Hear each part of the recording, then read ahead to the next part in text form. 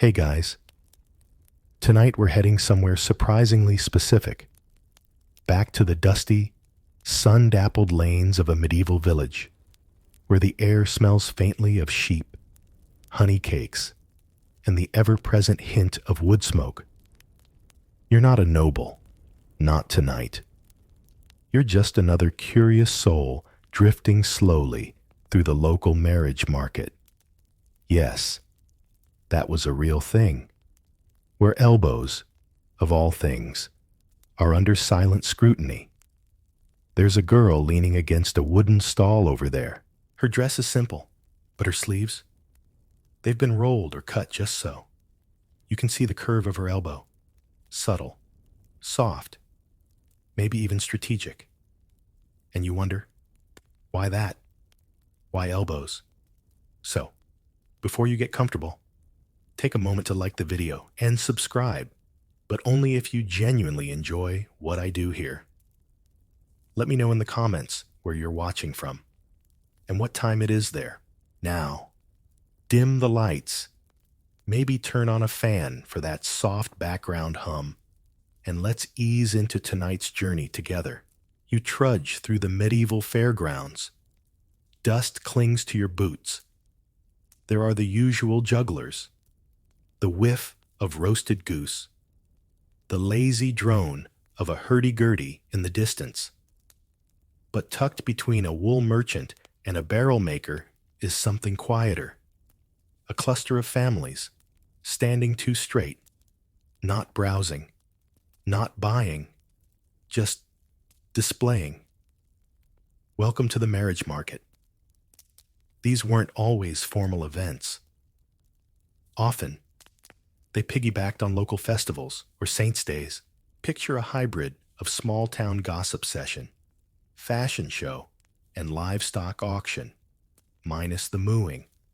Mostly, families brought daughters of marriageable age, which could be shockingly young by today's standards, and waited for matches, murmurs, or marriage offers. And this is where it gets oddly anatomical. Elbows, those little hinges halfway down your arms, somehow became a quiet form of communication. Not exactly spoken language, but not silent either. An exposed elbow might suggest health, vitality, or the gentle softness associated with fertility. A sharply angled, bony elbow? Maybe not as marketable in the economic sense. The logic wasn't entirely insane, if you squint hard enough with 14th century eyes. In an era with no nutrition labels, no medical records, and very little privacy, bodies spoke louder than words, and since modesty meant much of a woman's body remained hidden, small, exposed zones, like the face, hands, and yes, elbows, were heavily scrutinized. Historians still argue whether this was a widespread practice or a more localized, folklorish detail passed around in quiet jokes or peasant advice. Some records, especially from English fairs like Wakefield or Stowe, suggest body part assessment played a part in bargaining, not unlike examining a horse's teeth before purchase. Grim? Absolutely, but very real. Imagine yourself at one of these fairs now. You're watching from a shaded bench. A man approaches a mother. No handshake. No introductions. He glances toward the daughter's arm, resting just so on a basket handle. The fabric slips slightly, enough to glimpse an elbow. You can practically hear the mental math happening. To modern ears, this seems bizarre, even laughable. But in medieval culture, subtle physical cues carried immense weight. A well-shaped elbow implied that the girl was neither starving nor slothful. It suggested muscle tone from work, but not too much sun. Pale skin still being the height of upper-class beauty. A plump elbow might hint at a girl accustomed to regular meals and protected labor, like dairy milking or embroidery. One friar wrote with disapproval about the petty parade of arms and faces, like apples laid out for choosing, although he, too, made no effort to stop attending those fairs. And elbows weren't the only body part receiving judgment. Ankles, necks, even hands were sometimes interpreted like palm readings. But the elbow, it was discreet. It didn't scream scandal the way a flash of ankle might. It offered just enough hint without drawing ire from the local priest. You walk slowly past another couple. The girl is laughing lightly, covering her mouth, a common gesture of humility, but her elbow rests on her hip, turned outward, completely still. You think, suddenly, that even her stillness is deliberate, a practiced pose. Did girls know what their elbows were saying? Almost certainly. Medieval women, especially those coached by practical mothers, learned how to emphasize strengths within rigid expectations. Couldn't afford silk? Stitch pearls into homespun. Too shy to speak up? Let your elbow do the talking. One famous legend tells of a baker's daughter who married a wealthy cloth merchant after he noticed her stirring dough with arms full of promise. Scholars debate whether this was romantic metaphor or elbow appraisal in action. Maybe both. Of course, there were exceptions. Some communities leaned heavily on personality, or family connections, or shared land disputes. Others relied on matchmakers who whispered compatibility ratios like medieval algorithms, but the elbow remained, oddly, persistently, a part of the silent dance. So as you sit here, fading gently into the ambient hush of the medieval fair, you start noticing elbows everywhere, bent over apple carts, resting on spinning wheels, draped along linen-covered benches, each one a quiet symbol, a hinge not just of limbs, but of futures. And you wonder, how much of your own worth has been guessed from a glance? Let that thought linger a bit. The fair slows. The breeze shifts. Someone yawns behind you. You linger beneath the awning of a stall, selling lavender soap and beeswax candles, pretending to examine the wares. But really, you're watching how they stand, how they lean, how they position themselves when they know they're being watched. There's a girl in a linen gown, white, but not pure white, more like bone or oat. Her sleeves are slightly looser than the rest, hanging open from the elbow downward. It's clearly intentional. The fabric falls like a curtain just shy of the joint, a little tease of skin, framed like parchment between soft folds. You wouldn't notice it if you weren't looking. But now that you know, you can't stop. The sleeve, something so simple, was actually a heavily coated piece of medieval fashion. The way it fell, how tightly it hugged the arm, how much elbow it revealed. All of it was saying something. In this era, the human body was political real estate, and women's clothing was governed by both fashion and law. Literally, sumptuary laws. Rules that dictated who could wear what. Tried to keep social classes looking appropriately distinct. No velvet for peasants. No ermine trim unless your dad owned land. And no scandalous sleeves unless you were brave or already married. But as with most laws, people found a way to cheat. Subtly, slyly, elbow first. Historians still argue whether exposed elbows were truly forbidden or just frowned upon. Some sumptuary records mention sleeves in a general sense, especially in cities like Florence or Paris. where fashion exploded like a poorly planned fireworks cart. But in rural markets, the elbow became a loophole, both literally and sartorially. A girl could technically follow the law while still making a statement. Tight upper sleeves, flared cuffs, and a clever bit of ribbon could produce a peekaboo effect that danced right on the edge of propriety. Not risque. Exactly. This wasn't ankle territory, but certainly suggestive in a way that said, I know what I'm doing. Imagine a line of young women waiting to be noticed, each with carefully chosen garments. One rolls her sleeves up a little higher, citing the heat. Another adjusts a pin, and suddenly the slit opens a little wider. You start to notice the craftsmanship, the stitching, the embroidery, even the dye quality. But your eye keeps returning to that strip of skin just below the bicep. That's the thing. When you hide most of the body, what you don't hide becomes amplified. And so, the sleeve becomes an instrument of subtle rebellion, a flirtation tool, a sales pitch, a visual invitation wrapped in wool. Of course, not every sleeve was engineered for strategy. Some were simply practical. A baker's daughter didn't want her cuffs dunked in dough. A shepherdess needed freedom of motion, but in a marriage market setting, intentional or not, the exposed elbow became a data point, something silently evaluated. You pass another girl, this one from a better-off family. Her gown is dyed with woad, that rich blue reserved for those with coin.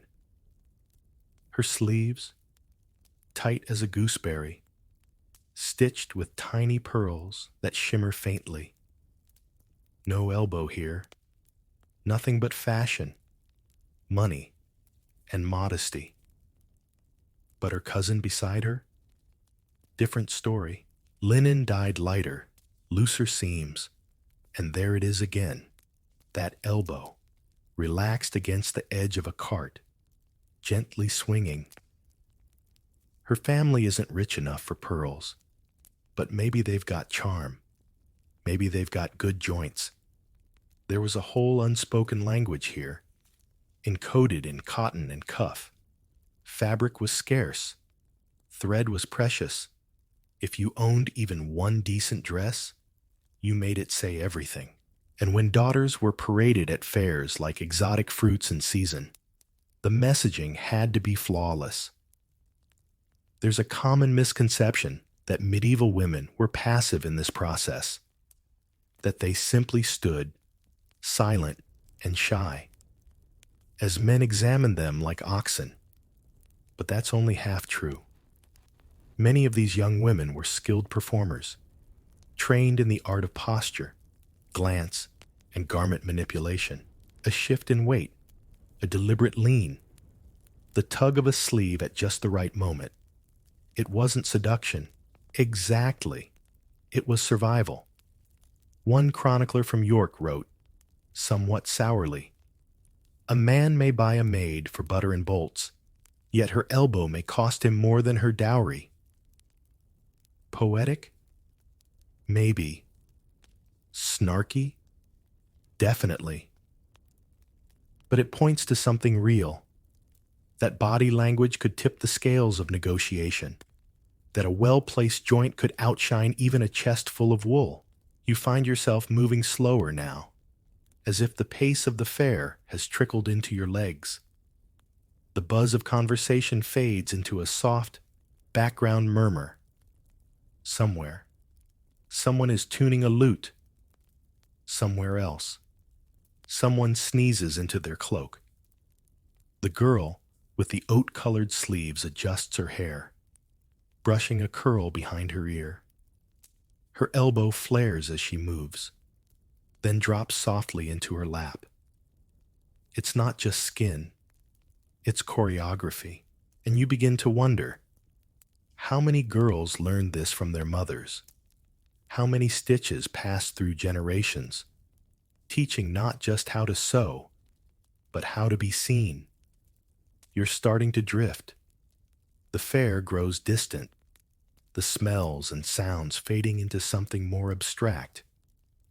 The elbow, once strange and specific, now seems like part of a wider language, a quiet code, whispered across centuries.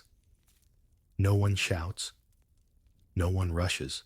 The market is timeless, and you are just another shadow among the stalls. Let your eyes soften. Let the sleeve fall. The path curls gently between two rows of makeshift tents, their fabrics fluttering in the late afternoon breeze like sleepy flags. You pass a honey seller packing his wares into linen sacks, and then a shoemaker lacing up a pair of clogs for a boy with freckles and very muddy ankles. But the real buzz isn't here. It's further ahead, where the air hums not with commerce, but with something quieter. Observation, negotiation, possibility. You've reached the marriage stalls. Now, to be clear, this wasn't a literal booth where you could exchange gold for a bride, like buying beans. It was more nuanced than that. Think of it as speed dating mixed with agricultural fair presentation. But instead of timed conversations, you got glances, body language, and the opinions of at least three aunts. Some historians debate whether bride fairs were official events, or if they were informal offshoots of larger gatherings. Records from medieval England mention marriage gatherings timed with Michaelmas or harvest festivals. They weren't documented with contracts so much as observed in gossip, church warnings, and the occasional annoyed monk's journal entry. You're strolling now, slowly, letting your eyes take in the scene. Girls arranged along benches, baskets at their feet, filled with apples, or rushes, or neatly folded cloths. Partly practical, partly symbolic. A full basket might hint at industriousness, readiness for domestic life. An empty one? Maybe she was just here for the bread pudding. Hard to say. The girls don't speak first. Not usually. Their mothers might, though, hovering close, answering casual questions from passing bachelors or their elder brothers. The fathers stay back, near the ale cart, grumbling about dowries and inflation. And you, well, you're just watching. Now, your eye catches on something odd. A girl sitting slightly apart, not quite with the rest. Her dress is clean, but the color is fading. Too many washings. Her hands are busy with a bit of spinning wool. But one elbow, that traitorous, storytelling elbow, rests against a basket handle, exposed in a shaft of late sun. It's the most honest thing here. Why the elbow? Why not the face, or the hair, or the hands? Because the elbow was specific. It said, I work, but not too hard. I'm soft, but not idle. I can churn butter and rock a cradle. And I probably don't have consumption. That's a lot of messaging for one small patch of skin. You remember what one scholar proposed, that elbows, more than hands or faces, show just enough tone to hint at underlying health. Not vanity, not beauty, but viability. Romantic? No. Efficient? Absolutely. That girl with the elbow on the basket? She knows. You can tell by how still she sits. Stillness, in this setting, is power. Fidgeting reads as nervousness. Slouching signals disinterest. But a poised elbow, stable, relaxed, not twitching, suggests calm confidence. And then there are the more theatrical types. A girl, accidentally, nudging her sleeve out of place while reaching for a plum. Another brushing imaginary dust from her forearm. One particularly bold young woman fans herself with a stiff bit of parchment, her arm lifted high enough to leave nothing to guesswork. You can practically hear the muttering from nearby mothers. But here's where it gets even more curious. Some marriage market veterans, yes, that was a thing, became known for their elbow technique. Local legends grew up around them. Oh, that's Elswitha. She does the twist and rest, gets 4 offers a season. Or, look out for Anwin. She'll lean into a milk jug and have a dowry before sunset. It sounds absurd, but humans are pattern-loving creatures. And in a world with no dating apps, no photos, no verified accounts, people read whatever signs they could find. Body language was everything. The way someone stood, the way they laughed, and yes, the way their elbows folded gently in repose. One French bishop in the 12th century even ranted in a sermon about the elbowed temptations of youth, which says more about him than about the elbows. So you continue strolling through the market, absorbing the scene, the low cluck of chickens, the creak of a wooden wheelbarrow, the smell of cloves and goat cheese drifting on the wind. It's all so slow, so deeply unhurried, and that's what makes it hypnotic, because no one's really rushing. Marriages weren't made in a day. They were hinted at, considered, talked over while picking rosemary, whispered about at the bread stall. Today was just part of the dance, and you're not even sure who's watching whom anymore. Maybe that's why this setting is perfect for sleep. The people walk slowly. They speak quietly. Their world is full of tiny decisions, tiny observations, like drifting grains of sand. You walk past a girl with both elbows covered, plain, brown sleeves pulled tight to her wrists. Maybe she isn't ready. Maybe she doesn't care. Or maybe that's her way of showing that she doesn't need to show anything. A quiet kind of defiance. The elbow has become your lens. Every person now carries a story in the bend of their arm. Every sleeve is a sentence, and the market, once noisy with the chatter of trade, now feels more like a language of limbs and linen. Your feet grow heavy with the softness of the ground beneath. Your mind is slowing with the rhythm of their gestures. Let the scene fade a little. The colors stay warm. The elbows stay tucked gently into memory. The ground beneath your feet is packed earth, soft and warm from the afternoon sun. And every few steps your boots brush against petals or stray pieces of straw left behind by earlier travelers. You're not really walking with purpose now, more like floating. The market feels hushed, like it's holding its breath, and the air smells like baked apples, beeswax, and just the faintest suggestion of sweat and wool. You pause near a low bench where 2 girls are seated side by side. One is picking at a loaf of sweetbread, tearing tiny bits off, not eating them. The other is kneading her fingers into her skirt, a nervous tick. Both have their sleeves rolled to the elbow. Different fabrics, different stitching, but the same choice. Show the elbow. Let it speak. The idea of a girl's body as a kind of resume isn't new. Of course, not in medieval times, and not now. But here, it's less about overt display and more about suggestion. The elbow, sitting between function and form, offers just enough detail for a judgment to be made, especially in a world obsessed with the balance between modesty and usefulness. So let's talk about why fullness mattered. In medieval society, plumpness wasn't always pejorative. In many cases, it was desirable. Not excessive weight, but softness, roundness, especially in areas like the arms. A well-rounded elbow meant something.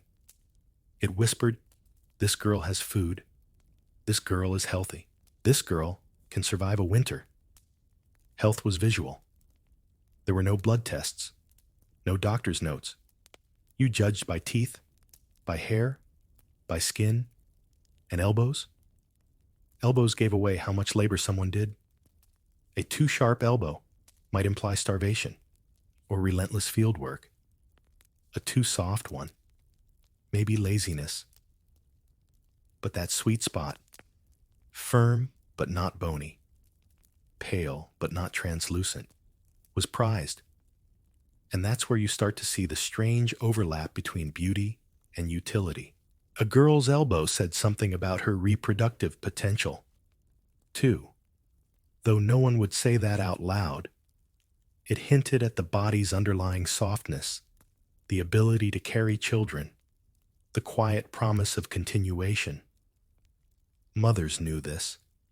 Matchmakers knew this. And you can bet the girls knew it too. Historians still debate how much of this interpretation was conscious. Did people really think elbows meant fertility? Or was it more of a cultural echo, passed down through years of tradition and quiet preference? Some believe the elbow fixation was less about biology and more about subtle sensuality, one of the few places women could reveal without scandal. Others argue it was a pure practicality, a signpost for health in a time when famine was never far away. You glance again at the girl with the sweetbread. Her elbow is tanned slightly, more than the rest. She's probably outdoors a lot. Maybe her family farms or keeps sheep. The other girl? Pale, almost translucent skin, dotted with faint freckles. Probably spends more time inside, perhaps in weaving or cheesemaking. You can feel the invisible judgments drifting through the air like pollen. It's not just the physical elbow, either. It's how you wear it. A bent elbow, confidently placed on a hip, assertive, an elbow clutched across the chest, defensive, a dangling, limp elbow, indifference. Every position speaks. And you start to think, how many girls practiced in mirrors? How many tried to capture that perfect balance of softness and strength? How many were told, quietly and firmly, "No, not like that. Keep it relaxed. Let him see you're calm." There's a moment when the wind lifts someone's scarf, and you see her sleeve ripple like a banner. Underneath, yes, there it is again, a flash of elbow. She doesn't even look your way, but she knows. There's a quiet awareness in how she moves, how she rests her arm again. It's all part of the performance. And yet, here's the twist. Most of these girls aren't just sitting there for judgment. They're also judging, watching, weighing. If a boy approaches, she'll clock his shoes, his hands, the way he stands, the state of his teeth.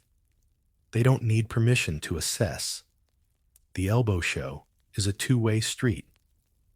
One scholar once wrote that the body was the medieval resume, that every exposed inch was a piece of data. An eyebrow, an ankle, an elbow, each told a story, even if the reader didn't speak the language well.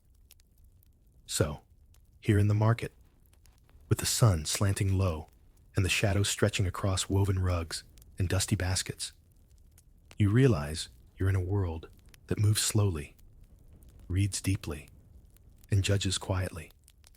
The elbow, once just a hinge, now feels like a key, a pivot not only of the arm, but of the entire social machinery that spun around these markets. It decides who gets approached, Who gets a nod? Who walks home with someone's promise wrapped in wool? And maybe that's what makes it feel so sleepy, so calming. There's no rush here, just postures, fabric, glances. A world where the smallest gesture could change a life, or not. So let yourself settle. Imagine your own elbow, resting gently, unjudged, just part of the quiet scene. Let the market hum around you, low and patient. Let the sunlight stretch just a little further. Let your thoughts curl into stillness. You wander now, aimless but content, weaving through the slower pockets of the fair. The crowds have thinned a little as people drift toward late suppers and warm hearths. But here and there, the marriage market still lingers like the fading notes of a lute. Half-curious eyes, folded hands, and 100 tiny, silent assessments. And so we come to the real question of value. Why did softness equal status? Why did the price of a future wife rise or fall based on a patch of arm fat? The answer, like most things in medieval society, is woven into survival, superstition, and storytelling. A girl's elbow, curiously enough, was often seen as an indicator of her family's standing, not officially, but socially. A well-fed daughter reflected a well-resourced household. Softness didn't mean laziness. It meant security. It meant access to butter, porridge, bread that wasn't just crust. It meant you probably weren't scrabbling through leftover barley in spring to keep from starving.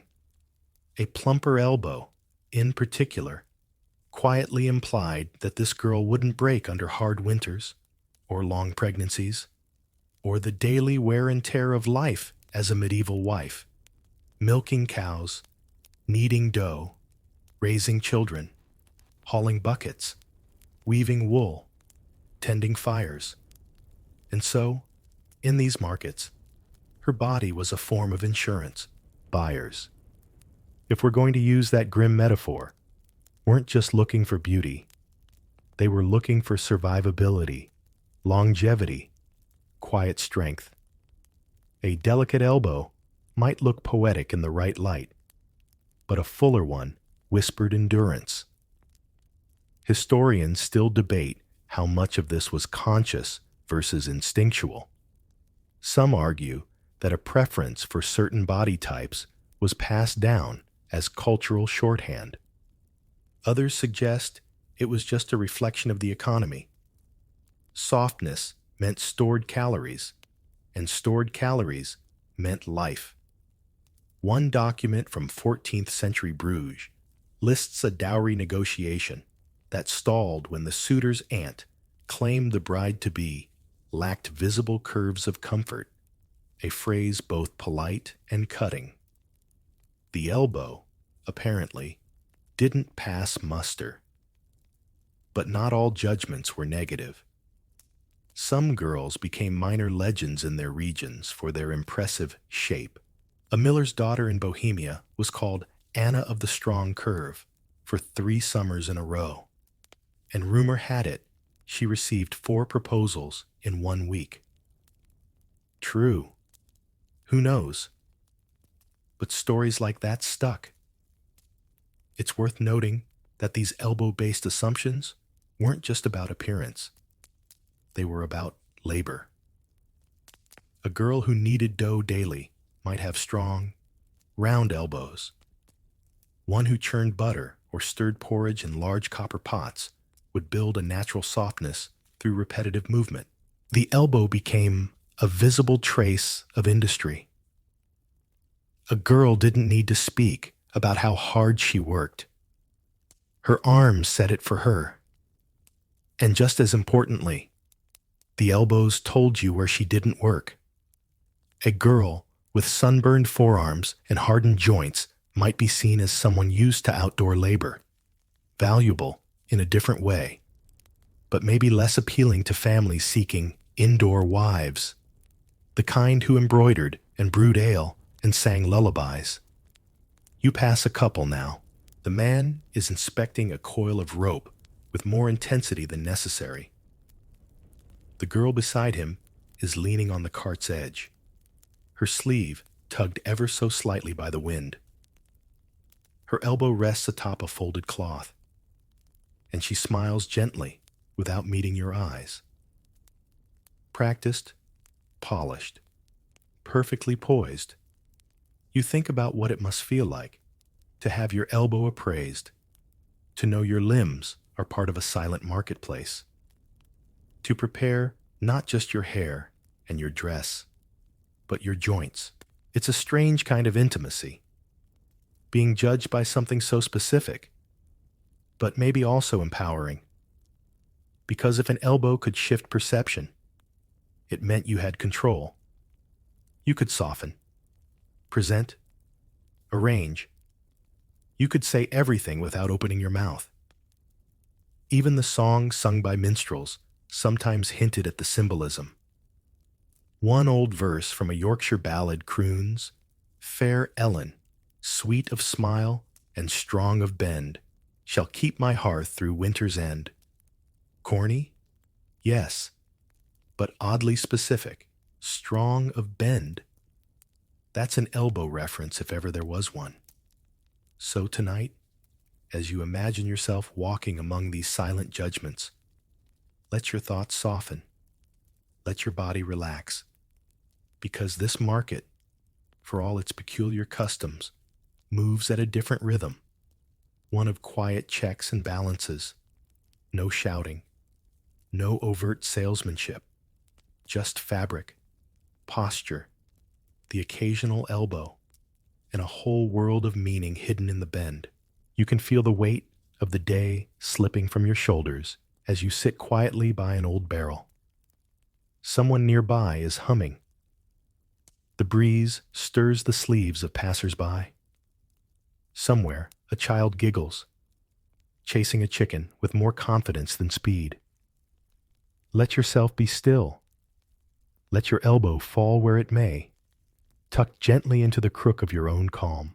The sun is beginning its slow descent now, casting golden light across the woven market stalls, gilding baskets and curling gently around the folds of woolen dresses. The crowd is thinned, but not entirely. You still hear the soft murmur of conversation, the occasional snort from a tethered donkey, and the rhythmic creak of a spinning wheel, operated by a woman who hums an old tune under her breath. And yet, even as the fair winds down, the quiet rituals of assessment continue, because now comes the subtle part. The elbow as proof, not just of beauty, but of function. You're standing near a stall where a group of older women are selling herbs, dried lavender, wild garlic, and bitter peppermint wrapped in twine. They speak in low tones, glancing occasionally toward the cluster of girls near the edge of the square. You watch as one of the older women chuckles and nudges her companion, gesturing, not at a girl's face, not her hair, but yes, again, at her elbow. The elbow, it seems, was also a stand-in for labor capacity. In a time when physical capability mattered as much as fertility, every visible joint became a kind of proof. A supple, unscarred elbow meant you could carry water, knead bread, tend goats, lift toddlers, and still have energy for the evening's spinning. And if your elbows were too thin, maybe you didn't have enough to spare. Historians still argue whether elbows were ever truly measured, as in, evaluated in any standardized way. But there are passing references in rural folk advice and midwife journals that hint at the idea. One text from 15th century Germany warns, "A maid whose arms ring hollow shall bring little milk or mirth." A peculiar statement, but again, we're in the realm of metaphor and medicine blurred into one. And not all elbow evaluations were about size or softness. There was also the skin itself. Dry, cracked, sun-spotted. That told you something. Pale and smooth. That told you something else. A girl with elbows that bore the signs of summer sun might be thought of as hardy. One whose skin remained untouched by weather might be delicate, attractive to some, too fragile for others. Preferences varied by region, by class, even by superstition. You stop beside a barrel stacked with folded linens and eavesdrop as a man whispers to his brother, "That one there, see how she stirs the pot?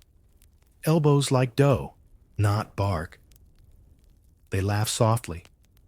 It's vulgar, maybe, but in this world, that's a compliment. A little dough on the elbow meant warmth, comfort, sustenance. Imagine the weight of that, to be judged not by your ideas, not by your humor or intelligence, but by the way your arm creases as you reach for a loaf of bread. And yet, these girls weren't just passive participants in this ritual. Many of them leaned into it, literally. They leaned on barrels, propped themselves against carts, and rested their elbows where the light could reach them. You begin to see the choreography again. A twist here, a lean there, a sleeve conveniently tugged loose during idle conversation. There's a sort of elegance in the strategy, an economy of movement, and it wasn't always just about drawing attention. It was about telling a story. A girl might want to show that she works with her hands, but not so much that they're calloused. She might wish to imply she can cook, without looking like she spent her life stirring porridge in a smoky hut. So she positions herself, not too proud, not too slouched. Her elbows say it all. You pause at a spinning station, where a young woman with auburn hair is carding wool. Her motions are fluid, hypnotic, and her elbows rise and fall with the rhythm of her work. You notice how the muscles move beneath her skin, graceful, strong, unhurried.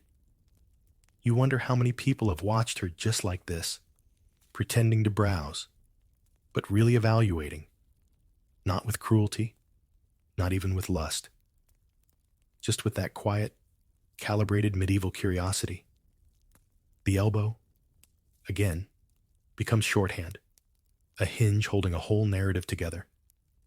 Let's not pretend it's fair, or even logical, but in a world where everything had to be read at a glance, where illness was invisible, where documents were rare, where first impressions might lead to lifelong unions, what else could they do? And then there were the matchmakers, tricky, talkative, and paid in salted fish or cloth scraps. They knew all the tells. One was rumored to have said, "I know a girl's whole life by how she lifts a cup." A dramatic claim? Sure. But you believe it. Now, you've seen enough elbows today to understand that even the tiniest gesture might ripple into a future. You sit again, this time on the low edge of a wooden cart, its wheels chalked to keep it still. A stray cat brushes your leg. A child stumbles past, trailing a ribbon from her hair. The girl with auburn hair continues her spinning, elbows like slow punctuation marks in the fading light. Let your thoughts ease now, like wool drawn gently through fingers. You've seen enough evidence, enough elbows, enough quiet strength. There's nothing left to prove. Only the slow, steady motion of people performing their place in the world. And your own elbows, tucked calmly into your lap, have never felt more peaceful. The market is quieter now, settled into that dusky in-between when voices grow soft and the breeze carries more than sound. It carries intent. Shadows stretch longer, and even the horses seem to sigh. You find yourself moving without thought, drawn by the gentle rhythm of footsteps over packed earth, woven into the lull of clinking pottery and murmured laughter. And just ahead, past the baskets of late-season pears and the drying racks for dyed cloth, you come across a scene you've almost grown used to by now. A girl, her mother, and a young man who seems unsure whether to speak or retreat. They're not quite talking. They're assessing. Which brings us to something both unsettling and fascinating. How matchmaking actually worked in these marriage markets, and how elbows, bizarrely enough, factored into that too. You probably imagine a matchmaker as a loud, bustling type, maybe wrapped in too many shawls and carrying secrets in every pocket. And you'd be half right. In many medieval communities, especially rural ones, matchmakers were semi-official figures.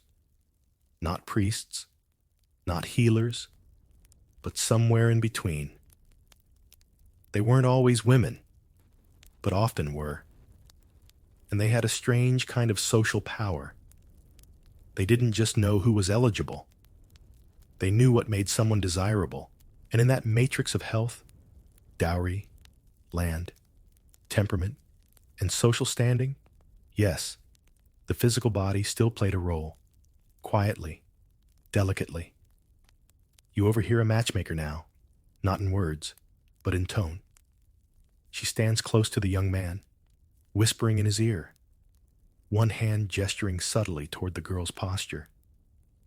The girl isn't looking. She knows better than to stare. Her arm rests on the back of a stool. Her elbow points, not too directly, just enough. And the matchmaker says something like, she keeps her elbows in stillness. That means she's not nervous. A stretch? Maybe. But everything here is a stretch, an interpretation, a metaphor, a suggestion.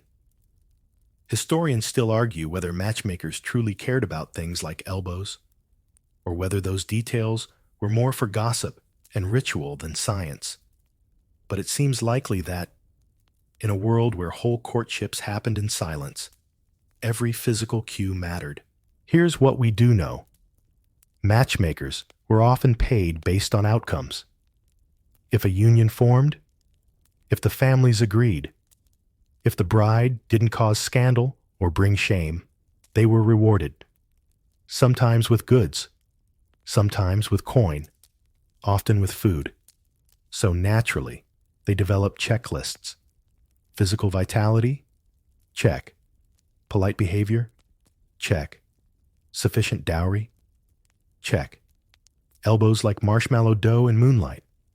Maybe that was on the list. 2. And then, there's the mother's role. You watch as a mother gently adjusts her daughter's sleeve, as though to tidy it. But really, she's letting more of the elbow show. Just a sliver. Enough to say we're not desperate, but we're ready. She gives a smile. She steps back. The matchmaking whisper continues. You're not sure who's evaluating whom anymore. That's the thing about medieval courtship. It was never just two people. It was two families, two strategies, two sets of expectations. The girl was often the centerpiece. Yes, but not always the speaker. Her elbows, her posture, her silence. Those were her words. Sometimes, these meetings happened over 3 or 4 fair days. Sometimes, decisions were made in a single glance. Love at first sight wasn't the goal. Harmony, health, and productivity were. And so, the elbow, the quiet, unassuming joint, became a stand-in for all of that. You recall a line from a mid-15th century Flemish diary.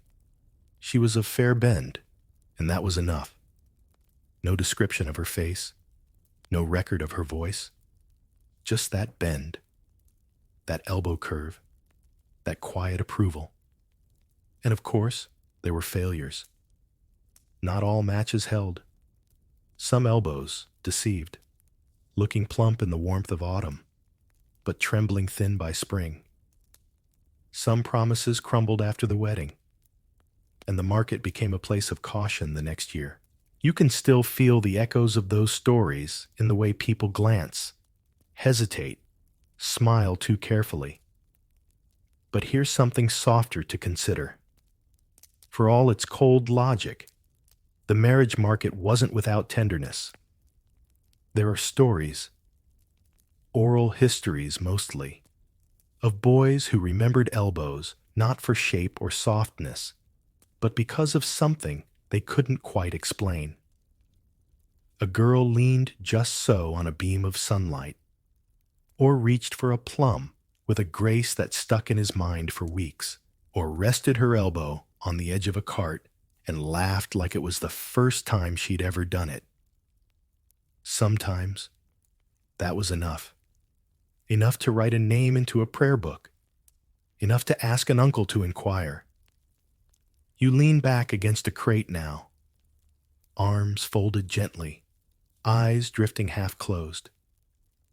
The market goes on around you, but slower now, sleepier.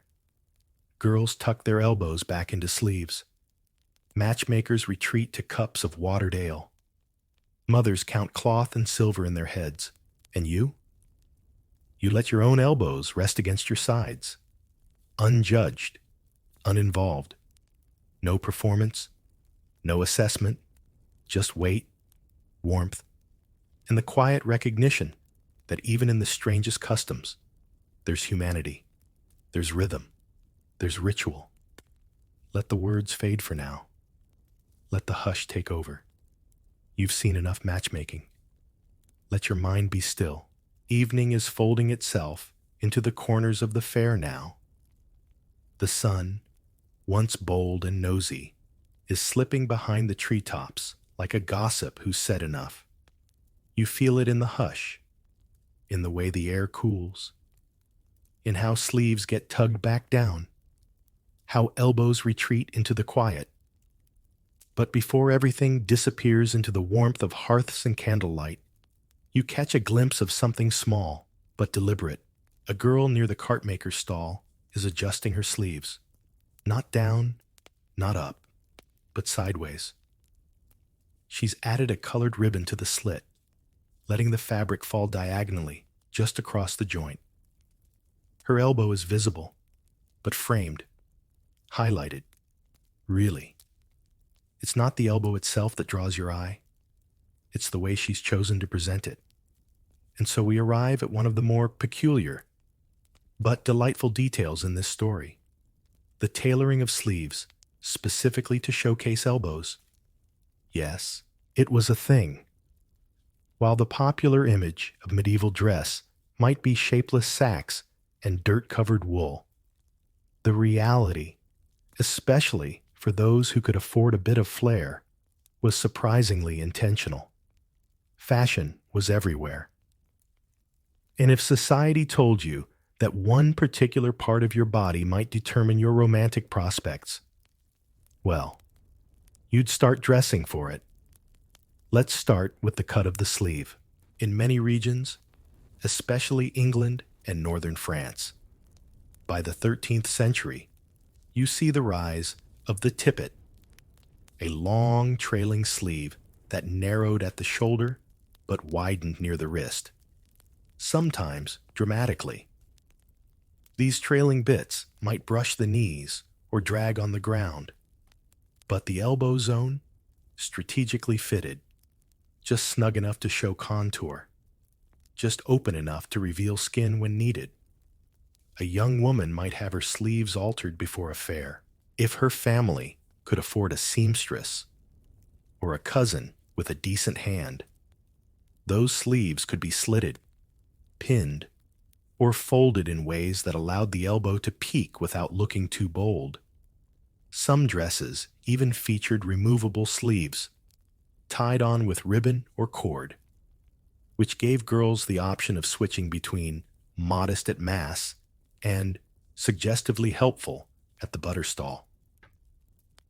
Historians still debate whether these customizations were directly elbow-targeted or just part of broader trends in fashion.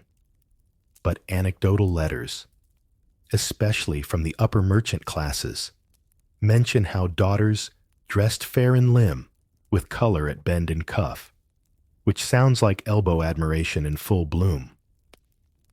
There's also color to consider. Many girls chose lighter fabric for the inner arm, knowing that pale linen against skin made the arm seem softer. Some embroidered just above the elbow with vines or patterns, eye-catching details that drew the gaze downward. Others used contrast ribboning to frame the bend, the way a painter outlines the edge of a subject's cheek. You pause beside a stall selling just such ribbons. The merchant, a wiry woman with an enormous hat, offers a bolt of violet silk. Makes the skin look like cream, she whispers. Good for the elbow. You see? You nod. Of course you see. And then, the movement, because sleeves weren't static. They swayed. They gathered. They shifted as girls poured cider, handed out herbs, or reached for baskets. The motion of the fabric became part of the presentation, like stage curtains, parting just briefly to reveal a star. You spot a girl laughing at a friend's joke, one arm thrown across a barrel as she steadies herself. Her sleeve falls just enough to reveal a smooth arc of skin, framed in stitched daisies. It lasts only a moment, but it's memorable. That's the magic of the medieval sleeve. It wasn't just fabric. It was a tool, a signal, a performance device. And the elbow, hidden and revealed like a secret, was the main character. There were regional differences, of course. In Italy, styles leaned toward tighter sleeves with decorative buttons. In Scandinavia, looser linen ruled. In German principalities, puffed sleeves sometimes bunched above the elbow entirely. Each culture had its own ideas of modesty and appeal. But the elbow kept showing up. No matter the fashion dialect, you start to wonder, how many girls spent the night before a fair adjusting hems, stitching extra detail just above the bend? How many mothers muttered, just enough, mind you, not scandal, while threading pearls onto cuffs? One particularly well-known diary from a London baker's wife describes lending her daughter a sleeve of good opinion, meaning the best one they had, the one that showed enough to be noticed, but not enough to be whispered about. It's charming, really, this idea that a sleeve could carry reputation, confidence, even love. And like anything tied to reputation, there were consequences too. A girl whose sleeves exposed too much might be labeled forward. A girl who refused to show anything at all might be seen as cold. Finding that middle space, revealed but reserved, was its own kind of art form. And it wasn't just girls playing this game. Boys, too, had to learn the language of clothing, the clean cuff, the untorn hose, the way you stood with your hand resting near the belt, not grabbing, just touching, respectful, casual, presentable. But the elbow, that was a girl's language. And once you learn to see it, you start noticing the stories they're trying to tell. The girl with the embroidered daisies walks away now, her sleeve fluttering behind her like a banner at half-mast. Her elbow disappears beneath the linen, and you realize it wasn't about the elbow itself. It never was. It was about control, about when to reveal and when to hide. Let yourself settle into that thought, like fabric across skin, like dusk across sky. Let the details gather softly, then blur. The elbows can rest now. The sleeves are doing the talking. You find yourself strolling without purpose now, just following the curve of the lane as the market quiets into something more like a dream. The stalls are still there, but blurred by fading light and wood smoke. The chatter has softened into murmurs and the occasional clink of cups being stacked. And through it all, one strange realization keeps surfacing. In this world, a girl's elbow could quietly change her family's fortunes. Welcome to the elbow economy. It sounds absurd, doesn't it? But here, in the heart of the medieval marriage market, that small, curved joint, fleshy or thin, firm or freckled, has quietly inserted itself into negotiations worth livestock, textiles, and even property. Let's start with the dowry. In theory, a dowry was about resources, what the bride's family could offer to help establish the new household. But in practice, it was also about perceived value. And that perception started long before contracts were drawn up. It started with a glance, a posture, a sleeve. Picture this: a young man, maybe a baker's son, is nudged toward a girl his mother spotted earlier. She's quiet, good shoulders, the mother might whisper. And when he approaches, what does he see? A girl with a calm face, a modest basket of cheese, and a carefully positioned elbow resting against a folded cloth. It looks soft, composed, strong, but not rough. He doesn't know it yet, but his family's bargaining position just shifted slightly. One local proverb even said, "An elbow well bent saves a goat in gold," which sounds like nonsense until you understand that in real-world terms, the better the match appeared, the less her family might need to offer in goods or coin. Historians still argue whether these micro-assessments genuinely moved the dowry needle, or whether they were more about posturing. But letters from landowners and merchants suggest elbows, alongside ankles, cheeks, and wrists, were frequently referenced during negotiations. A cloth merchant in York wrote of his niece, "She holds her arm like a queen, and I trust her dowry will bend accordingly." It's a joke, probably, but it reflects a belief that body language could shift economic weight. And the trade went both ways. Families might use a daughter's body, not lewdly, but symbolically, to suggest value. A girl with good posture and healthy elbows implied a well-fed household. A family who could afford fresh butter and wool stockings. A family whose daughter wouldn't collapse at the sight of a wash tub. In especially competitive markets, small details mattered. A slightly fuller elbow could be the difference between a goat and a pair of oxen, between 3 bolts of wool or 5, between a cellar with apples or a cellar with nothing but echoes. You pause beside a group of fathers now, seated in a semicircle, tankards in hand. They're not talking about love. They're talking about numbers. One gestures with his mug. "I'll give the hens, but not the lamb. The lamb stays." Another snorts. "You've seen her, haven't you? She'll bring back the lamb and cheese before winter."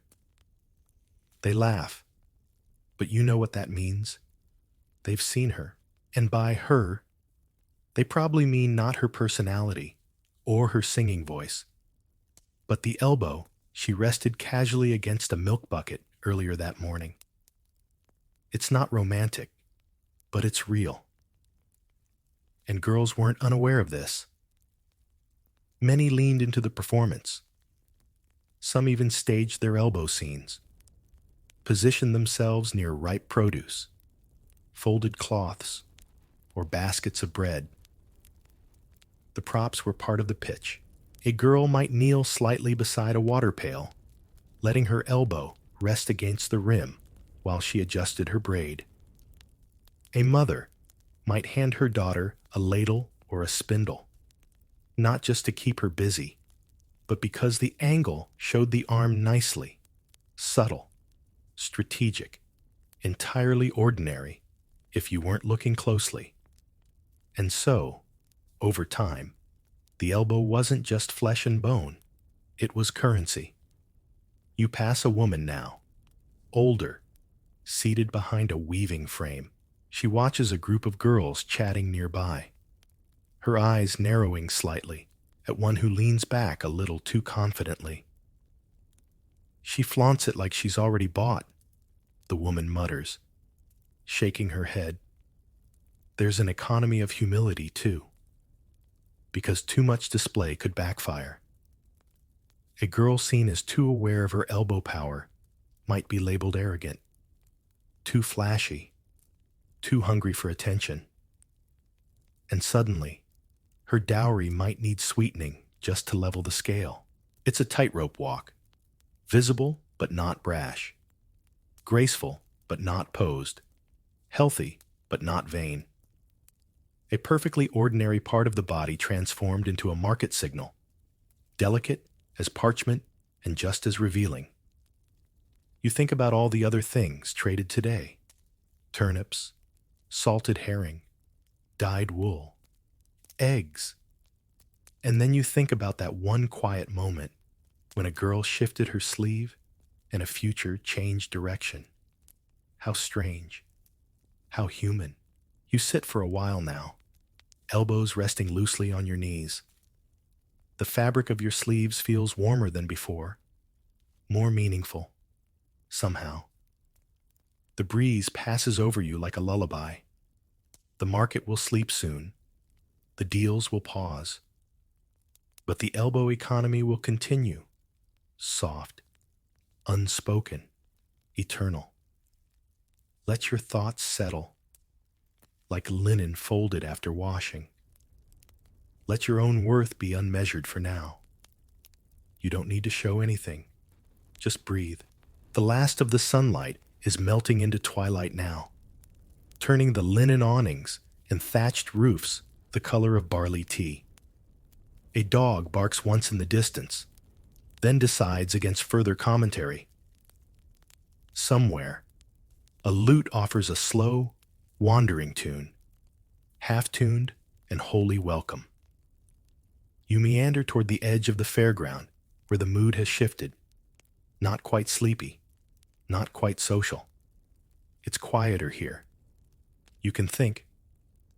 And what you're thinking about, oddly enough, is first impressions. Because in the medieval marriage market, everything started with a glance, not a conversation, not a heartfelt letter, a glance, a passing look, sometimes not even eye contact, just a sweep of the eyes across posture, fabric, and, yes, again, the elbow. You stop beside a low stone wall where a few girls sit resting. Their baskets are empty now, their duties done. Their arms are folded in various ways, some tucked under, some stretched behind, some left loose and idle, but all of them know they're still visible. In a place where speech was often cautious, controlled, and limited by strict social codes, body language became the main language of courtship. And nowhere was that more evident than in the first moments when two strangers considered each other.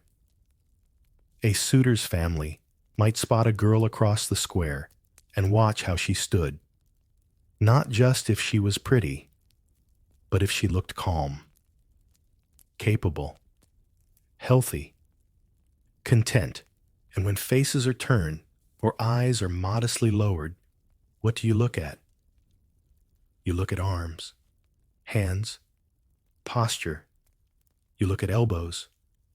Elbows were honest in a way other things weren't. They were hard to disguise. You could rouge your cheeks, powder your hair, tighten your bodice. But an elbow? That was bone and flesh. It showed work. It showed care.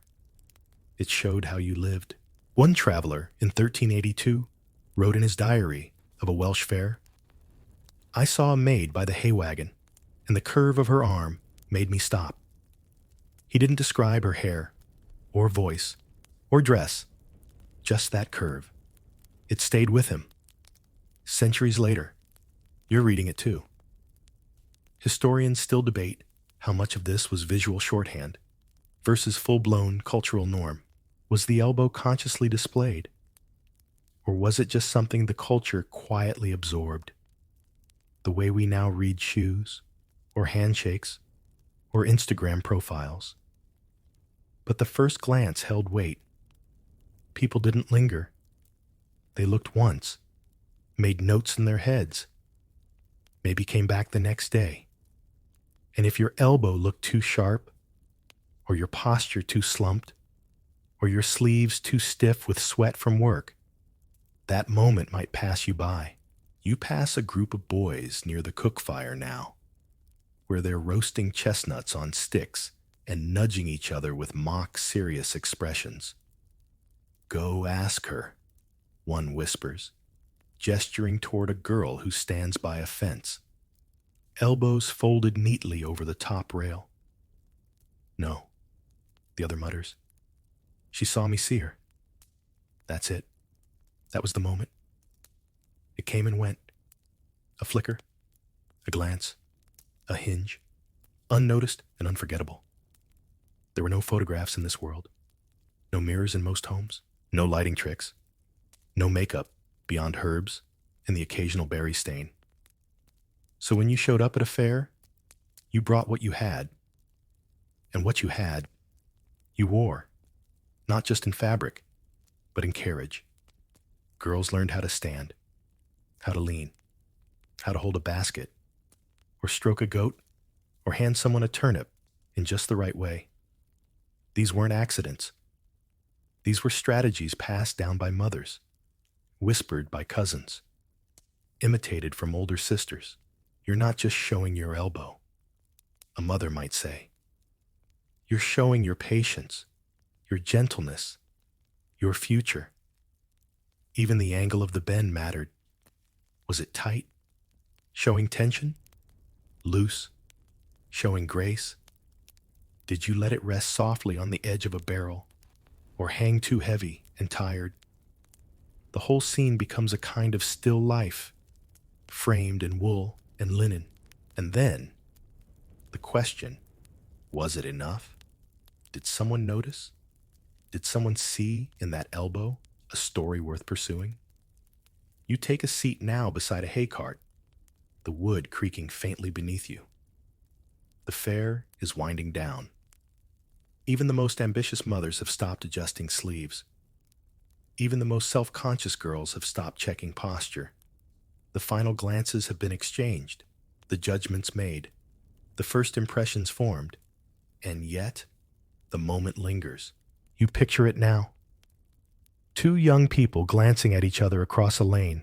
No words, just a moment. A curved elbow, resting soft against a basket, a breath held, a thought born. Let that picture slow you. Let it nestle gently behind your eyes, right where dreams begin. No need to speak. The glance was enough. The lanterns are being lit now, slowly, softly, casting flickers of honey-colored glow on weathered stall posts and woven baskets. You feel it in your chest, that gentle drop in the rhythm of things. The day isn't over, but it's no longer trying to prove anything. It's simply unwinding.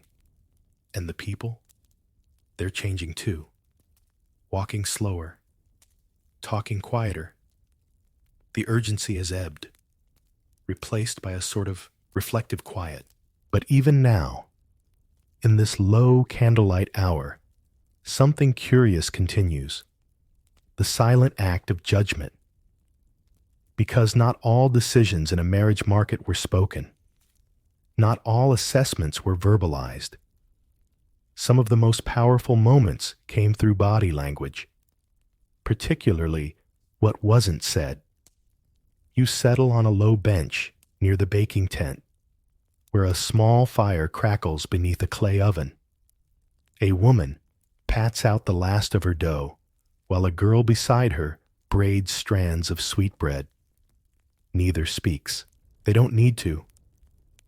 The girl's elbow rests gently against a sack of flour, the skin just catching the glow of the coals, and across the way, someone sees it. Not her face, not her hair, just that simple bend of arm against burlap. There is an entire language at work here, unspoken, ancient. A lean forward might suggest openness, a tucked elbow, guardedness, a relaxed arm, casually resting, comfort, confidence, control. It's an ASMR-like subtlety. You wouldn't notice it unless you were tuned in. But in this world, everyone is tuned in. Even now, mothers still watch, fathers still calculate, and young men still glance. Over tankards, across fires, through the gaps in linen curtains. And the girls? They've been trained in this. Their mothers taught them without teaching.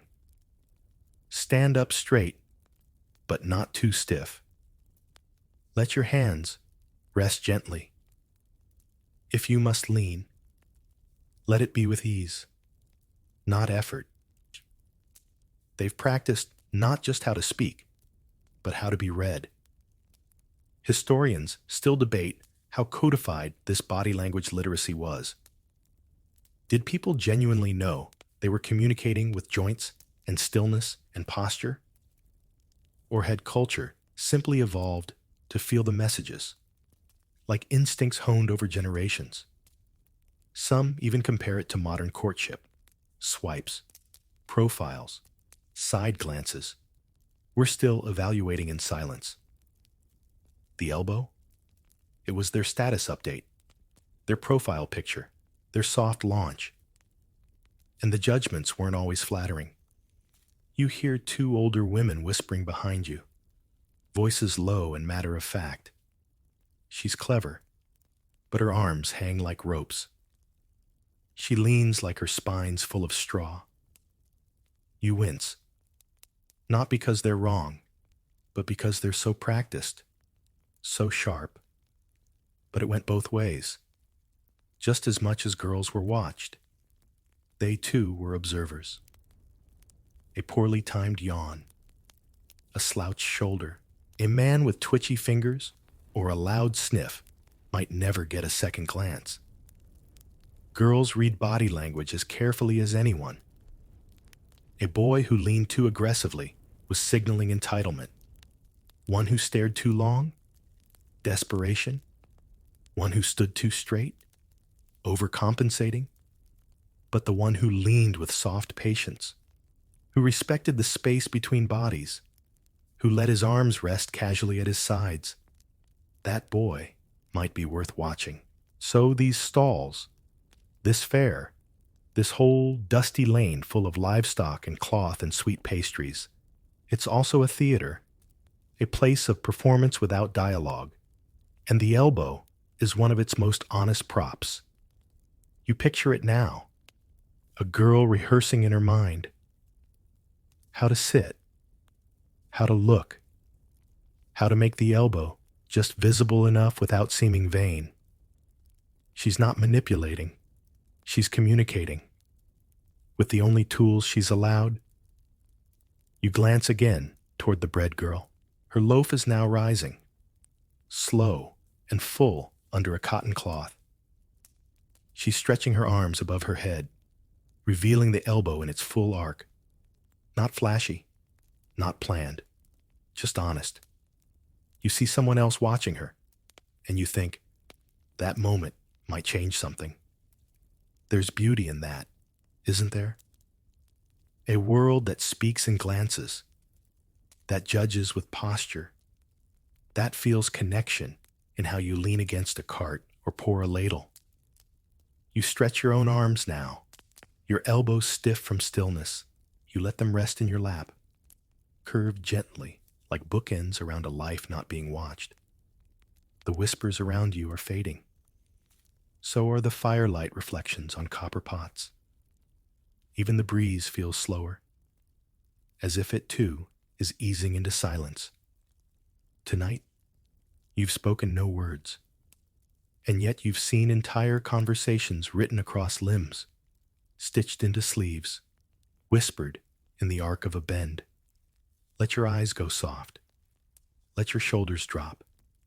Let your elbows fold where they will. There's nothing left to judge, only to rest.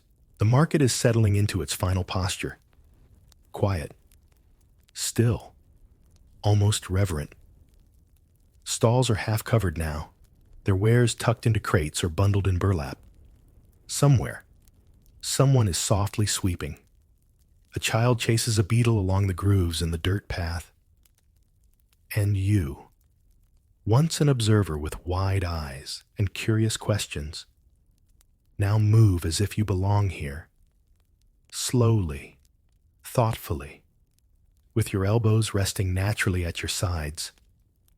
But don't leave just yet, because in these final moments, the gossip begins.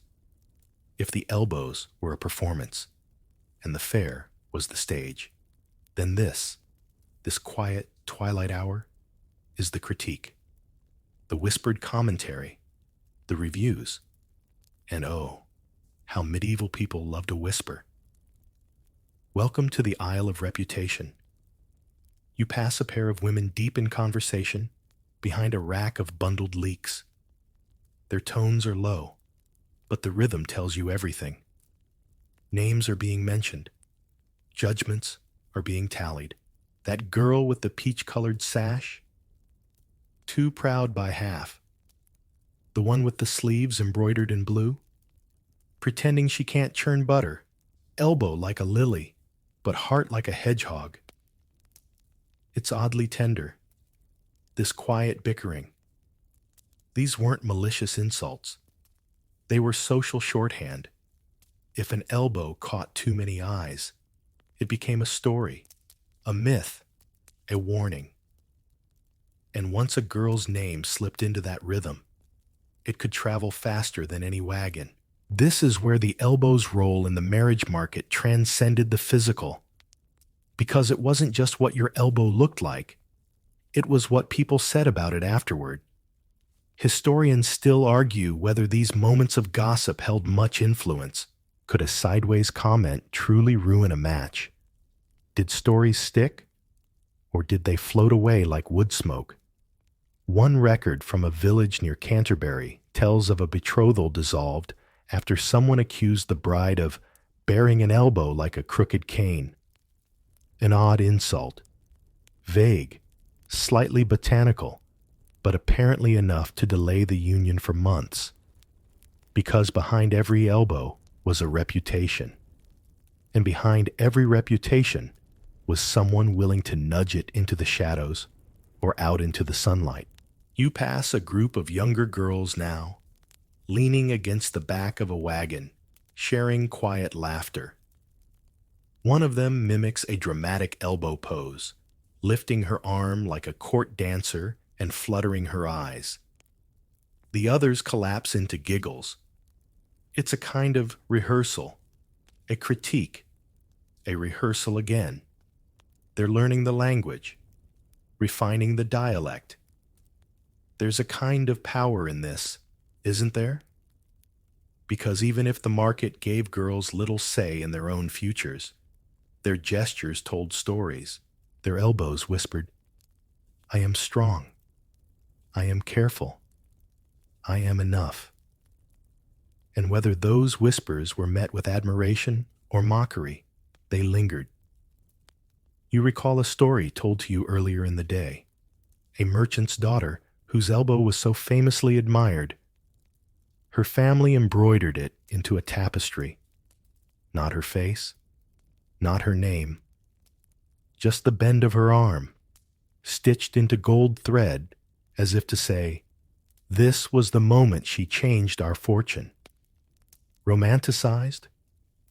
Maybe, but there's something truthful in the symbolism.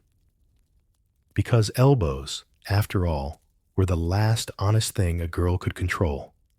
Everything else, land, coin, family reputation, belonged to others. But how she stood, how she leaned, that was hers. And in the medieval world, ownership of your body's story was radical. You pause near the well now, where the last few buckets are being filled. A girl balances hers on one hip, arm curled above it. Her elbow peeks out like a question mark. And a boy walking by answers it with a glance. A flicker of recognition? Or maybe just curiosity. She doesn't respond. She keeps walking. But you notice how her step slows. Just a touch. Enough. Around you. The gossip is dimming. People are drifting home. Their critiques folded up and tucked between mouthfuls of supper and bedtime rituals. The lanterns glow like sleepy eyes. The fabric of the fair is unraveling thread by thread. But those elbows, the ones that were seen, judged, remembered, they'll stay in conversation tomorrow, and the day after, and maybe until next year's market. Let that sink in gently. Even after the sleeves are pulled back down, the elbows remain. In stories, in glances, in half-remembered gestures recalled over porridge bowls and bread loaves. Your own arms are relaxed now, heavy with rest. You lean slightly against a post, feeling the wood's warmth stored from the day's sun. You aren't performing. You aren't being judged. You're just here, present, soft. Let the market fade. Let the whispers soften. The elbows have done their work. By now, the sky has melted fully into dusk. That deep velvet blue that holds no edge, just a smooth, endless hush. The fairgrounds are nearly empty. A few late packers are folding cloth, shaking out crumbs, whispering goodbyes. Horses snort gently. The dust on the paths has finally settled. But before we drift too far from this world, there's one final layer to explore: the role of the church. Because as much as elbows were judged by common folk, they were also condemned, softly, awkwardly, by clergy. You turn a corner and find yourself near a crumbling stone chapel. Its wooden door left ajar, candles still flickering inside. A priest sits just beyond the threshold, sipping something warm, eyes half-lidded. He's not preaching, not tonight. But you know he's said plenty before. In medieval towns, sermons often touched on modesty, and while the church rarely got specific about elbows, they preferred broader terms like the limbs of temptation or the unguarded joints. Everyone knew what was being hinted at. A girl showing too much arm might not be sinful, exactly, but it was unwise, suggestive, dangerous. One 14th century bishop wrote an entire homily on the creeping rot of vanity in sleeves, warning that to bear the bend is to bear the soul's guard. Dramatic? Of course, but memorable. Historians still debate whether such warnings had lasting impact, or if they were just ritual scoldings, like parents warning children about muddy boots. And in truth, most girls didn't flinch. They'd heard these lectures a dozen times, and sleeves kept slipping all the same. Some priests even became minor punchlines. In the village of Shepshed, a friar was nicknamed Father Elbow after he spent 4 weeks condemning sleeves of sin. The girls, naturally, responded by sewing tiny crosses into their cuffs and winking as they passed. But others took it more seriously. There were towns where sumptuary laws, often backed by church officials, regulated sleeve length and tightness. A girl caught showing too much elbow might be fined, or scolded, or simply whispered about until her mother made her a looser tunic. And yet, the elbow persisted, because even with the church's warnings, people still needed to choose partners. And in a culture where arranged marriages often occurred between practical strangers, physical clues were vital. So sermons were given, sleeves were loosened, but the glances continued. You pass by a scrap of parchment posted to a fence, faded ink, but legible. It reads, "Ladies, beware the linen of pride, gentle is the limb, but harsh is the judgment." You smirk. Somewhere. A monk felt very proud of that sentence. Somewhere. A girl rolled her eyes and wore the same sleeve again next week. There's something deeply human about this push and pull. The church preached restraint. The market whispered desire. And in between stood the elbow, quietly doing both. Because what is an elbow? Really, it's a hinge, a place of motion, a transition. It bends. It rests. It reaches. It's not as scandalous as a thigh, not as expressive as a hand, but it's visible, honest, present, and in a world where women's voices were often silenced, where choices were limited and futures negotiated over crates of cheese, the elbow became a kind of statement. Modest, yes, but real. Unapologetic, unshapely, unframed by doctrine, just there. You linger near the chapel now, watching as the priest finishes his drink and wanders back inside. He doesn't notice you. He doesn't see the girl who just walked past, sleeves fluttering in the breeze. But she notices him. She smiles, quietly, and keeps walking. Maybe her elbow showed. Maybe it didn't. But the message was clear. There is room in this world for sermons, and there is room in this world for sleeves. And sometimes they meet in silence and pass each other by. Let that silence settle now. Let it fold over your thoughts like a wool cloak drawn close in night air. The church has spoken. The elbows have endured. And you, gentle observer, have nothing to judge, nothing to fix, only the soft awareness of how strange and sweet it all is. Rest in that strangeness. Let the contradictions hold you. Sleep is near now. There's dew on the grass now, faint and fresh, and the lanterns that once glowed like beacons now flicker like secrets. Most of the market has folded in on itself. The carts have been rolled away. The bread baskets are empty. Even the gossip has gone home. But not you. You linger, quiet, curious, because we're almost at the end, and there's still one last curve to follow. Let's talk about what happened after the elbows, because for all their importance in the fleeting glances of the fair, beauty standards shifted. Slowly, but certainly. And so did the role of the elbow. You find yourself walking now alongside a low stone fence overgrown with moss. A cat watches you from atop it, tail flicking lazily. Somewhere in the distance, a woman sings softly as she sweeps the floor of an inn.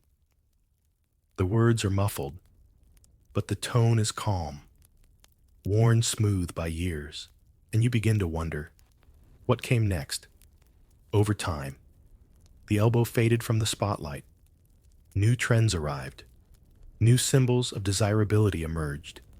The curve of a neck, the whiteness of hands, the width of hips, even the tilt of the eyes.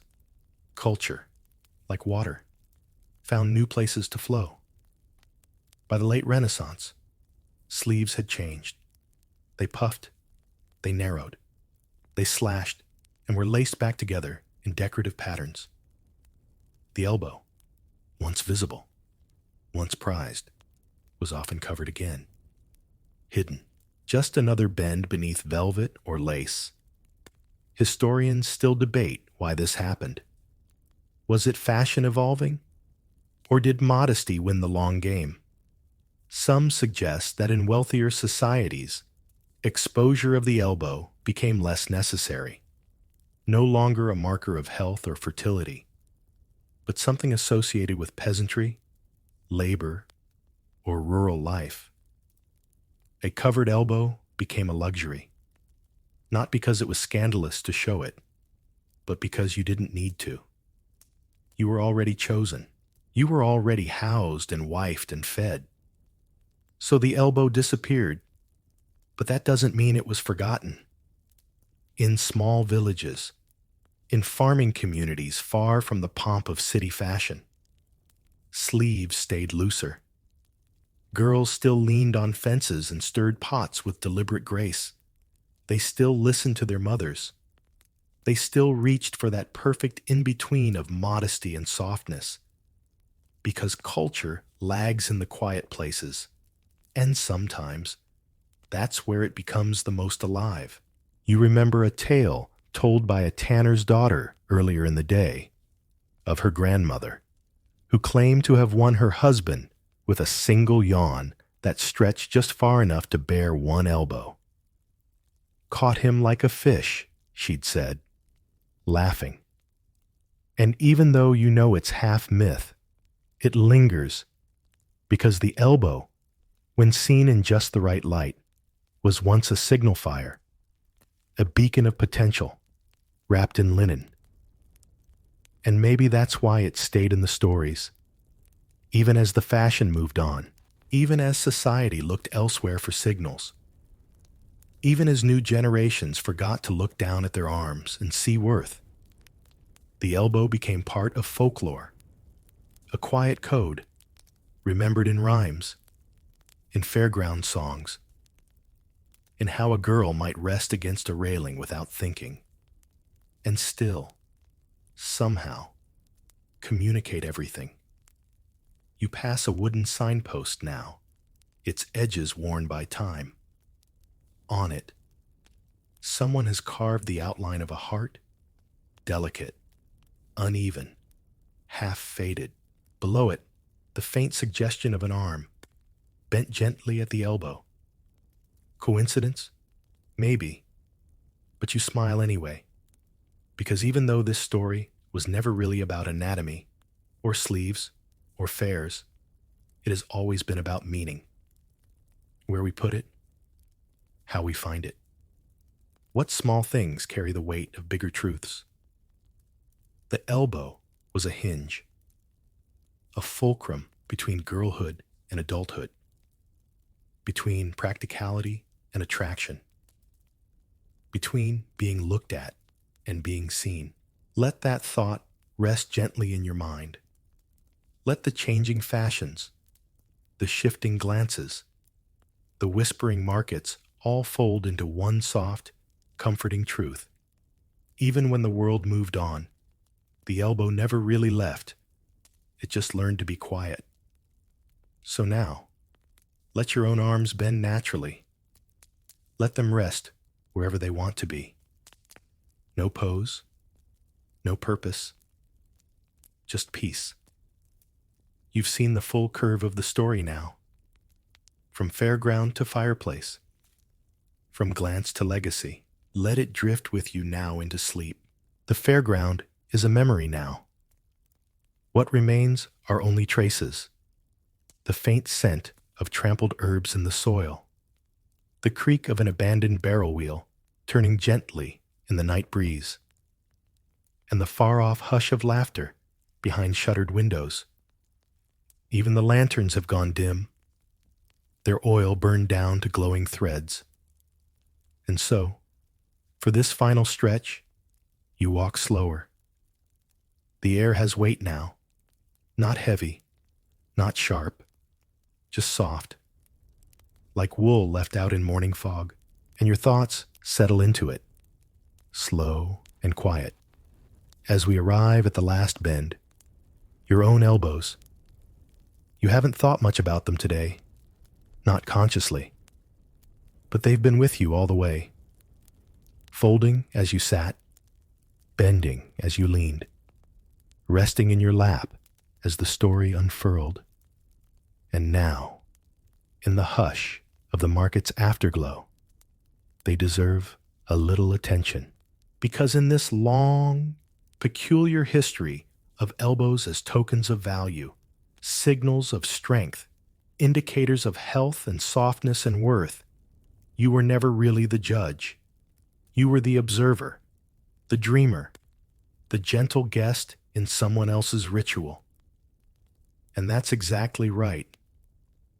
This was a world where a joint could speak, where a gesture held weight, where a girl might learn from her mother not just how to cook or sew, but how to stand, how to rest an elbow in a way that caught just enough attention without catching trouble. You pass the corner where the herb cellar once stood, empty now. The smell of thyme still lingers in the boards. A ribbon flutters from a nail, left behind, forgotten, or maybe just left as a quiet note. We were here. The girls are gone. Of course. Home. Asleep. Their elbows tucked beneath blankets. Their sleeves crumpled beside beds.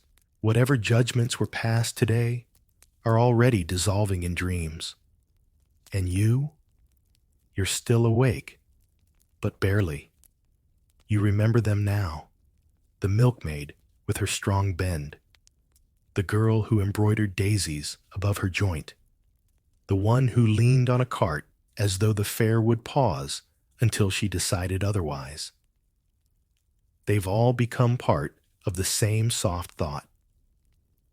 Historians still debate what these gestures meant.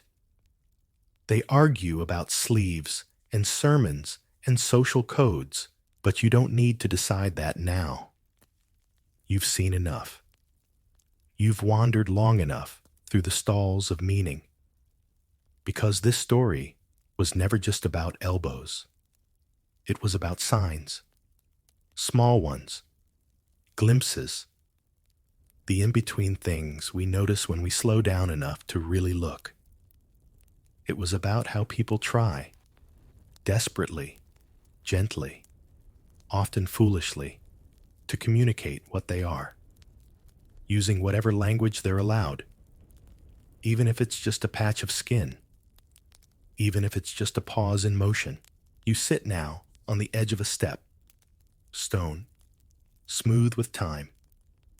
You fold your arms lightly, let your elbows fall where they want. The night air brushes your sleeves. Nothing is watching. No one is waiting. This is your pause. This is your own stillness. Let the fair go quiet behind you. Let the stories blur. Let your breath fall deeper. The world has bent far enough for one night. And now, let's leave the fair entirely. Let the lanterns flicker out. Let the carts roll slowly away into mist. Let the laughter fade into the walls of cottages, the bells of goats, the hush of breath. You've seen everything you needed to see. You've wandered through centuries.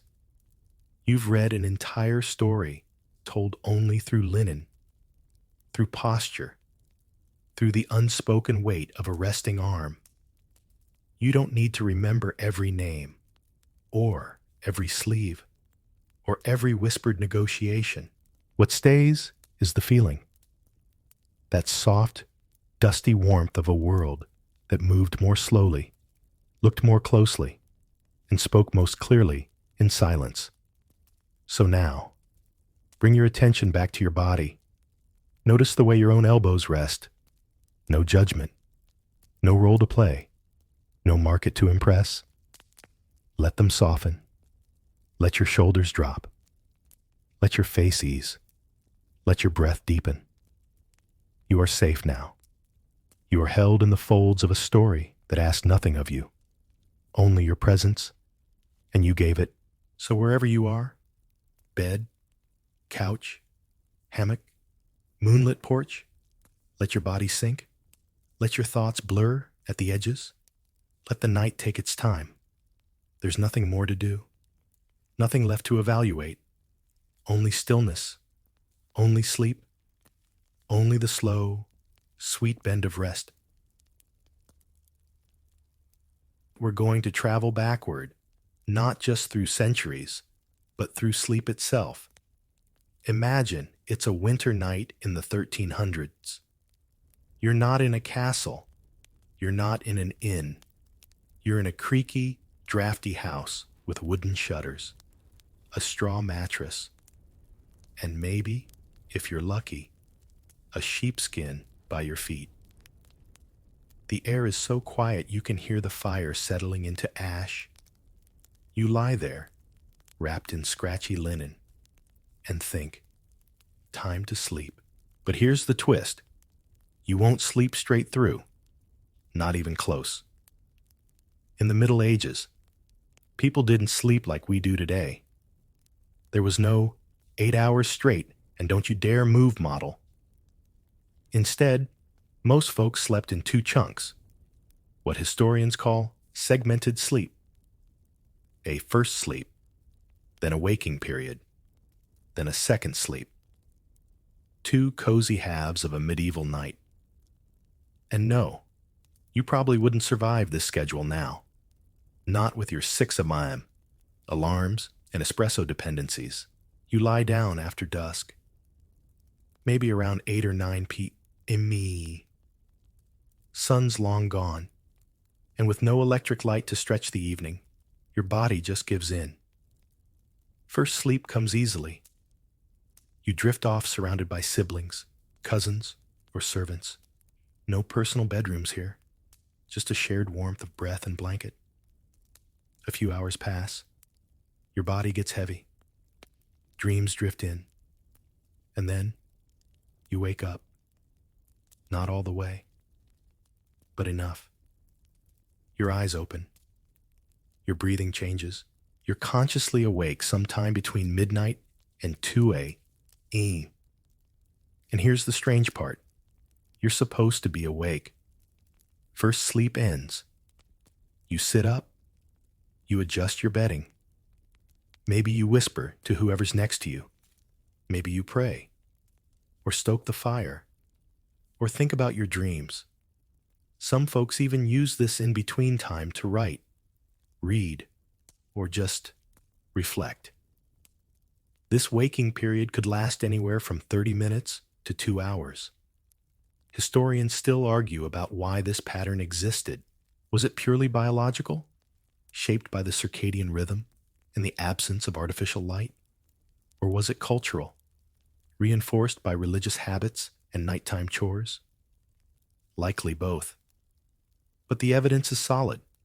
Segmented sleep was normal. In one medieval medical text, first sleep is even mentioned by name, alongside tips for what to do between the 2 phases.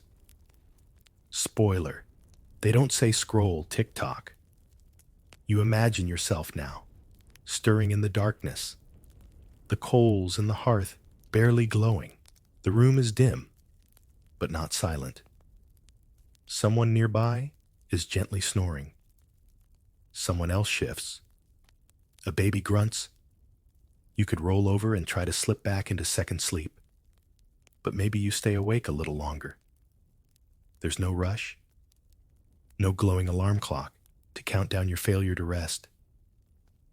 You think about your body, about your sins, about the stew you ate, about the saint whose shrine you saw last summer. The thoughts are dreamy, half-formed, not fully awake. not fully asleep. This in-between space, so foreign to us now, was once deeply familiar. So familiar, in fact, that people rarely described it in detail. It was like brushing your teeth, mundane, expected. Some even used the phrase, watching between sleeps. One Parisian midwife advised women to stretch their limbs gently during this time to promote health and fertility. A monk in York recommended repeating scripture under your breath, letting the rhythm of it guide you back to sleep. And, of course, some folks use this time for a hymn, couples activities. The in-between wake period was considered ideal for intimacy. No pressure, no morning rush, just darkness, warmth, and the soft creaking of straw. It makes you wonder what we lost when we flattened sleep into a single, uninterrupted block. That gentle middle moment, like the pause between musical notes, has vanished from modern life. Tonight, you get to reclaim it. Let your thoughts wander there, in the hush between sleeps, not fully dreaming, not fully present, just resting in the quiet curve of history. You sit up just slightly, not fully awake, but aware. The fire in the hearth is nearly gone, just a faint red whisper of what it was. Your breath is visible in the cold air. Somewhere outside, an owl calls once, then silence. It's that time again. That strange, secret hour between sleeps. And here in the Middle Ages, this hour is yours. It's not a mistake. It's not insomnia. It's just what people do. The in-between period had a name in many places. The French called it dorveil, the wake sleep. In Latin texts, it's vigilia, sometimes used for monks' nocturnal prayer hours, but also describing that natural waking that happens after first sleep.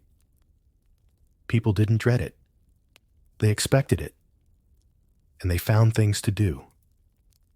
You imagine yourself sitting on the edge of your straw mattress, scratching your head. Maybe you're a merchant, thinking over a deal. Maybe a weaver, worrying about weather and wool. Or maybe you're just a tired farmer, counting blisters on your hands. The night is long, and no one's in a rush. Historians still debate the exact nature of these midnight activities. Some believe it was a deeply spiritual time, a chance to pray, or process dreams. Others argue it was practical, feeding livestock, adding wood to the fire, checking on children, or crops. The truth? Probably both. You picture a woman rising quietly, wrapping herself in a wool cloak, tiptoeing to the hearth to check the stew pot. She stirs it slowly, breath rising with the steam. A man nearby adjusts a bandage on his foot, wounded from the day's work.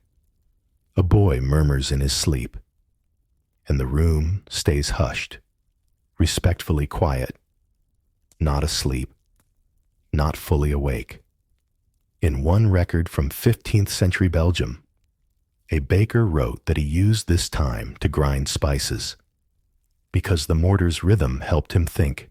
A nun in Salzburg noted that her most vivid dreams came after the midnight waking. That second sleep was where the holy visions visited.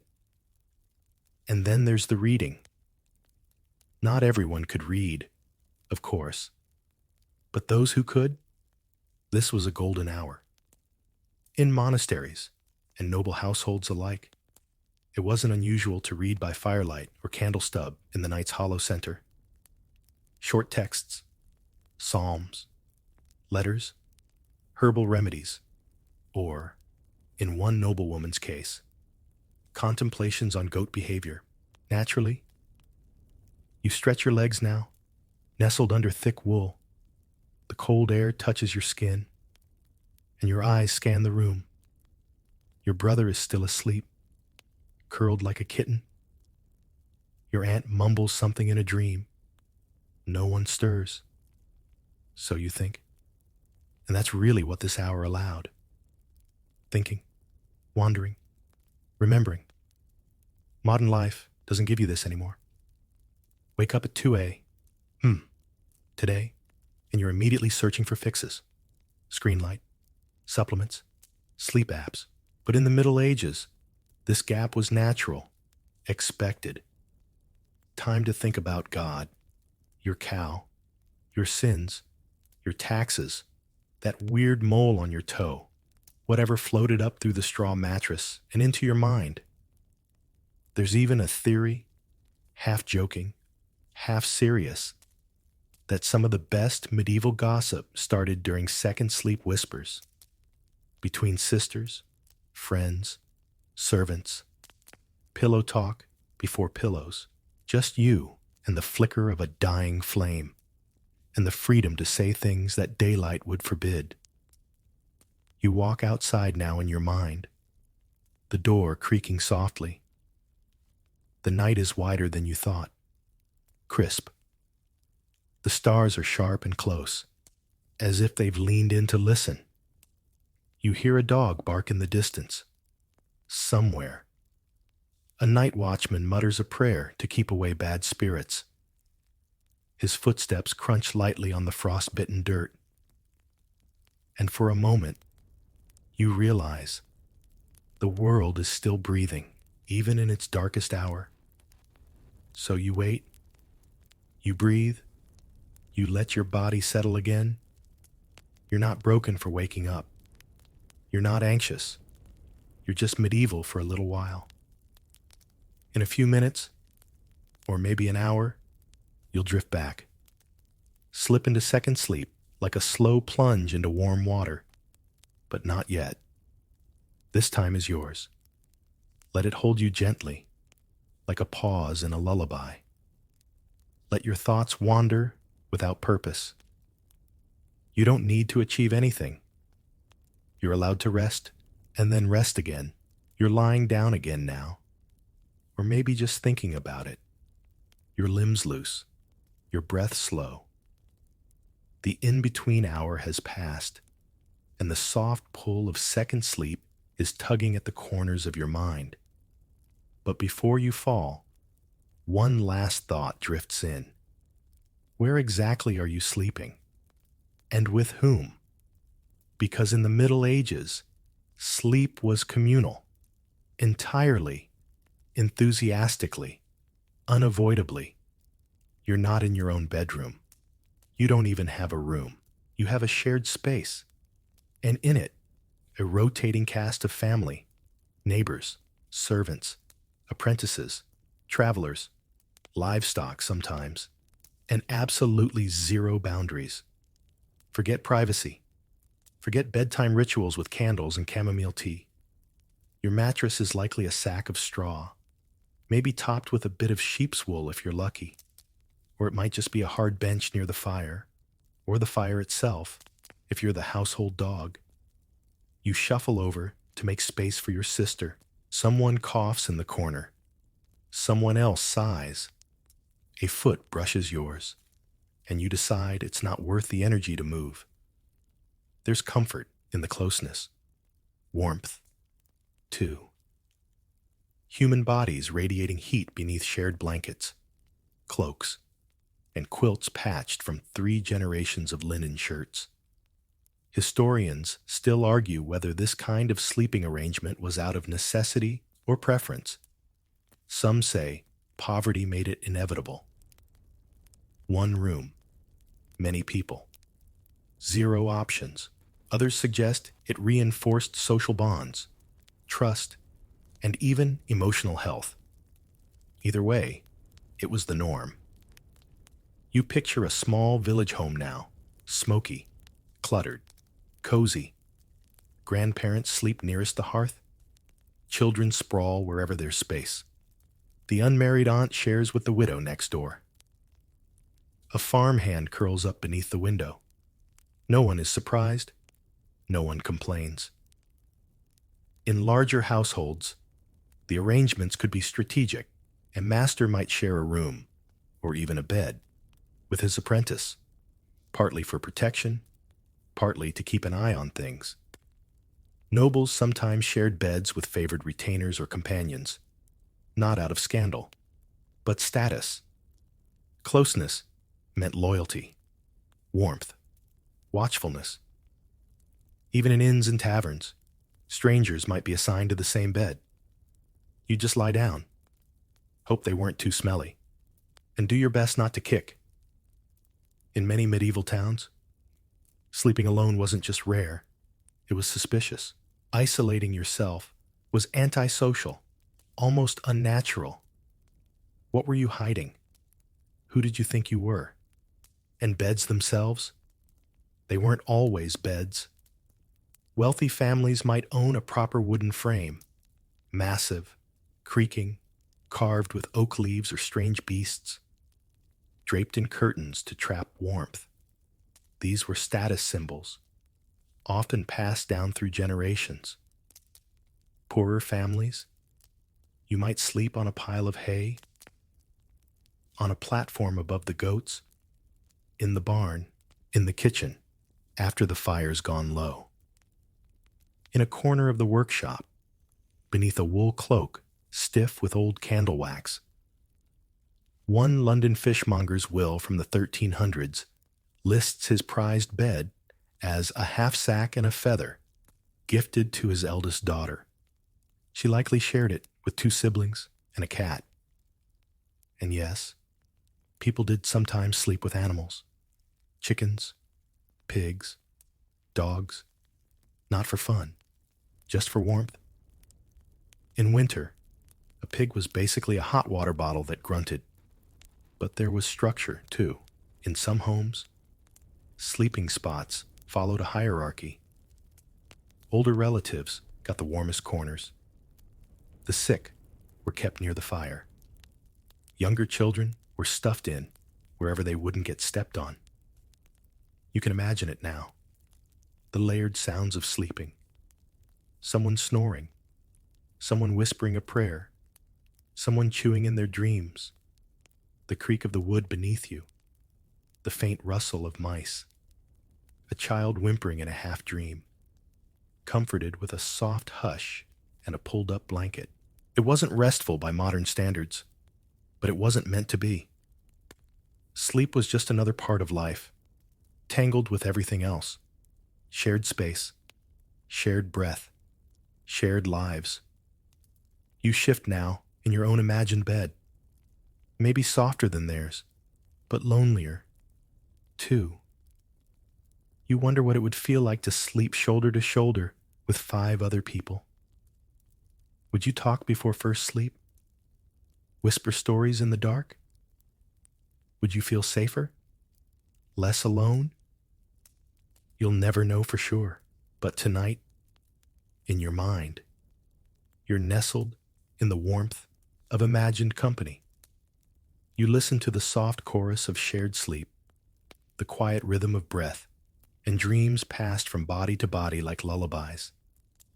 And you let yourself drift, not alone, but part of something, some quiet medieval night, held gently in the circle of shared stillness. You're lying among others now, maybe family, maybe strangers, your limbs half draped in a communal tangle of blankets and cloaks. The fire has burned low, casting soft shadows on the rough wooden beams above. Someone nearby turns over, sighs, and settles again. You close your eyes. But wait, shouldn't you get ready for bed first? That modern thought lingers for a moment. You expect toothpaste, maybe a soft pajama set, a podcast queued up, but in medieval life, getting ready for bed wasn't really a thing. Not like it is now. No elaborate ritual, no scented lotion, no 3-step skincare routine. You just stopped. When the light was gone and the work was done, you went to bed. Let's walk through it, though, just for fun. Imagine you're in a 14th century cottage. The door barred, the stew scraped clean from the pot, and the fire banked low to keep a bit of warmth for morning. You don't change clothes. Most people slept in what they wore during the day, perhaps loosening a belt or removing a cloak. If you were lucky, you had a sleep shirt, usually just an older tunic. But for most, the shirt you wore to work became your bedding by night. And no, you didn't take off your socks. Wool stays on. You didn't brush your teeth either. There's no toothbrush, no mint. Maybe you chewed on a twig, or rubbed your gums with ash, or herbs if you were fancy. But for the most part, people went to bed with breadcrumbs still in their molars, and absolutely no idea what fluoride was. Historians still debate whether personal hygiene mattered much at bedtime. Some argue it was purely functional. Wipe your hands. Rinse your face if there's water. Others suggest there were quiet rituals, rubbing oil into cracked feet, whispering a prayer, tightening a child's blanket just so. You light a small candle if you're rich. Or maybe you don't. Tallow was expensive. Most households relied on the hearth's glow. Faint, flickering, reddish-orange. It was enough to navigate the room, enough to find your place in the straw. As for bed sheets, if you had them, they were rough-spun linen, unwashed by modern standards, probably filled with the faint scent of smoke, sweat, and sheep. But here's the strange part. It wasn't unpleasant. It was familiar, warm, part of the texture of life. And what about pillows? You might have one. It could be stuffed with feathers, wool, moss, or hay. Some people just used rolled-up cloaks. Others rested their heads on wooden armrests or the curve of a dog. Bedtime wasn't an escape from the day. It was a continuation of it. There was no clear line, no separation between day brain and night brain. You just folded yourself into the dimness and joined the breathing room. There was one habit, though, that most people did have: the bedtime prayer, sometimes whispered, sometimes sung, a plea for peace, a warding against bad dreams, a protection against demons, disease, and the slow decay of bodies that medieval people feared more than they admitted. Guard me, Lord, from fire and fever.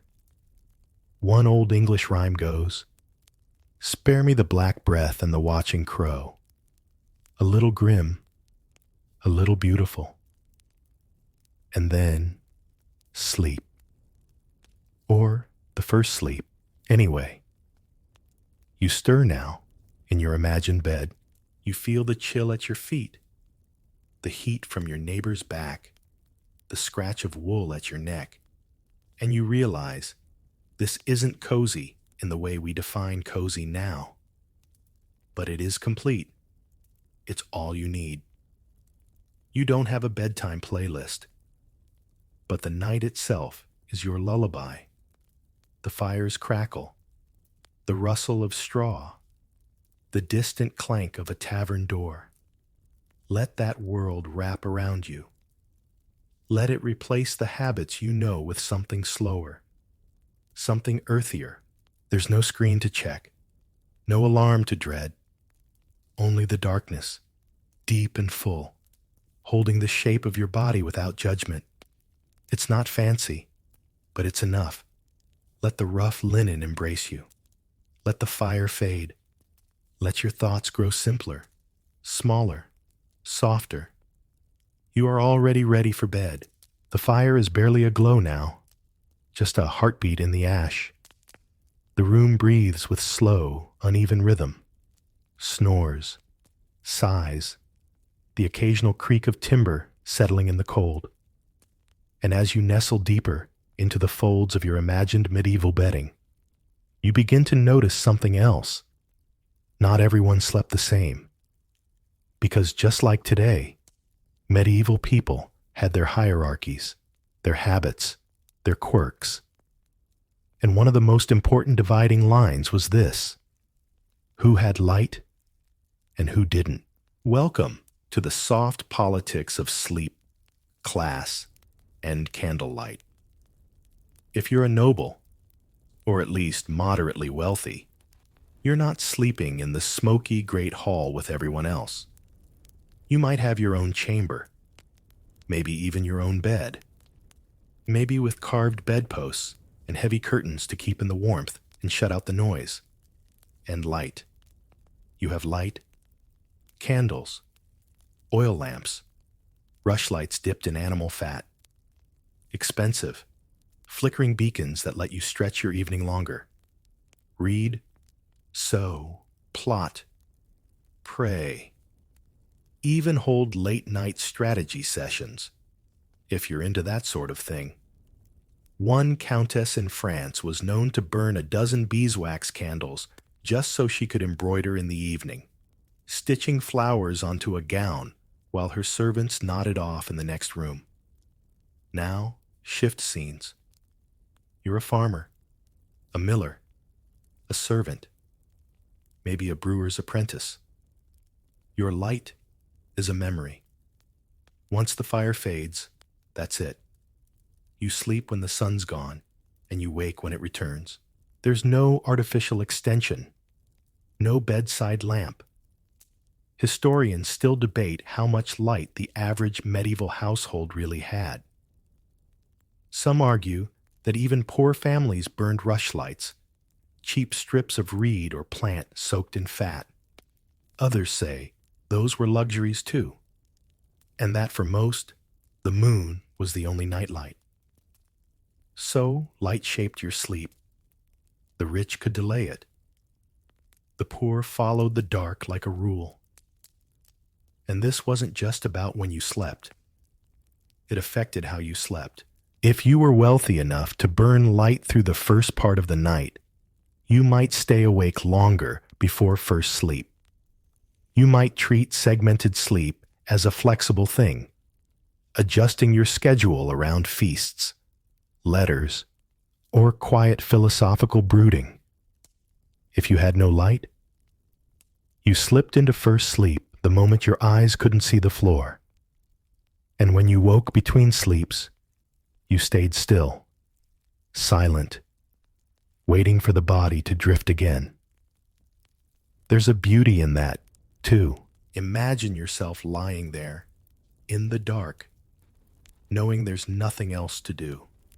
No errands to run, no notifications, just the sound of the fire's last crackles and the slow cool of the room settling around you like a blanket. Wealth changed the shape of sleep, but it didn't necessarily make it better. There are accounts of noblemen tossing and turning all night, plagued by rich food and poor conscience. Monks, who lived under rigid discipline, often slept less than anyone, but many still wrote about waking with clarity and peace. And peasants, despite the cold and crowding, often fell into deep, dreamless rest, exhaustion, doing the work that wealth could not. And light?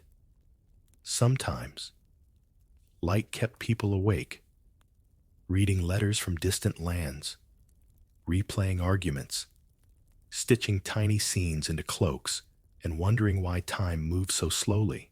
You begin to wonder, lying here in this imagined world, if maybe we've misunderstood the gift of darkness, not just for sleep, but for stillness. You imagine snuffing the candle now, watching the orange ring shrink, tremble, disappear. Nothing left to look at. No reason to remain upright. Just you, and the dark, and a bed that may be straw, but cradles you as well as any mattress. Let go of the need to see. Let the light recede. Let your thoughts do the same.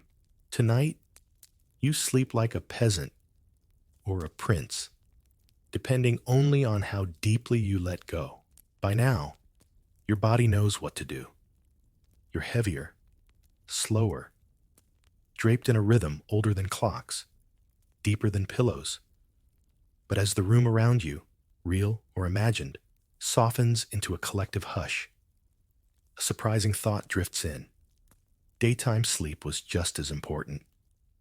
Because in the Middle Ages, people didn't just sleep at night. They napped. Frequently. Purposefully. Proudly. We tend to think of naps as a guilty pleasure now, something stolen in a lazy afternoon, justified with coffee afterward. But back then, napping was baked into the day. If you were a monk, your whole life was a choreographed dance of prayer, work, food, and brief, sacred moments of rest. The rule of Saint Benedict, basically the sleep schedule handbook for Western monasticism, allowed monks to nap after lunch during the long summer days. It wasn't indulgent. It was efficient, even outside the monastery. Napping made sense. Imagine working in a field all morning under a hot medieval sun, sickle in hand, back aching, no hydration app to remind you to sip. Around midday, you'd eat something modest, bread, maybe onion, maybe some leftover stew, and then you'd sleep just a little under a tree, in the barn, sitting upright against a wall if you had to. 10 minutes, 20, maybe longer if the foreman wasn't watching. Historians still debate how structured these naps were. Some records describe planned rest times, especially during harvest seasons. Others suggest it was more fluid, people resting when their bodies demanded it, not when the bell tower told them to. There's one charming account from 14th century Italy of a cobbler who claimed his best ideas came from post-lunch slumbers, when the shoes of his dreams came to him fully formed. A medieval nap as a business plan. Not bad, and while the wealthy had the luxury of private siestas, even peasants found time. Sometimes they slept between tasks, after milking, before chopping wood. A short nap might be the only way to carry on. You think now about how different this is from modern life, where napping is often dismissed as laziness or a sign that your schedule is broken. But here, napping was part of the schedule. It was seasonal, too. In winter, when nights stretched endlessly and the sun showed up late like a teenager, naps were less common. People bundled themselves early and slept long, segmented nights. But in summer, the days were longer than anyone wanted to be awake. Naps balanced things. And monks weren't the only ones following rhythms. Craftsmen had theirs. Farmers had theirs. Mothers napped between nursing and kneading. Children curled in corners like kittens, even cats and dogs. Respected co-nappers set the pace. There's something peaceful in that. The idea that sleep doesn't have to be earned, that it's simply returned to, like a spring. That there's no shame in closing your eyes and letting the weight of the day roll off your shoulders, even if it's only for a few minutes. You imagine yourself now in a sun-warmed courtyard, a bench beneath a tree, the distant clatter of tools, a bowl of lentils. Half finished, you stretch your legs, cross your arms, lean your head back against the wall. The breeze kisses your cheeks, and you doze. Not deeply, not for long, just enough. That's all they needed, most of the time. Enough. There are even suggestions that naps were sometimes communal. Laborers would rest near each other, Guards might nap in shifts with backs touching. Children piled together in haylofts. Whole rhythms of rest passed from one person to the next like a yawn in motion. Let that sink in. Sleep didn't just belong to the night. It flowed through the day, in fits and starts. People followed it without fear, without shame. They slept because they were tired, and they woke when they were ready. Maybe there's something worth borrowing here. Not the straw bedding or the turnip breath, but the permission to pause, to nap, to drift. Even now, tonight, you could treat this moment not as an all-or-nothing plunge into slumber, but as a nap, a soft intermission between one thought and the next. Close your eyes, loosen your jaw, forget what time it is, and let the world of midday naps fold gently over you like a woolen cloak warmed by the sun. The wind has changed. You feel it in your imagined room, a gentle shift, the way cold seeps through the walls at dawn or dusk. The fire's long since surrendered to ash, but you're still resting, still here. And as you lay beneath layers of coarse wool and sleep-sweated linen, you realize something deeply medieval. The seasons decide when you sleep. You don't own a clock. There's no calendar app, no wind-down reminder popping up at 10 p.m. There's only light and dark, heat and cold, and those slow, sun-shaped rules are the ones your body follows. In summer, the days stretch endlessly. The sun wakes early, sometimes by 4, and lingers past 9. It's bright before breakfast and after supper, and there's more work to do than there are hours to hold it. So your sleep contracts. People rise earlier, nap more, and often go to bed late, not because they want to, but because the sun tells them it's not quite over. It wasn't uncommon to rest for only a few hours at a time during planting or harvest seasons. You'd work, nap, eat, repeat, like a lo-fi productivity loop, but in scratchy hose and with blisters on your hands. And in winter? In winter, the dark is generous.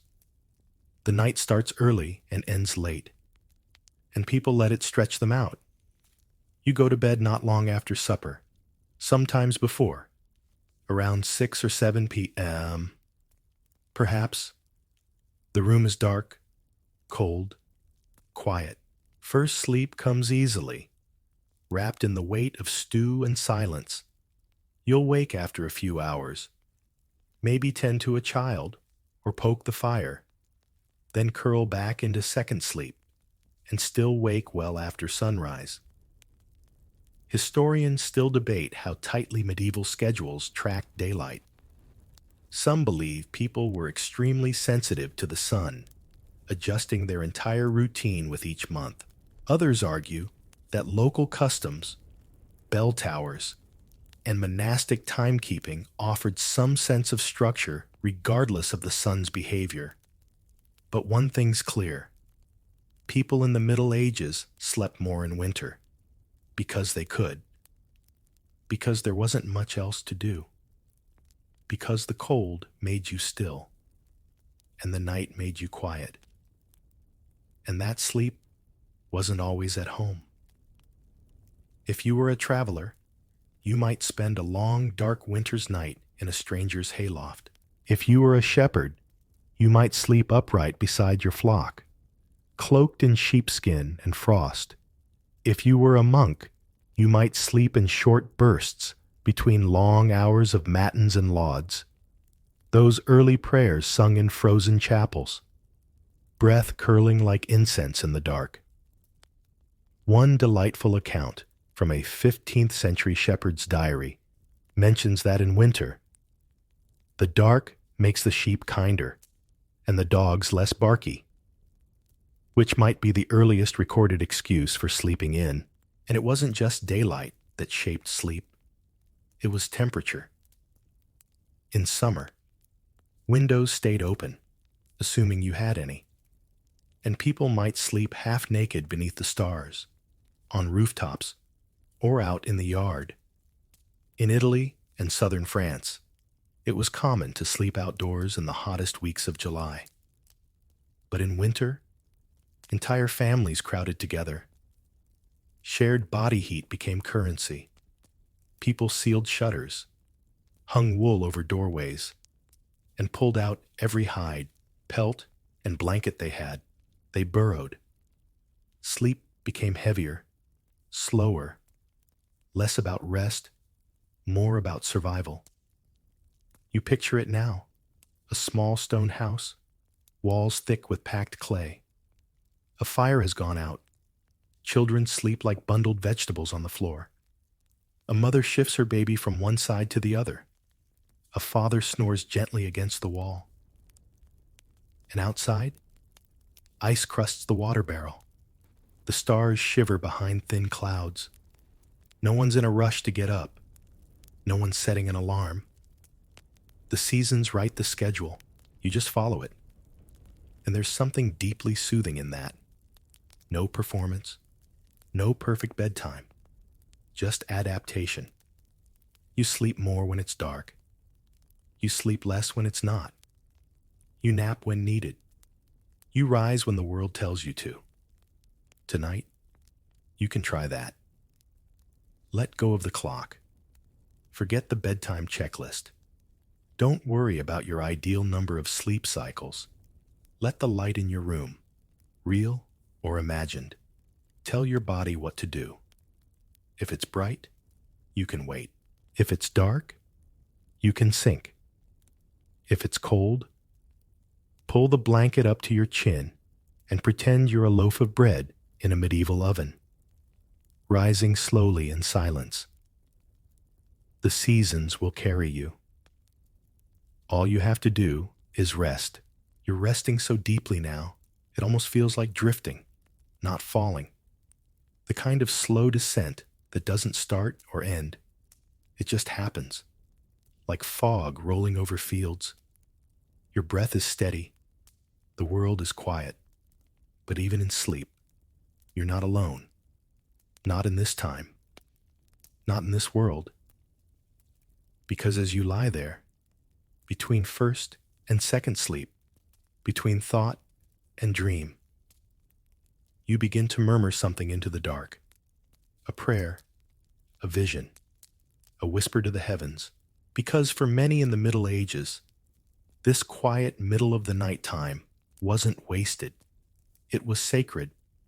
Monks knew it best. Their lives were built around rhythm, the liturgy of the hours. These were scheduled times throughout the day and night to pause and pray. And one of the earliest, matins, fell right into that curious space between sleeps.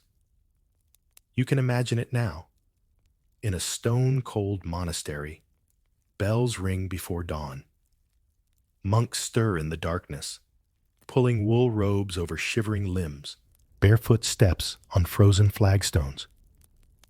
Then voices, low, soft, echoing off ancient walls, rise and chant, not because anyone was wide awake, but because this was the appointed time.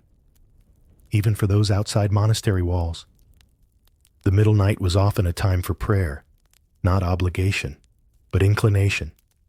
You'd wake, shift under your blanket, and offer up quiet words to saints, to Mary, to Christ. You might light a stub of candle, or just pray by memory. Not formal, not scripted, just whatever your heart held between beats. Historians still debate whether this habit was religious devotion or simply a good way to pass the time until second sleep returned.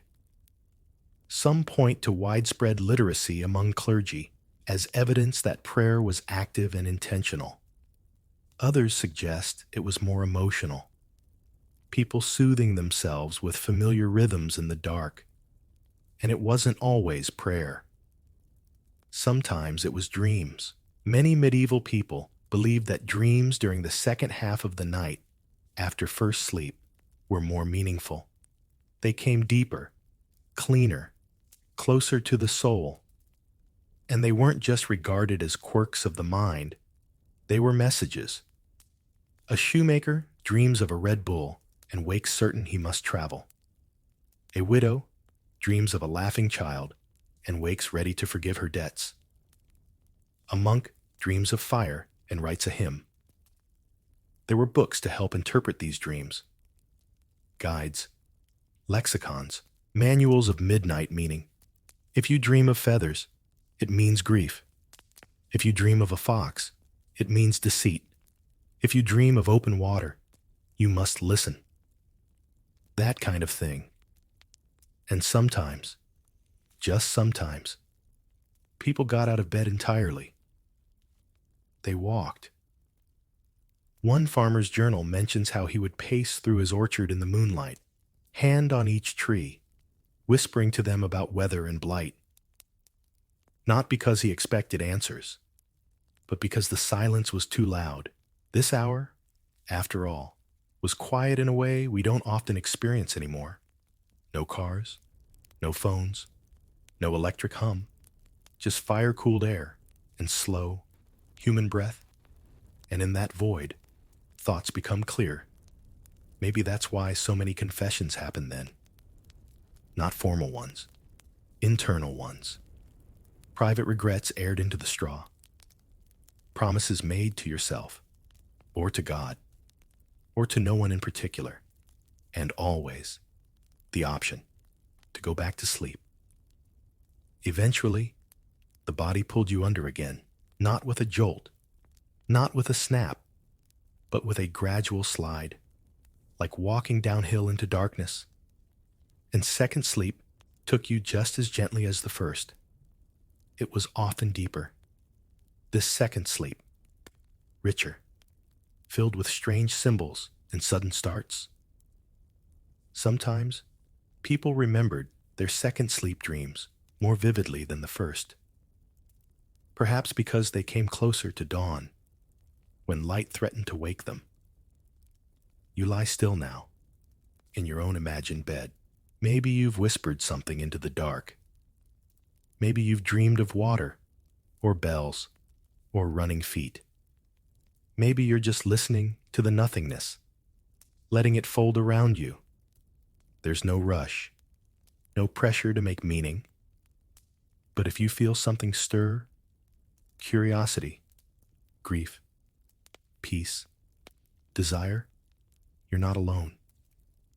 Hundreds of years ago, someone else lay awake at this same hour, not because they couldn't sleep, but because this hour was made for being half awake, half gone, and fully alive. Let yourself be here, not asleep, not awake, just floating. And when the time feels right, second sleep will come, like prayer, like breath, like the slow bending of stars behind clouds. You've slipped into second sleep by now. Or maybe you're right on the edge, that cozy in-between where reality wobbles a little. The air is still, the world has exhaled, and just as your mind drifts farther from the hearth, a cold thought sneaks in through the cracks. What if something comes while you're asleep? Because for medieval folks, sleep wasn't just a necessity, it was a risk. You were most vulnerable when unconscious. And something might be waiting. Not a bandit, not a bear, something worse. Nightmares, spirits, demons, shadows, the press of something invisible and ancient, crouching on your chest. This was the fear of night demons, and while it sounds dramatic to us now, it was taken seriously back then. Across medieval Europe, stories spread about beings who visited at night, not to harm the body, but to crush the soul. The most infamous the mare, a shadowy, intangible creature that slipped into your room while you slept and sat on your chest, stealing your breath, paralyzing your limbs. It's where we get the word nightmare. Historians still debate whether this was purely folklore or if it was an early attempt to understand sleep paralysis. Because the descriptions match almost perfectly. You wake suddenly. You can't move. You feel a weight on your chest. You try to scream, but nothing comes. Your heart hammers. And just when you think it will last forever, it ends. Of course they blamed demons. There was no neurology, no REM stages, just terror. And the suspicion that something had been sitting there, watching. Some people claimed to see it, a hunched figure, a woman with wild hair, a beast with long fingers. Others described only the feeling. You imagine it now, not to frighten yourself, but to understand what these people believed. You're lying in a cold room. The fire is out. Everyone else is asleep. And you wake. But something is wrong. You can't lift your arms. You can't call out. It's as if the room has folded inward, and something ancient has wrapped itself around you. To protect against these nightly visitations, people took precautions. A bowl of salt by the bed, a sprig of rosemary hung from the rafters, crosses carved into wooden headboards or stitched into linens. Some families left a candle burning all night, though that was expensive. Most whispered protective prayers just before sleep. From fire, from fever, from night things unseen, deliver us. In some regions, people placed a knife under the mattress to keep bad spirits away. In others, they arranged shoes under the bed in a specific direction, so evil wouldn't know where your soul had gone. And it wasn't just demons they feared. There were tales of witches who entered rooms through keyholes, of souls that wandered during dreams and came back wrong, of dead relatives visiting to offer warnings or claim you. One tale from rural Germany tells of a man who dreamed he was visited by his mother, long dead. She kissed his forehead in the dream. The next morning, he had a fever and died within a week. Coincidence? Maybe. But for medieval people, dreams and death were cousins. Both happened quietly. Both stole you from your waking life. But it wasn't all grim. There were good spirits. 2. Dream saints, guardian angels. The Blessed Virgin, gently touching your shoulder as you woke. A soft vision in the dark. Many believed that dreams sent by God were clearer during the second sleep. When the mind was quietest, when the soul was most open. So people prepared for both. They slept with fear, but also with hope. A hope that the dark would leave them untouched. A hope that their soul would return from wherever it wandered. A hope that morning would find them whole. You shift in your imagined bed, grateful for modernity, but also strangely comforted by these rituals. Because underneath the superstition was something simple. People wanted to feel safe in the dark. You do too. And tonight, you are.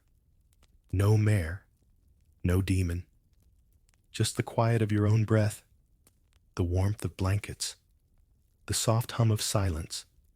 Let go now. You're protected by stories, by salt, by centuries of sleepers who feared the same things and survived them. Let their peace become yours. You're still here, safe and unmoving, wrapped in sleep's soft weight.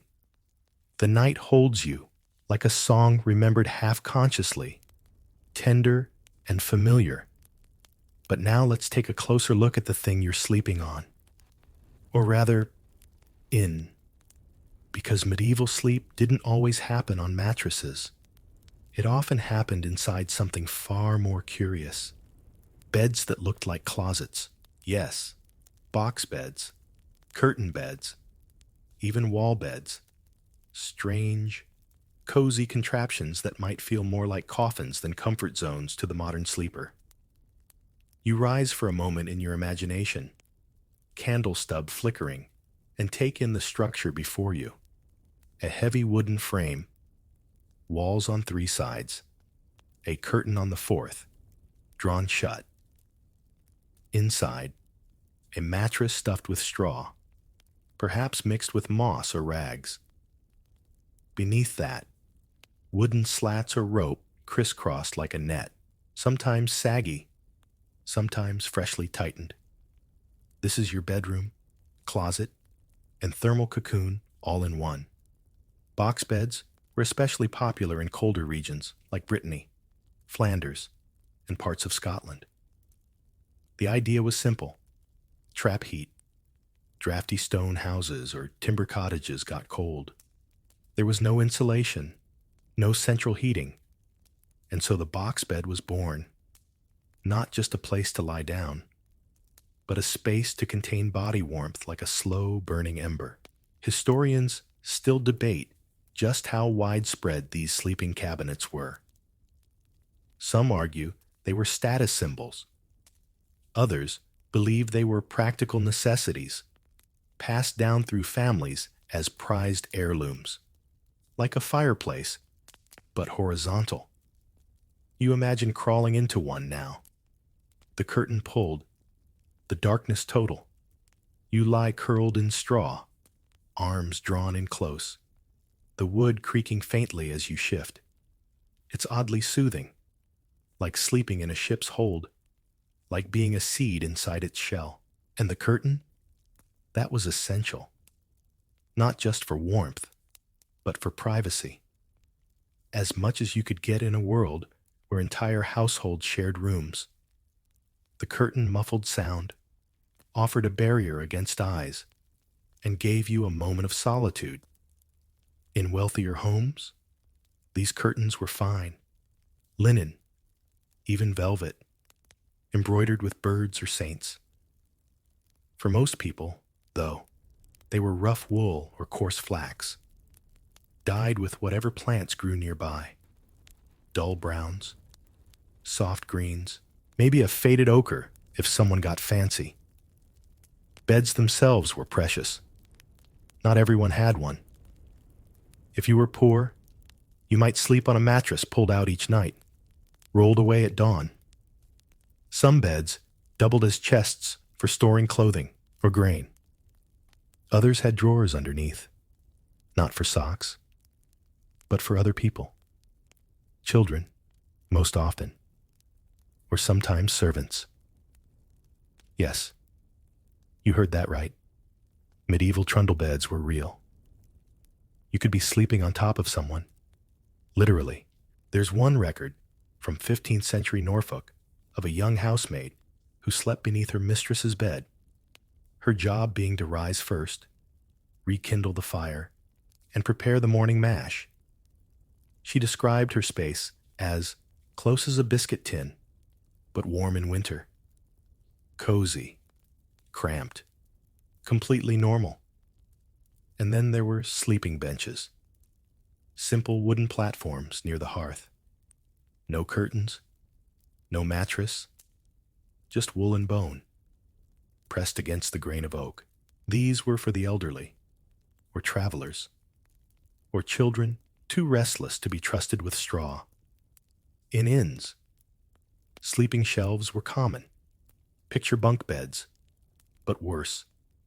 Flat boards nailed into walls, stacked 2 or 3 high. You climbed in with a grunt and hoped the person above you wasn't a snorer. Even nobility, with their sprawling 4-posters and silken canopies, weren't immune to odd setups. Some slept sitting upright, fearing that lying flat invited death or bad dreams. Others insisted on sleeping fully clothed, just in case they were needed in the night. One noblewoman from Burgundy slept with her jewelry on, tucked under her shift, so no thief might gain her gold in sleep. Weird flex? Perhaps, but effective. In cleanliness, let's be honest, it was limited. Mattresses were rarely washed. Sheets, if you had them, were beaten and aired, but not boiled. Bed bugs were common. Fleas, too. Many households kept bundles of dried herbs tucked into the corners of the bed. Lavender, mint, wormwood, not for scent, but to keep the critters at bay. You roll over now in your mind's bed. Maybe you're in a curtained box, maybe on a creaky bench, maybe nestled next to someone snoring with their mouth open, and you don't mind. Because here, in this time, sleep wasn't a luxury. It was a necessity. It was protected by walls, by rituals, by heavy furniture that whispered, "Come in, stay warm, breathe deep." You settle in. The curtain brushes your cheek. The straw shifts beneath you. Somewhere nearby, someone else shifts too, and the world goes still. You're not sleeping in a room. You're sleeping in a box of quiet. And it's perfect. You shift slightly, just enough to feel the straw settle underneath you again, and the soft, unpredictable weight of someone else's foot near yours. It's warm, familiar, completely unremarkable in this world, because here, sleeping alone is not expected. It's time to talk about something most modern sleepers would struggle with: snoring, shifting, sharing, the beautiful, baffling chaos of medieval sleep with other people. You're not tucked away in your private sleep sanctuary. You're in a room, sometimes a bed, shared with others. Lots of others, not always family. Often not even friends. Communal sleeping wasn't just a necessity. It was the default. In a one-room cottage, the entire household might sleep in a single space. Parents, children, apprentices, the elderly, the sick, even the dog. There's no hallway, no guest room, just bodies arranged like puzzle pieces, wherever space allows. Elbows and dreams colliding. Historians still debate just how intentional these arrangements were. Did people follow routines? Did they rotate positions? Was there a pecking order? Some argue that the sleeping order reflected family hierarchy. Elders near the hearth, children in corners. Others think it was more about proximity to warmth, safety, or the cleanest straw pile. What we do know is that beds were often shared, not just rooms, but literal sleeping surfaces. Let's take an inn, for instance. You're traveling. You arrive late, you pay your coin, and you're shown to a room where someone is already sleeping. Surprise. You'll be bedfellows tonight. Yes, complete strangers often slept together in inns. And no, it wasn't considered scandalous. It was awkward. Maybe. But entirely normal. One German account from the 1400s describes a merchant and a monk who shared a bed for 3 nights during a snowstorm. The monk snored like a bell tower, and the merchant eventually paid him a few coins just to sleep on the floor instead. There were customs around this too. People might sleep back to back to minimize contact, or in carefully curled positions to avoid limb collisions. And of course, if someone got up in the night to pray, relieve themselves, or chase off a raccoon, they were expected to navigate the sleeping maze silently. There's something surprisingly intimate about this kind of sleep, not in a romantic sense. though that happened too, but in a human sense. Everyone sleeping, everyone vulnerable, and everyone trusting that the others wouldn't kick too hard. Some even found comfort in it. There are letters that describe how sleeping beside another person, especially during winter, brought peace, warmth, the sense of being less alone in the cold and dark. In monasteries, shared sleep was spiritual. Monks slept in long rows, on simple beds or mats, spaced precisely. Talking was forbidden. But the collective rhythm of breath and silence was seen as holy. Each monk a heartbeat in a larger body. Children often slept curled up against siblings. In one Flemish diary, a girl writes that her youngest brother always pressed his cold nose into my back before sleep, a detail so small, so ordinary, but it tells you everything about how close they were, not by choice, by design. You hear it now, the soft, overlapping noise of shared sleep. Snoring, not in unison, but staggered, some soft, some thunderous, a grunt, a cough, a whisper, someone muttering in a dream, a child sucking their thumb, a grandmother breathing like the sea. And yes, sometimes, people fought in their sleep, or talked, or flailed. One scribe in York documented how his cousin shouted Latin poetry in his dreams, nonsense lines about bees and fish, and had to be gagged gently with a rag to avoid waking the entire household. This was life. This was sleep, imperfect, noisy, occasionally damp, but you weren't alone. That matters more than we realize. Today, we treat sleep like a private event, a retreat, a silence. But back then, it was shared noise, shared presence, shared unconsciousness. And somehow, in the middle of that chaos, people found rest. Maybe because they didn't expect perfection. They didn't need a white noise machine or a blackout curtain. They just needed space, warmth, and the knowledge that they were surrounded by other beating hearts. So tonight, even if you're sleeping alone, let yourself imagine the comfort of company, not to intrude, just to exist beside you, breathing, dreaming, snoring. A reminder that sleep has always been a group project. Let the background noise of imagined bedfellows fade gently into white noise. Let each rustle of straw or sleepy cough feel like a lullaby. You're safe here.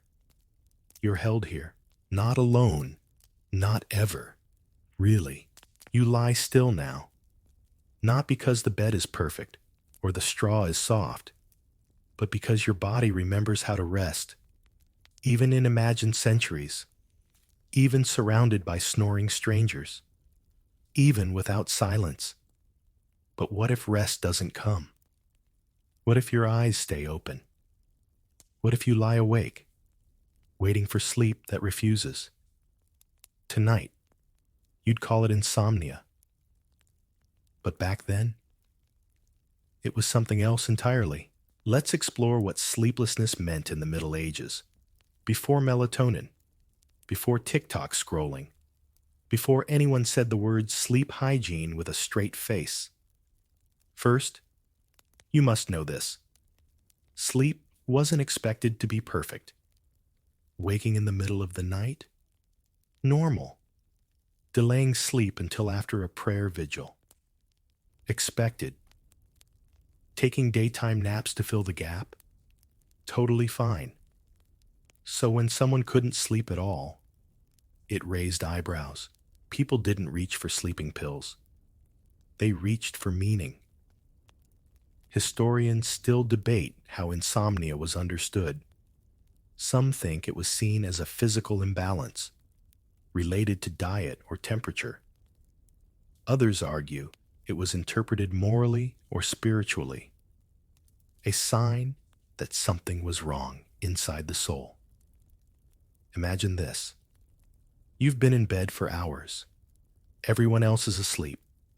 The fire has faded. You've recited prayers. You've tried to focus on God. But your thoughts race. You worry about money, about harvests, about your cousin's strange cough, about the shoemaker who looked at you funny in church, about the strange dream you had 2 nights ago that you can't quite shake. So you toss, you sigh, and eventually you get up. That was allowed. Medieval people didn't stay in bed trying to sleep. They accepted wakefulness as part of the night. Some wrote in journals. Some walked. Some returned to quiet work, stitching, mending, even sweeping. One widow in Rouen kept a stool by the fire just for this purpose. She called it her wakeful perch. When sleep didn't come, she sat and drank warm milk with a pinch of spice and told herself stories until it did. Others blamed outside forces. Bad sleep could mean you were cursed or envied, or that a local witch had whispered your name while grinding roots in a pot. Or it could be your own fault. Medical texts warned against sleeping on a full stomach, especially after meat or wine. One guide recommends lettuce soup as a sleep aid. Another suggests bathing your feet in warm water infused with fennel. Another, more dramatic text, advises bleeding. Yes, actual bloodletting as a way to loosen the sleep-tight sinews. Extreme? Maybe. But it tells you something. People wanted sleep, and they were willing to try whatever might bring it closer. There were also spiritual interpretations. If you couldn't sleep, maybe your soul was unsettled. Maybe you were being called to pray. One Benedictine monk wrote that his best prayers came when he couldn't sleep. My thoughts free of flesh, and my tongue loosed without pride. Insomnia, in this view, was an opportunity, a message, a nighttime audience with the divine. You turn in your imagined bed and feel the thoughts rise like steam. You've had nights like this, haven't you? When the body is still, but the mind paces? That hasn't changed. What has changed is our relationship with that pacing. We fight it now. Back then, people let it walk itself out. They didn't expect their beds to solve everything. They understood that not all nights were equal. Some were long, some were short, some were restless. Some came with strange dreams, some with none. And even if sleep didn't come at all, there was always tomorrow, another nap, another night. So if you're still awake, even now, it's okay. You're in good company. Medieval peasants, night watch monks, insomniac scribes, all of them lay here, too, listening, wondering, breathing slowly in the dark. Let their stillness become yours. Let their sleeplessness make you feel less alone. Let go of the timeline, of the performance, of the need to sleep right. You're already resting, already halfway there. Let that be enough. For now. For tonight. You haven't moved for a while, not because you're stiff, but because you don't need to. Everything is still. The air, the straw, your breath. You've let the night carry you, and it does so with quiet purpose. But there's one final thread that medieval people tied into their sleep. And it wasn't just dreams or demons. It was sickness and sin. Yes, for many in the Middle Ages, sleep wasn't just rest. It was a mirror, a place where your body and soul whispered secrets, especially when something wasn't right. Let's talk about sleeping through illness and what people believed it meant. You wake up feeling hot, confused, aching, but no one rushes to diagnose you. There's no thermometer, no Tylenol, just the body, the bed, and the long, slow wait. In those moments, sleep was the only cure. Not because it healed you instantly, but because it was the only thing left to do. People believed in restorative sleep. That slumber, especially long and deep slumber, allowed the body to rebalance its humors, those mysterious fluids, blood, phlegm, yellow bile, black bile, that governed medieval medicine. You imagine lying under 3 heavy blankets while someone wipes your brow with a vinegar cloth. You drift in and out, hours, days. No one panics. They just whisper, "Let her sleep it out." Even physicians use sleep as a kind of barometer. If a patient couldn't sleep, something was wrong. Too much heat in the blood, or an imbalance in the liver. If they slept too much, it might be a sign of melancholy, or worse, a slow approach of death. One account from 13th century Italy describes a boy who slept for 3 days and 3 nights after drinking bad milk. His family called it a blessed fever, his body purging itself through dream and sweat. He recovered, barely. But sleep wasn't just diagnostic. It was also prescriptive. Monks who fell ill were sent to the infirmary, not just for soup, but for supervised sleep. The beds there were softer, the room darker, a place to step away from prayer and penance, a place where rest was seen as healing, not sloth. And that brings us to the other half of this strange equation, sleep and sin. Because while sleep could heal you, it could also reveal you. If you slept too much, it might be gluttony, or sloth, or pride. If you slept during Mass, definitely pride, possibly heresy. If you were constantly drowsy, slow to rise, fond of feather mattresses and late mornings, people might whisper that you were touched by acedia, a kind of spiritual laziness, a soul asleep even while the body walked around. Historians still debate how seriously this sleep-shaming went. Was it just monastic grumbling?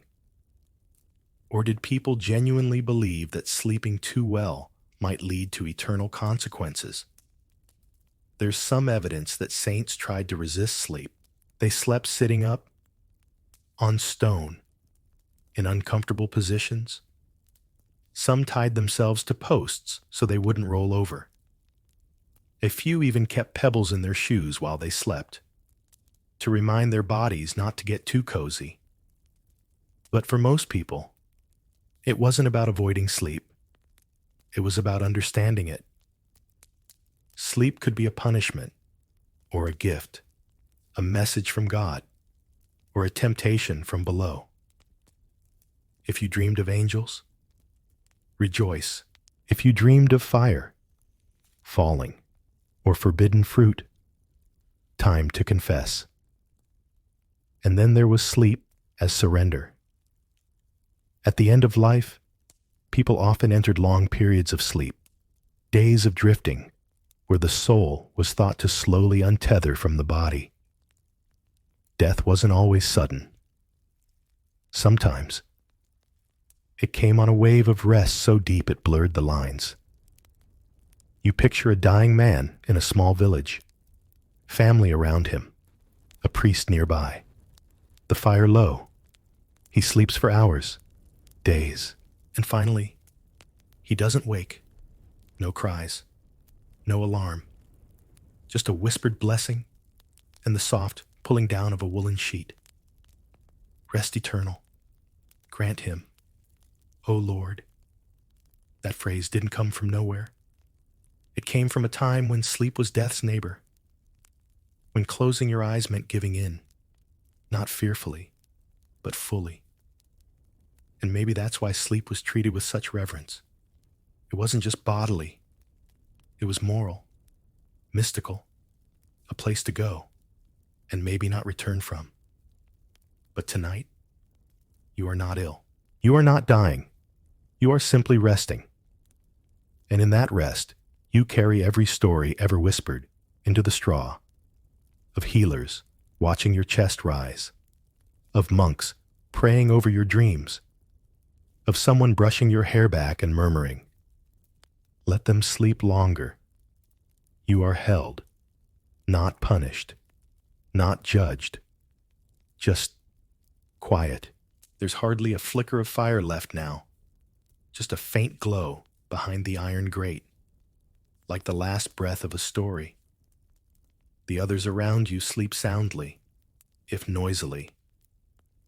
And you're suspended again in that perfect balance between rest and awareness, where thoughts begin to drift without effort.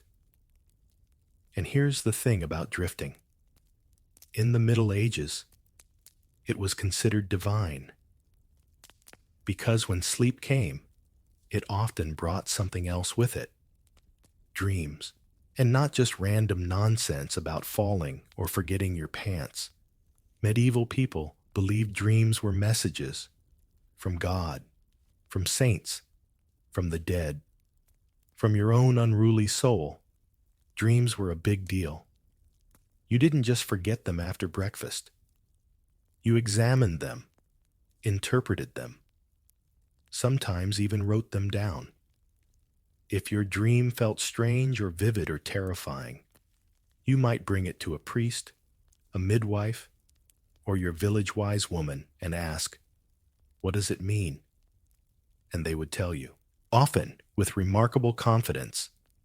Historians still debate just how widely this dream culture was practiced across classes. But the evidence is rich. Dream books circulated throughout Europe, many translated from Arabic or Greek sources. These guides contained lists, symbols, objects, animals, each with its own meaning.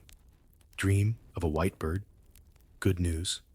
Dream of teeth falling out, death is near. Dream of a river running uphill, beware betrayal. Dream of fire without smoke, love, probably, or indigestion. But it wasn't all symbolic decoding. Some dreams were seen as true visions. There's a famous account of a 12th century English monk who dreamt of a ladder stretching into the sky, with angels moving up and down. He woke, stunned, and soon entered a monastery, convinced he'd been called. Another peasant woman dreamed of a flood and warned her village. Days later, after heavy rain, a dam burst upstream. She became a local legend, not a saint, perhaps, but close. And then there were dreams of the dead. These were common and sometimes terrifying. The dead might appear to comfort you, or to accuse, or to ask for prayers so their soul could move on. It wasn't seen as scary, necessarily, just urgent. You couldn't ignore a dream like that. You'd light a candle, offer alms, or confess something you'd hidden too long. Even kings paid attention to dreams. Charlemagne once dreamed of a bleeding tree and called it a sign of war. A Scottish queen dreamt of drowning and ordered her linens dyed black. The Archbishop of Trier reportedly dreamt of a fox stealing bread from the altar and had his entire kitchen staff fired. Were these stories exaggerated over time? Probably. But that doesn't matter. Because to the medieval sleeper, the dream was real in a different way. Not logical, not scientific, but spiritually true. You stir slightly now in your imagined bed. A dream is just beginning to take shape. Something soft, vague. You see a field. You hear bells. Someone is laughing. Not cruelly, just distantly. And you wonder, what would this mean to them? Would someone say it was a sign of change, of good harvest? Would they tell you to expect visitors, or to offer something to the poor? There's comfort in that, isn't there? Not just in the dream itself, but in knowing that your dream is seen by others, valued, interpreted, held gently in the hands of community. Dreams were a shared language, especially for those who couldn't read or write. They gave shape to fears, offered warnings, delivered hope. Even monks kept dream journals, some filled with pages of visions, beasts, angels, fire, and laughter. Some so mundane, you wonder why they bothered. Today, I dreamed of cheese. It was soft, possibly goat. But the act of writing it down mattered. It made sleep a kind of communication, a place where your soul could speak honestly, when your mouth, in daylight, could not. So tonight, when you dream, and you will, let the dream come without resistance. Don't analyze it. Don't chase it. Just receive it, like a gift from a time when dreams were portals. And your body, wrapped in warmth and quiet, was simply the vessel. Let the dream come like a breeze through wool curtains, unseen, soft, full of meaning you don't need to understand right away. And when it passes, let it take you deeper still. The sky outside your imagined window has begun to pale. Not quite dawn, just that early silver that comes before anything else. The fire is a faint sigh in its stone cradle. Someone nearby shifts in sleep and murmurs a name you don't recognize. You could rise now. You could stretch and yawn and begin the long trudge into morning. But you don't. Not yet. Because this is the best part, the last few moments of sleep, the slowest ones. The ones so fragile they dissolve if you breathe too loudly. And so, to close, let's walk you into the end of this medieval night, not with facts, not with warnings, just with a gentle imagining. You are a peasant, or a monk, or a candlemaker's apprentice. It doesn't matter. What matters is this: your bed is warm, your limbs are still, and the world is just beginning to think about waking. The roof creaks faintly as the temperature shifts. Somewhere outside, a bird chirps once, uncertain, too early. Someone coughs near the hearth. Someone else keeps sleeping. There's a whisper of wool as someone rolls over and tucks their hands beneath their chin. The air is cold on your cheeks, but your body is covered, layer upon layer. Scratchy linen, old quilts, a fur that smells faintly of the outdoors. Maybe your little brother's knee is pressed against yours. Maybe you've got the corner space to yourself, tucked in like a folded napkin. No one expects anything of you yet. The chores haven't begun. The cattle don't need you. No one is ringing a bell or pounding on a door. You are held. You think, briefly, about the day ahead, about butter to churn, or verses to copy, or bread to knead. But none of it matters just yet, because the world has allowed this small mercy. A few more moments, a few more blinks before full wakefulness.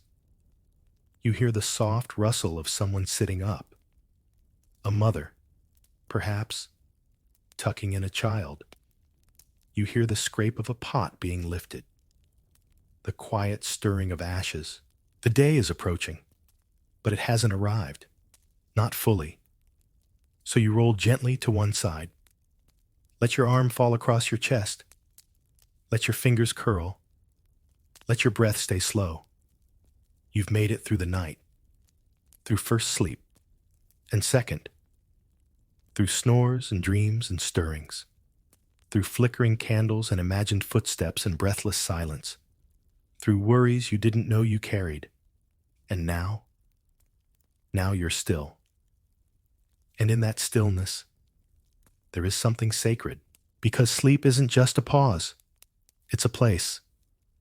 And you have traveled through it, quietly, safely, gently, alongside generations of sleepers who came before. So rest, just a little longer. Let the morning wait. Let the straw beneath you settle. Let the dreams dissolve like fog over fields. Let the air turn golden, slowly. Let your soul take its time. You are not late. You are not behind. You are simply resting. And it is enough. And now, the night has given all it has to give. The candles have burned down. The fire is just memory. The others have begun to stir, but you don't have to move yet. Not now. Instead, let the edges blur. Let your limbs stay heavy. Let the breath stay soft. Let the thoughts drift like ash rising from a quiet hearth. There is no rush here. No next task. No noise waiting to break the spell. Only stillness. Only the gentle, ancient rhythm of a body at peace. You've seen what sleep looked like before mattresses and melatonin. You've rested in box beds and haylofts. You've shared the hush of monks, the warmth of sheep, the dreams of tired bakers and wandering saints. You've remembered what it means to be still among others, to surrender tonight not as a problem to solve, but as a rhythm to follow. So, wherever you are, on a couch, in a hammock, in a quiet room beneath a noisy ceiling, know that you're part of something older than any bedtime ritual. You are joining a history of rest, a history of breath and blankets and dreams. Let your eyes close now, if they haven't already. Let your shoulders sink. Let your final thought be this: you are safe. You are quiet. You are so deeply asleep. Why medieval barbers also pulled teeth and sang hymns. We're going to spend some time in the warm, slightly grimy corner of the medieval world you've probably never thought much about: the local barber's stall. Now, don't get too cozy. You might think you're in for a nice little trim, or maybe a beard touch-up. But don't be surprised if you leave missing a tooth, stitched at the temple, and humming a hymn you didn't ask to learn. Because back then, the barber wasn't just a barber. He was the town's multi-tool: a hair cutter, a surgeon, a bloodletter, a tooth yanker, a wound wrapper, and, sometimes, a part-time choir boy. And the strangest part? Everyone was totally fine with this arrangement. Picture this: a narrow, cobbled street in a medieval town. It smells like bread and smoke and something slightly less pleasant that you'd rather not ask about.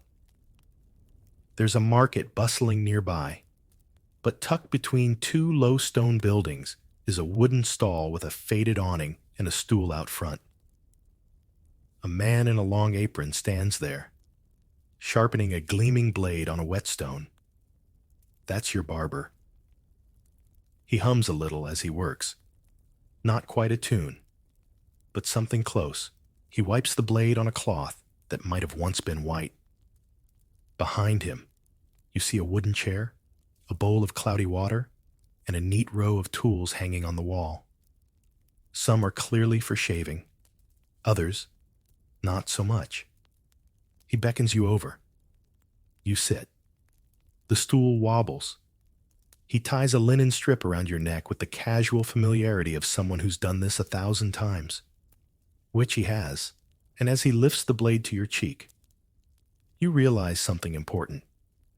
This man knows a lot more about you than he probably should. That's because barbers weren't just service providers.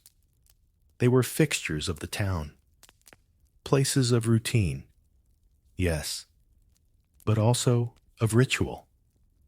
You'd visit him, not just when your hair got long, but when your back ached, when your gums throbbed, when your blood felt wrong, when the local priest said your humors needed balancing, and you didn't have the coin to see a proper physician. And don't worry, your barber's got you. He might recommend a quick haircut, followed by a bloodletting, maybe a tooth pull. Maybe you'd like him to look at that infected scrape, or check your hearing. He's got something for that too. Just don't ask what it's made of.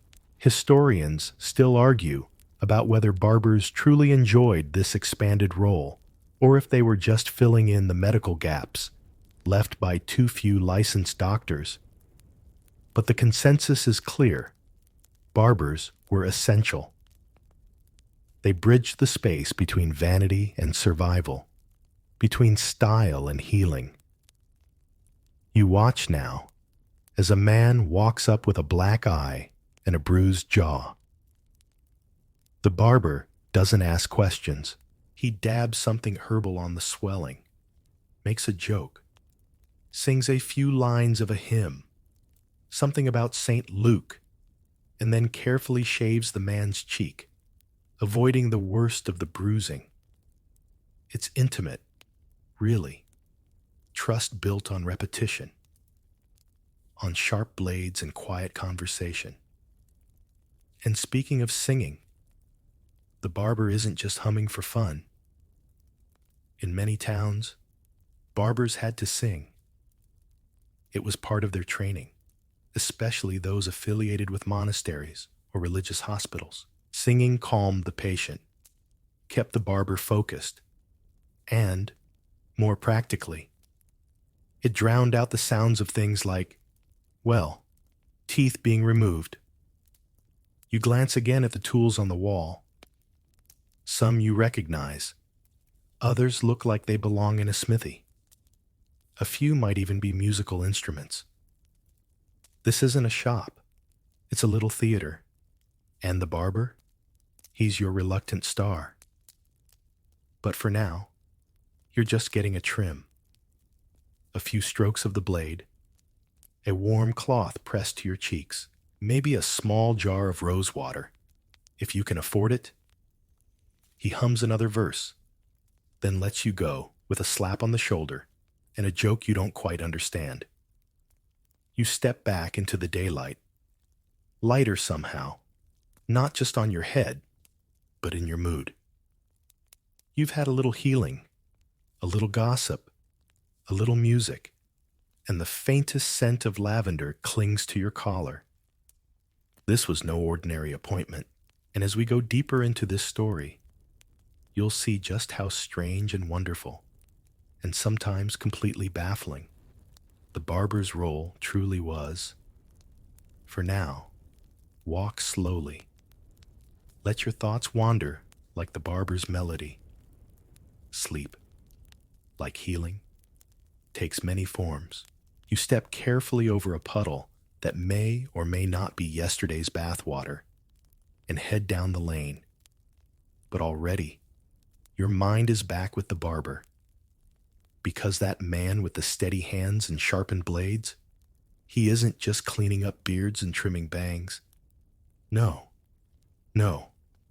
He's also your local surgeon. And possibly your dentist. And maybe your go-to guy for that dislocated shoulder you've been ignoring for a week. Because in the Middle Ages, a barber didn't just cut hair. He might also cut you. Let's get specific. You sit in the chair. You need a haircut. Sure. But you also have this pain, this pressure behind your eyes, a fever that won't quite break, a heaviness in your chest that makes your sleep shallow and strange. You've heard a physician might be able to help, but that would require coin, and a long wait, and a willingness to be bled in a much fancier chair. So instead, you go to the barber, and he says what barbers often said, It's the blood. Too much of it. Needs letting. Out comes the bowl, the lancet, the cloth to catch the mess. He ties a leather cord around your forearm to raise the vein. And then, with the same hand he used to comb your hair, he opens your skin. Not wide, just enough. Enough to let out the imbalance, the bad humor, the overheating soul. Bloodletting was a standard medical practice in the Middle Ages. Not a fringe experiment, not a desperate last resort. Normal, recommended, repeated. And barbers? They were some of the most trusted practitioners of the art. Historians still debate how much real medical theory barbers were taught. Some say they were highly skilled tradesmen with apprenticeships and guild tests. Others suggest most learned by watching someone else do it, and then just copying, very carefully. Regardless, they were busy, and they weren't just working with veins. Barbers also treated bone injuries, dislocations, fractures, twisted ankles from market day missteps. You'd hobble in on a crooked leg, and the barber would reach for his set of splints and slings. He might not explain the anatomy, but he'd press and pull with the confidence of someone who'd done it more times than he could count. There's a lovely and slightly alarming account of a barber in York who once set a broken arm with a broom handle and wet linen. The man healed crooked, but claimed he could swing an axe better than before. So, when? Barbers also worked with burns, boils, and blisters. A bucket of warm wine or vinegar for cleaning. A salve made from pig fat and herbs. A muttered prayer, just in case. And then there were the leeches. Yes, real leeches. Kept in clay pots. Usually fed on frogs between patients. Applied to ankles, temples, or bellies, depending on the problem. The barber would place one gently, like a sleepy snail, and wait for it to attach. You weren't supposed to look. Did it work? Occasionally, but more importantly, it felt like something was being done, and that mattered. This blend of haircut and healthcare might sound odd now, but in a world without emergency rooms or walk-in clinics, you trusted the hands you knew. And the barber's hands? They were familiar, regular, calm. They moved from comb to lancet with barely a pause. You think about it now. How many people sat in that chair for one thing and left with 3 other issues handled?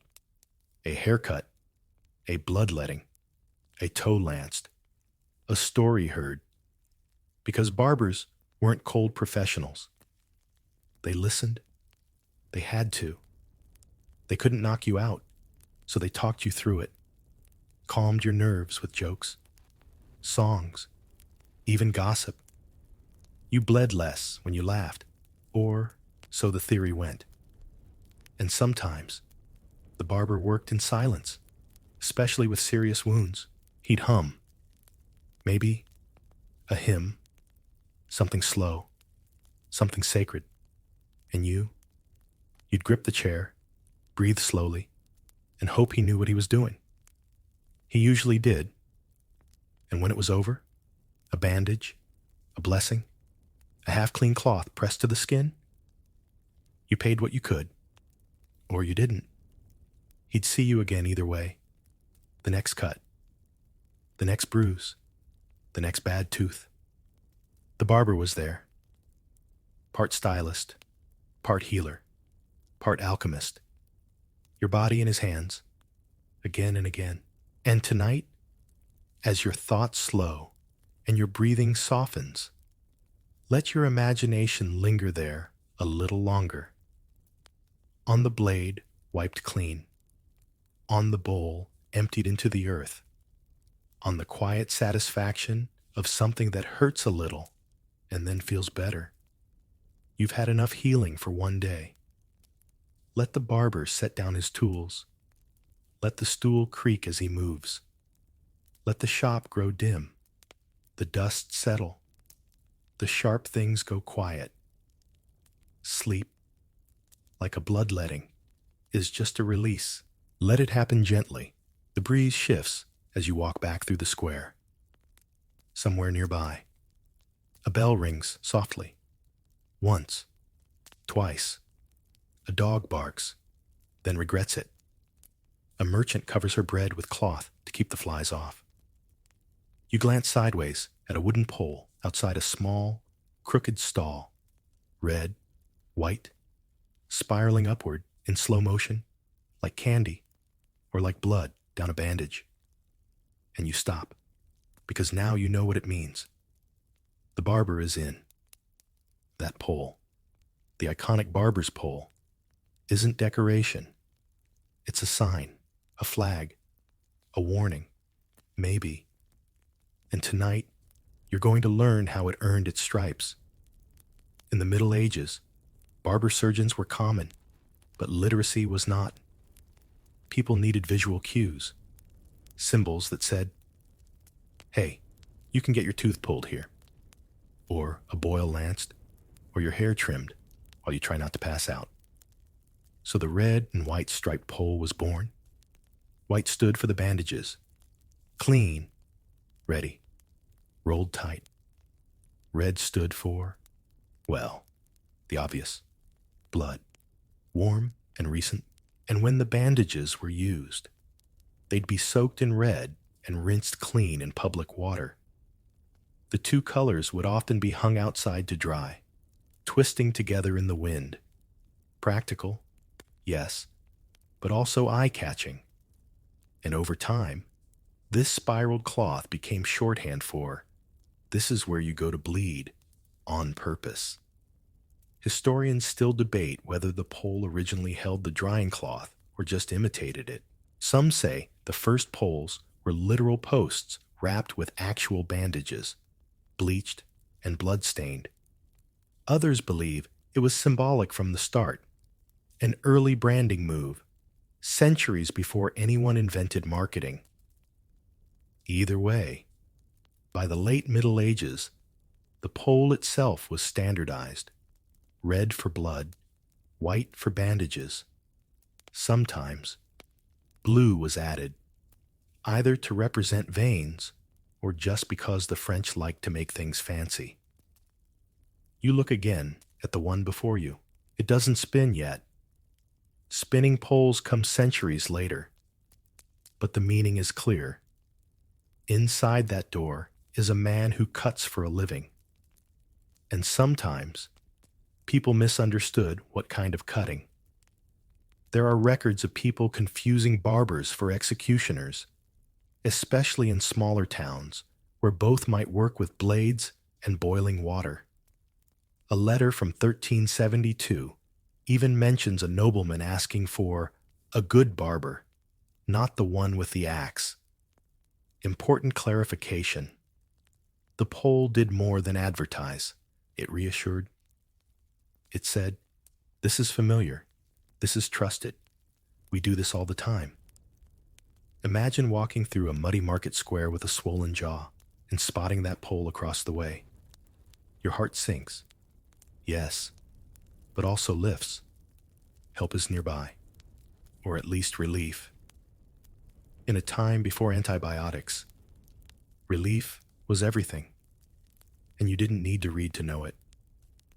The barber's pole also marked status. If a town had a barber with a pole, it meant the town was big enough, organized enough, to have someone on blade duty. A strange kind of civic pride. Some barbers took great care in maintaining their poles. Fresh paint, decorative caps. One even carved little wooden teeth and nailed them along the base, just to make it extra clear what was on offer inside. Of course, not everyone loved the sight. To some, it meant pain. To others, necessity. To the barber himself, it was proof of work. He'd polish it in the morning, drape fresh cloth from it, sit beside it on a stool while sharpening his tools. If you were lucky, he'd be singing while he worked. Maybe something Latin, maybe something local, maybe just humming. Something calm, something to cut the silence. And as you walk away from the pole now, you feel it follow you, spinning slowly in your imagination. A barber's sign. Yes, but also a symbol of vulnerability, of bravery, of trust in practiced hands. You're not bleeding tonight. You're not bandaged. But you can still take comfort in the idea that somewhere, someone is sharpening a blade, not to harm, but to help. And that help, oddly enough, comes in stripes. Let that image rest in your mind, red and white twisting into stillness. A post beside a crooked door. The wind quiet now, the cloth dry, the shop closed. You'll return again if you need to. For now, you can sleep. The air smells faintly of rosemary now. Maybe from the stall you passed, or maybe just something your brain tucked into this dreamlike walk through the past. You round a corner and see another barber at work. Only this time, something's different. There's no lancing, no blades, just a chair in the shade, a man leaning over a customer's mouth, and, oddly enough, singing. Not background humming, not idle whistling. He is singing, softly, gently, almost sweetly. And the man in the chair, he's having a tooth pulled. Now, in this moment, you're probably thinking, that's the last thing I want during a dental emergency. But in the Middle Ages, it was surprisingly common, and for more than one reason. Pulling teeth was painful. That part hasn't changed. But anesthesia hadn't been invented yet. No numbing gel. No soothing music over hidden speakers. Just a metal tool. A rotting tooth. And whatever courage you had left. So how do you calm someone? You sing. Barbers across Europe were known for this. Some used chants.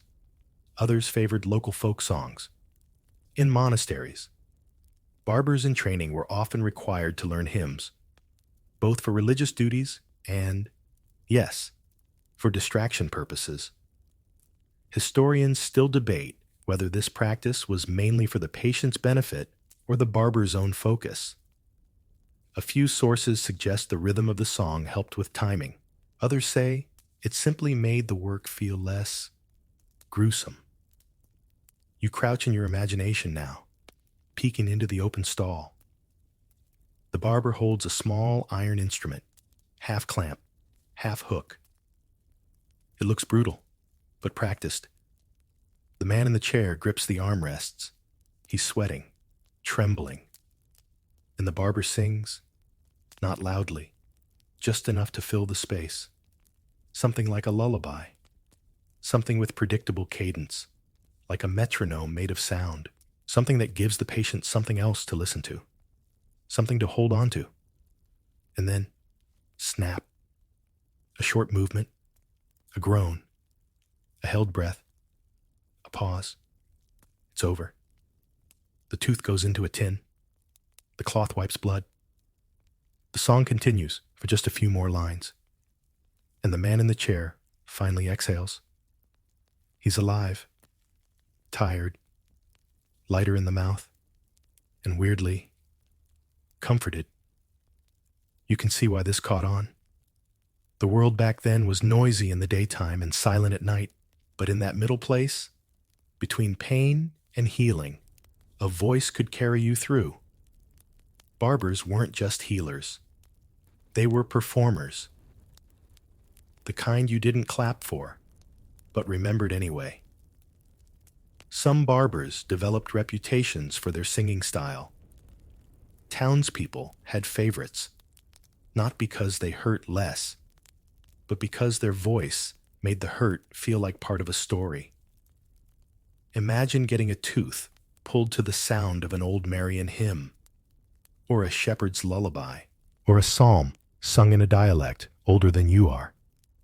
It wasn't just medical. It was emotional, spiritual, even. And that music did more than calm nerves. It drowned out screams. Not everyone managed the pain quietly. So the barber sang louder, changed key, slowed the pace. In some markets, a good barber could be heard from across the square. His voice rising above the clatter of carts and the cries of hawkers. People would pause and say, "Someone's getting their molar yanked," and then carry on with their cheese shopping. It became a kind of public theater, tooth pulling in the square, with music. Odd, absolutely, but effective. Because the song lingered in your head longer than the pain did. You remembered the melody, not the pressure, the soft tone, not the taste of blood, the human voice, not the steel. You stand quietly now in your mind, listening to the barber finish his verse. He wipes his hands. He smiles gently. He tells the man to rinse with salt water, maybe chew fennel later to ease the ache. He gives him the tooth as a strange little souvenir, and the chair is ready again.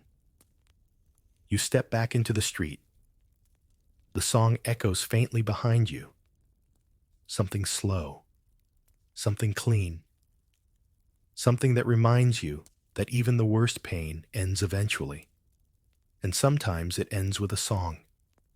Let that melody follow you into sleep now. A voice across time, carrying you gently from tension into calm. The cobblestones cool beneath your feet as you wander farther from the market square. The air shifts again. Less smoke, more damp stone. The quiet breath of alleyways and cellars just waking up.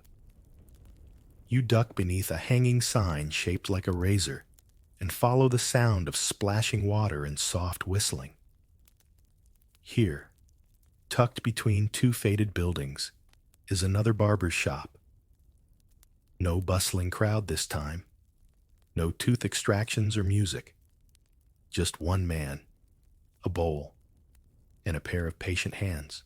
Because sometimes, the barber's job wasn't dramatic.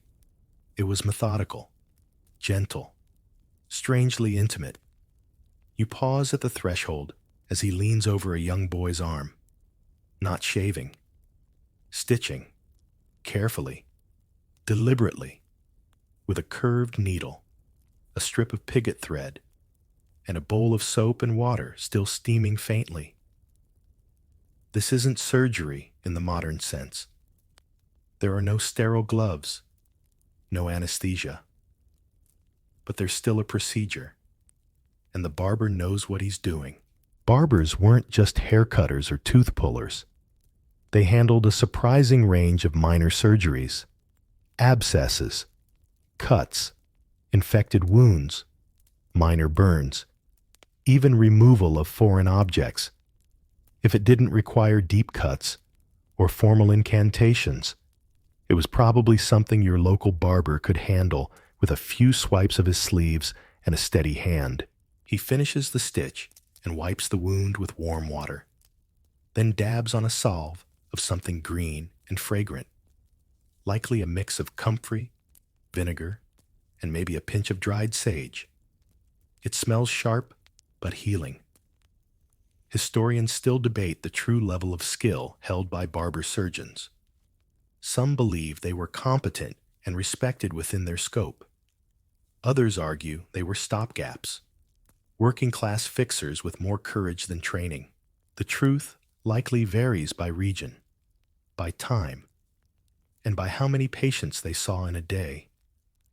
What's consistent, though, is their presence. The barber was there when you fell from a ladder, when your daughter stepped on a nail, when your finger split on a winter morning. And he didn't panic. He cleaned. He stitched. He wrapped. All with hands that had, only hours earlier, trimmed a bishop's beard or removed a splinter from a merchant's heel. There's a strange serenity to it, isn't there? This merging of vanity and triage, of soap and stitches, of blade and balm, and yes, soap. It might surprise you, but medieval barbers took cleanliness seriously, at least within the knowledge of their time. Soap was homemade, usually from animal fat and ash, and it was used liberally, for hair, for hands, for wounds. The barber's bowl, iconic and practical, served multiple purposes. It could hold shaving water, blood, or herbal rinses. Some had notches for resting the chin or elbow. Others were simple clay dishes, passed down like heirlooms. You imagine one now? Wide, worn, glazed in a faded blue. It sits warm on a wooden table. Steam curls from it. A clean cloth rests nearby. And the barber, sleeves rolled, focuses entirely on the task at hand. No rush, no fuss, just care. Even boils and cysts fell into the barber's repertoire. He'd lance them swiftly, clean the area, and apply a poultice made of bread, honey, and crushed herbs. Painful? Certainly. But effective enough that people came back when the next one appeared. And when the injury was too large, too deep, too dangerous, the barber would sometimes refuse. Not proudly, not arrogantly, but with quiet honesty. Best you speak to the physician, he might say, or the priest. In that way, barbers were more than their skills. They were a first stop, a filter, someone who could handle what they could and direct you elsewhere when they couldn't. You watch now as the barber finishes bandaging the boy's arm. He pats the child's head, offers a piece of dried apple, then returns to his tools, washing them one by one in the same bowl, carefully, thoroughly, whispering a little prayer you can't quite make out, not for drama, not for praise, just for the rhythm of it. Soap, stitch, sing, repeat. The boy leaves. Another man enters. A different problem, a different solution. The day moves on, and so do you. But the image lingers. That room, that steam, that careful thread pulled tight with calloused fingers. Let that care follow you now as your eyes grow heavier. Let the barber's rhythm, soothing, slow, stitch your thoughts into rest. Not every cut is deep. Not every pain needs panic. Sometimes, the right hands and warm water are all you need. Sleep well. You're in good hands. You follow the road now as it curves out of town, past crooked signposts and a line of bent trees that always seem to lean away from the wind. The town gets quieter behind you. The sky feels wider. And in your mind's eye, the barber follows, not in his shop this time, but walking alongside soldiers. Yes, even there, on the battlefield, the barber had work to do. It's a strange thing to imagine, isn't it? Among chainmail, blood, the clang of swords and the chaos of war, a man with a shaving kit and a bandage roll moving from one groaning soldier to the next. But this was reality. In the Middle Ages, barber surgeons were essential in military camps. When the real surgeons, the trained university men in robes and scrolls, stayed home. It was often the barbers who marched with the army. They were practical, unflinching, used to seeing blood, without flinching or fainting. And, perhaps most importantly, they had the tools and the hands to get things done. Imagine now a muddy tent just outside a castle siege. Inside, a low cot. A man lies there with a deep cut on his thigh, the edges raw and crusted. The barber kneels beside him, sleeves already wet, thread between his teeth, a bowl of vinegar steaming by his side. He doesn't speak much. He's already sung his hymn earlier, when pulling a tooth from another soldier who hadn't stopped groaning since sunrise. Now he works in silence. The wound must be cleaned, maybe cauterized, maybe stitched. He's done this before. Historians still debate just how much formal training these field barbers received. Some likely learned from older surgeons, others by necessity, stitching on the fly, learning anatomy one battlefield at a time. There are even records of barbers who gained reputations in military circles, known for speed, or precision, or gentleness. Some were requested by name. You wouldn't think of a barber as a war hero, but to the man whose bleeding slowed under his hand, he was. Barbers performed amputations, too. Crude ones, fast ones, the kind where survival depended more on speed than skill. A single cut, a red-hot iron, a wooden stick to bite. They didn't enjoy it, but they didn't hesitate either. And later, when the noise faded, they'd sometimes go from patient to patient, shaving faces, not out of vanity, but for morale. A clean face made you feel human again, less like a man on the edge of death, more like someone with a future, even off the battlefield. The barber was part of the army's rhythm. In camps, he helped tend wounds, drain abscesses, ease sore joints, even clean ears, all with the same calm efficiency he'd use back in his town shop. And he didn't do it alone. Field barbers often worked in teams, apprentices, assistants, even other camp followers who weren't formally trained but could hold a man down, or carry water, or boil linens in an iron pot over a fire. You imagine that fire now. The sky above is iron gray. A crow caws from a distance. The tent flaps in the wind.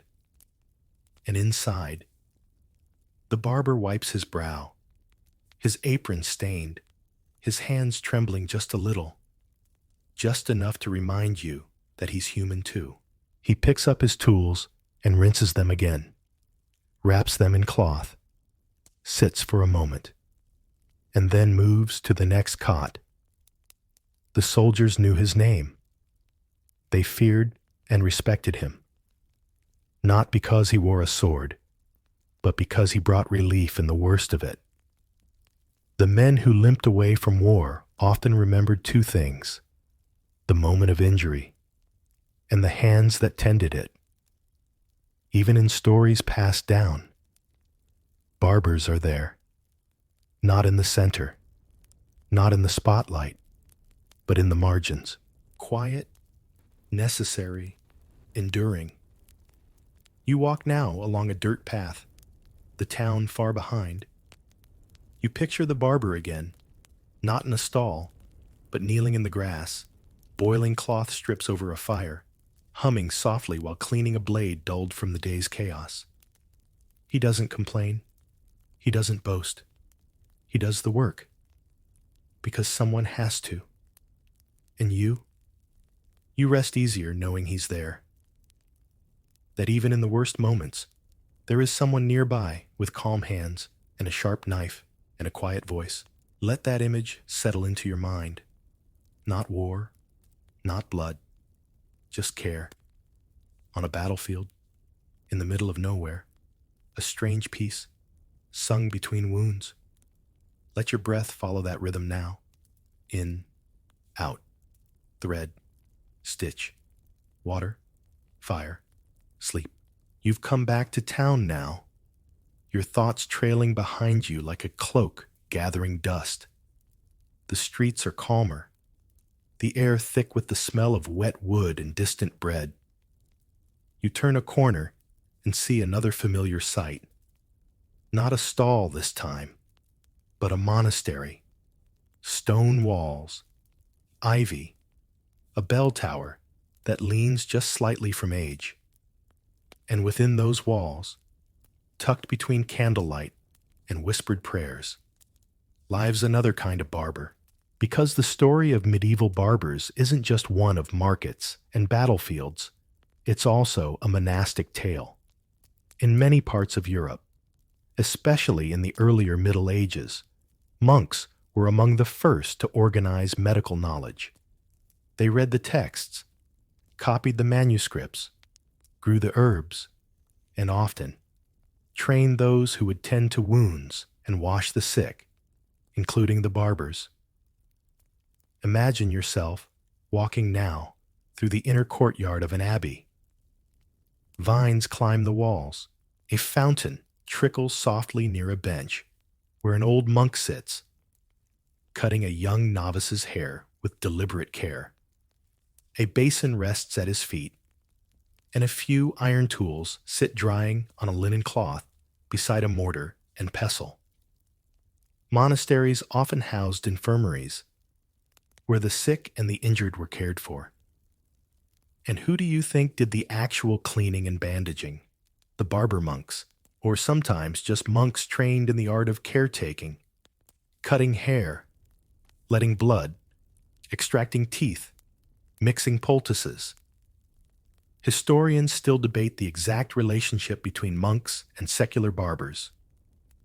In some places, barbers were separate, lay people who visited monasteries to offer services. In others, monks themselves took on the role, especially in isolated areas where outside help was rare. Either way, the skill sets blended. Medicine, grooming, healing, and devotion weren't separate spheres. They overlapped like brushstrokes on an old page. And here's the part that's easy to forget. Monasteries were often where medical innovation happened, or at least preservation. They kept knowledge alive, copied ancient Greek and Roman texts, experimented with herbs, invented new salves, documented what worked and what didn't. You pass now into the monastery's herbal garden. Rows of sage, rosemary, yarrow, mint, and comfrey, not just for flavor, but for healing. A monk in a brown robe kneels beside the plants, crushing a sprig of thyme between his fingers. He'll dry it later, add it to vinegar, use it to clean a wound, or maybe steep it into tea for someone feverish and moaning on a straw mattress 2 rooms away. And if the fever doesn't break, there's always bloodletting. You hear the chant begin in the distance, low, rhythmic, not meant to be melodic, but it is. The infirmary monk walks slowly, singing under his breath as he prepares a bowl and cloth. There's something comforting in the monotony of it, because here, the barber's work becomes prayer. Not metaphorically, literally. Each patient was a soul as well as a body. Each cut cleaned was a kindness. Each lanced boil or steady hand with a lancet was a form of quiet service, a holy duty. One stitch, one drop, one whispered blessing at a time. Even haircuts had spiritual meaning. Tonsures, the shaved patches on monks' heads, were maintained by barbers in the monastery, not for fashion, but for symbolism, humility, obedience, the giving up of earthly vanity. There were even rules. One order insisted that all monks be trimmed once every 2 weeks, another every 3 days. A monk with too much hair was suspected of neglect, or worse, pride. You smile at the thought. Spiritual accountability through sideburns. In some monasteries, barbers also played roles in burials, cleansing the body, preparing it for rest. Not always the final priestly rites, but the physical preparation, the gentle washing, the dressing, the careful handling of what had been alive. Barbers understood bodies. They knew how they moved, how they bled, how they bruised and softened and cooled. So, they were trusted at the start of life and the end. You walk now into a small stone chamber, a single bed, a bowl of water steaming on a windowsill, a monk resting with his eyes closed, breath slow. Beside him, the barber monk dabs a cloth along the man's brow, hums a line of chant, adjusts a pillow stuffed with dried lavender, not rushing, not panicking, just being present. And that's what barbers did best in monastic settings. They showed up, quietly, regularly, ready with a blade or a balm. No performance, no audience, just service. And when they were done, they washed their hands, folded the cloth, sang the last line of their hymn. You leave the monastery now in your mind. The scent of time lingers. The quiet hum of devotion stays with you. Because in this chapter of history, healing wasn't about titles. It was about showing up, knowing what to do, and doing it with care. Let that thought comfort you now. Let the monk barber's hands fold gently around your memory. Let his bowl of warm water and steady voice be the last thing you feel before the dark arrives again. You pass under a low arch now, your steps echoing in rhythm with your breath. The town hum fades behind you, replaced by birdsong and the faint clinking of metal. There's a rhythm to the place, a cadence stitched into every motion, like footsteps in chant. And if you listen closely, you hear it again. Singing, not from a church this time, not from a battlefield tent or a monk's narrow cell. No, this is coming from inside a barber's workshop. And it's not background music. It's not entertainment. It's requirement. Because tonight, you learn something truly peculiar. In certain cities and guilds across medieval Europe, barbers were expected to sing, not just encouraged. Expected, it wasn't just cultural. It was, at times, a rule. Guild records from places like Florence, Paris, and parts of the Low Countries mention this strange little clause in their apprenticeship expectations. He must be clean of hand, steady of cut, and skilled in chant. Yes, chant. Barbers were expected to learn hymns, especially if they trained under religious orders or near cathedral schools. Some were taught simple psalms. Others were instructed in full Gregorian chant, with careful emphasis on tone and breath. Historians still debate how literal this expectation was, whether every barber had to perform regularly or just understand the cadence. But many agree, music was woven into the job. You imagine now a small room with a low ceiling. A barber trims a man's beard while softly singing in Latin. It's not showy, not theatrical, just present, grounding, like humming a lullaby to a restless child. The melody curls through the air, simple, repetitive, steady. And while the blade glides across the man's cheek, the rhythm holds everything still. There's practicality in it. Songs kept the barber's hand calm, kept the patient distracted, kept the room from filling with tension.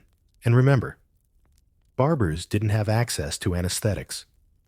No numbing cream, no painkillers, just voice and blade.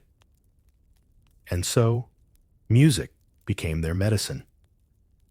Some barbers even developed signature songs, pieces that were recognized around the neighborhood. "That's Brother Gilbert's shaving song," someone might whisper. Or, "The man who hums Ave Maris Stella pulls teeth like an angel." You smile at the idea. A dentist with a playlist, except he's the playlist. There's something ancient and comforting about it. In fact, certain guild celebrations required barbers to perform music publicly, not for marketing, for ritual. Singing proved you were trained, that you had control, that you understood not just hands, but breath. You hear a tune now in your head, something slow, with long notes that fall like warm water. You can't place the words. Maybe you don't need to. The barber isn't singing for meaning. He's singing for stability, and the song isn't just for patience. Barbers sang while preparing tools, while boiling cloth, while arranging herbs. It was part of the rhythm, like sweeping the floor or rolling the bandages. And sometimes they sang for themselves. A moment of calm, a breath between tasks, a melody that said, "You've done this before, you'll do it again." You picture one now, a barber cleaning his shears at dusk, window open, the scent of rosemary in the air.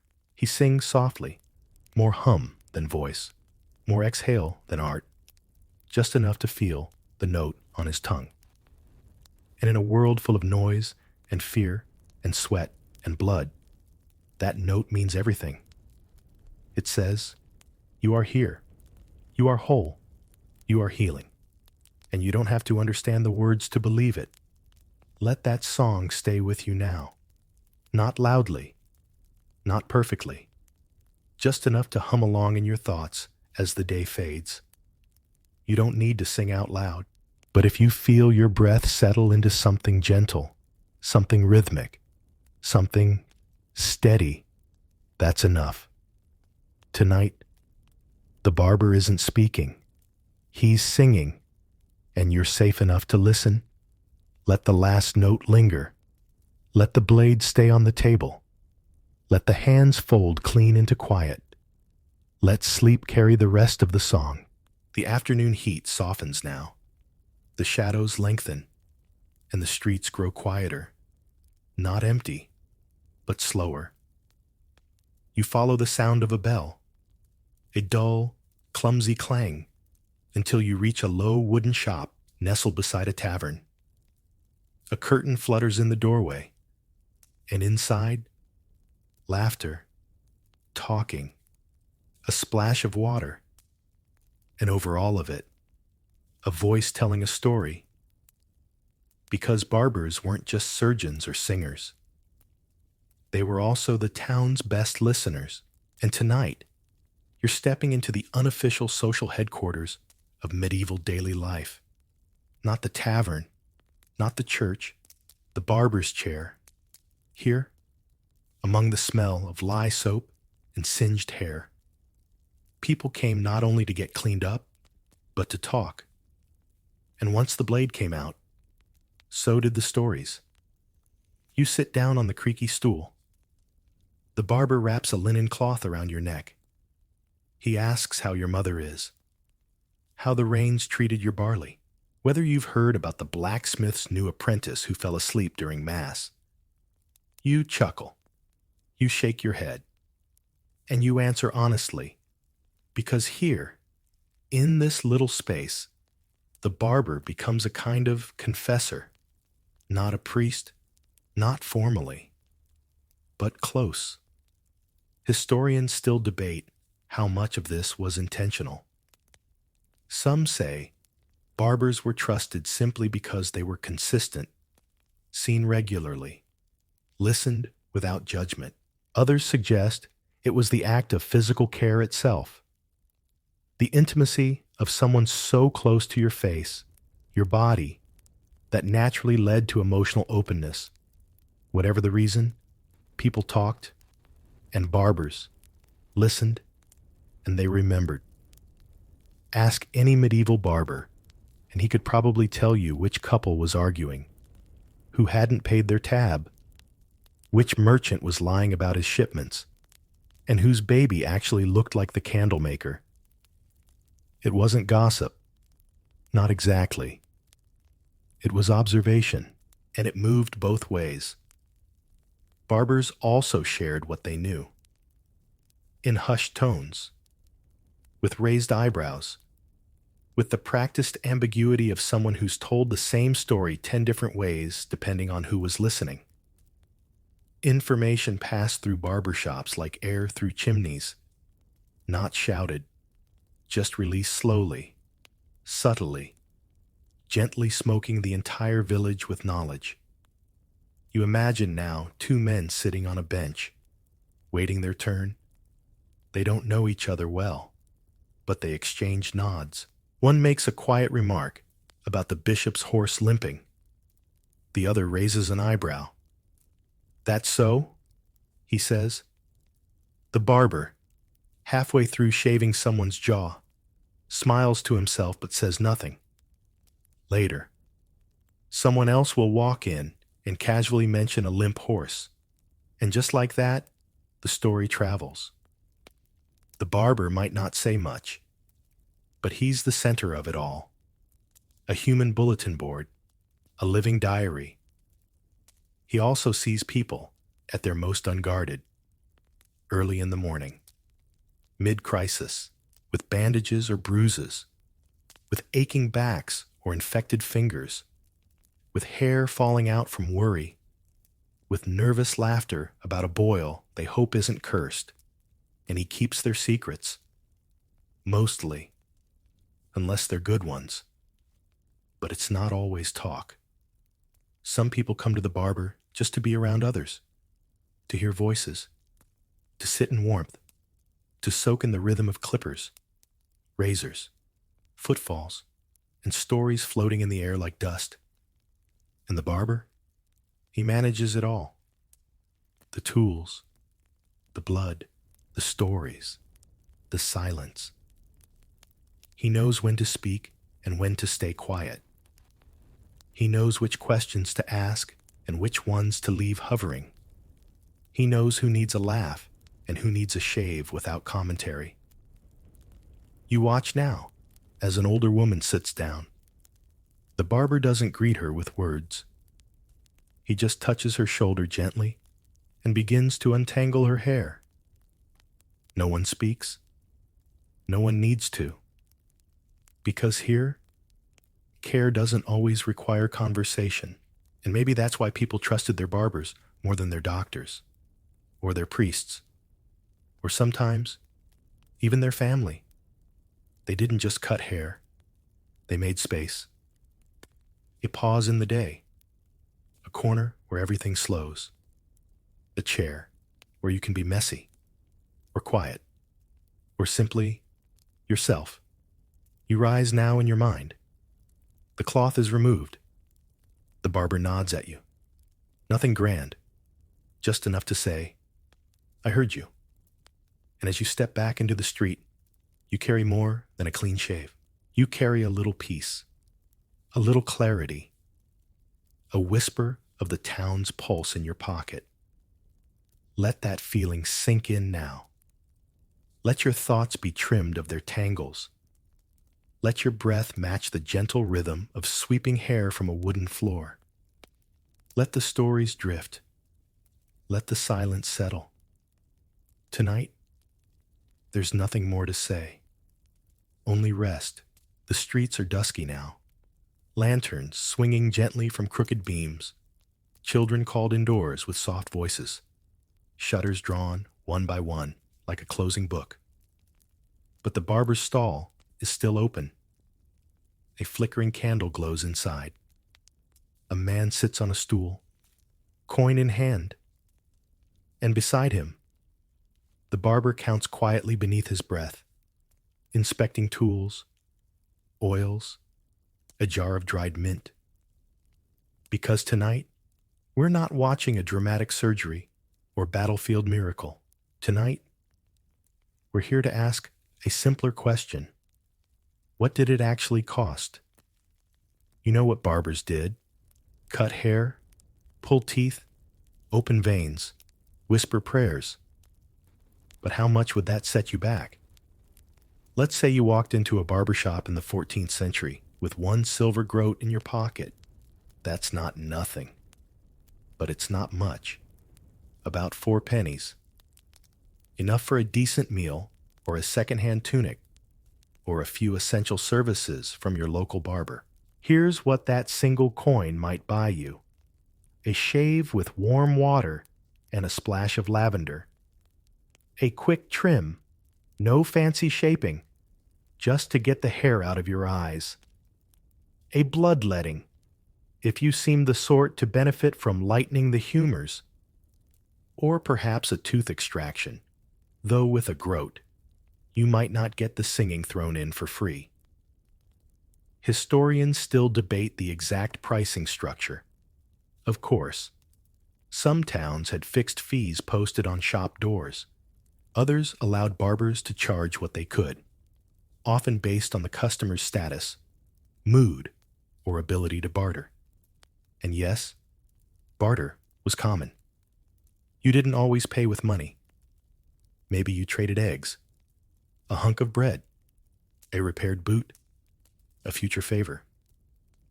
One barber in Yorkshire reportedly accepted 2 candles and a duck in exchange for pulling a soldier's infected molar. Fair trade, if you ask the duck. But back to your groat. You could stretch it. Some barbers offered bundle deals, a shave and bleed combo, or a full cleanse, which included warm water, ear cleaning, and sometimes even a fingernail trim, assuming your nails hadn't turned black from working the fields. If you were wealthy, you might pay extra for scented oils: rosemary, clove, sometimes frankincense. If your barber had a cousin in trade, want a scalp treatment? That'd cost more, especially if it included lice removal or application of a special tonic made from vinegar, crushed garlic, and blessed nettles. Want a song with your procedure? Depends on the barber. Some would toss it in like a complimentary mint.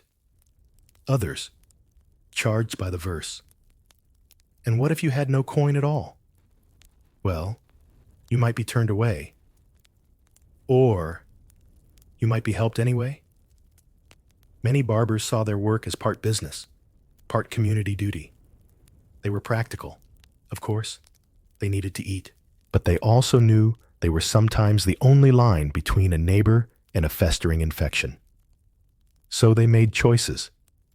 One young woman comes in with a swollen cheek. No money. The barber sighs, nods, and sets to work.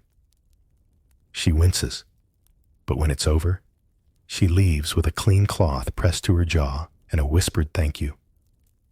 Later, her father brings him a wool cap and a wheel of soft cheese. That's how it worked. You weren't just buying a service.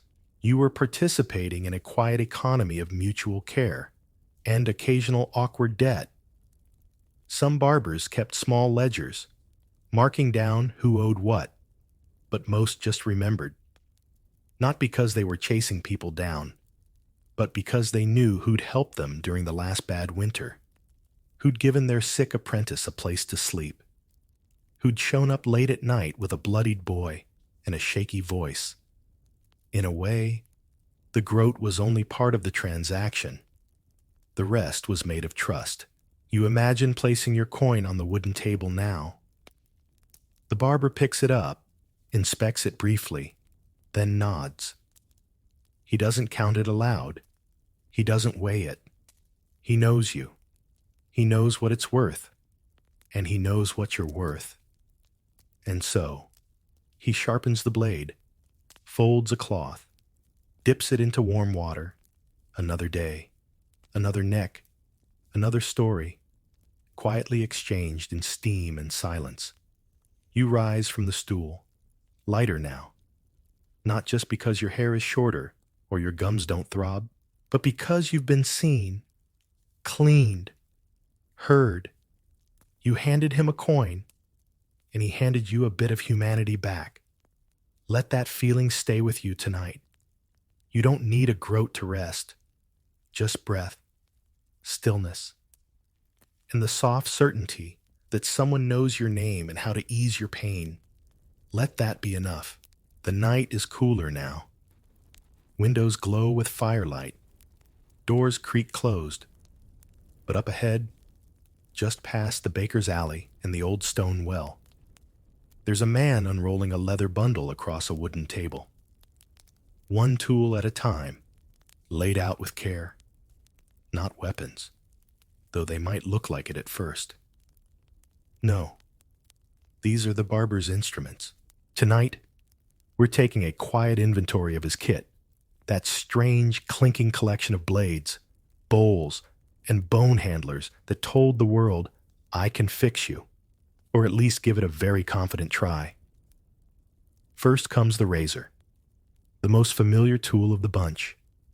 Long, curved, and sharpened daily on a whetstone with strokes so smooth they'd put a harpist to shame. The blade folds neatly into a handle made of horn or polished wood. No safety guard, of course. Just precision. You respected the barber, or you bled more than planned. Then the scissors. Large, heavy things that clicked like castanets. Good for trimming beards. Also good for cutting cloth, bandages, and occasionally rope when necessary. Multi-purpose. Slightly rusted. Still sharp. Next is the lancet, a small, pointed blade used for bloodletting. Delicate enough to nick a vein, but firm enough not to shake under pressure. Many barbers kept more than one, each for a different depth or part of the body. One had an engraving of a little angel on the handle, because why not? Historians still debate how standardized barber tools truly were. Some believe there were guild-approved kits, complete with regulations and official models. Others argue it was more improvisational. Tools handed down, reshaped, sharpened, even made at home. You watch as he sets down a tooth key next, a small iron device that looks a bit like a corkscrew met a wrench in a dark alley. It was twisted into a bad molar, turned, and, well, you can imagine the rest. The key was quick but not painless. Still, it beat dying of a rotten jaw. Beside that, a bleeding bowl, shallow, often ceramic, sometimes brass. Some had notches to rest your wrist or elbow during a procedure. Others were plain, just something to catch what needed catching. Next to that, bone handling tools, hooks, tiny saws, splints, used for minor fractures or realignments. One small chisel has a bit of red still clinging to its edge, dried and dull. He'll scrub it later, maybe.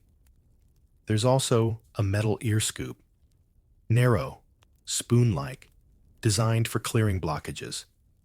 It was considered polite to look away while it was used. Most people didn't. You notice a few herb packets tucked into oiled cloth. Comfrey, mint, valerian, crushed garlic, powdered charcoal, remedies to sprinkle into wounds or steep into teas. The barber isn't just cutting. He's blending.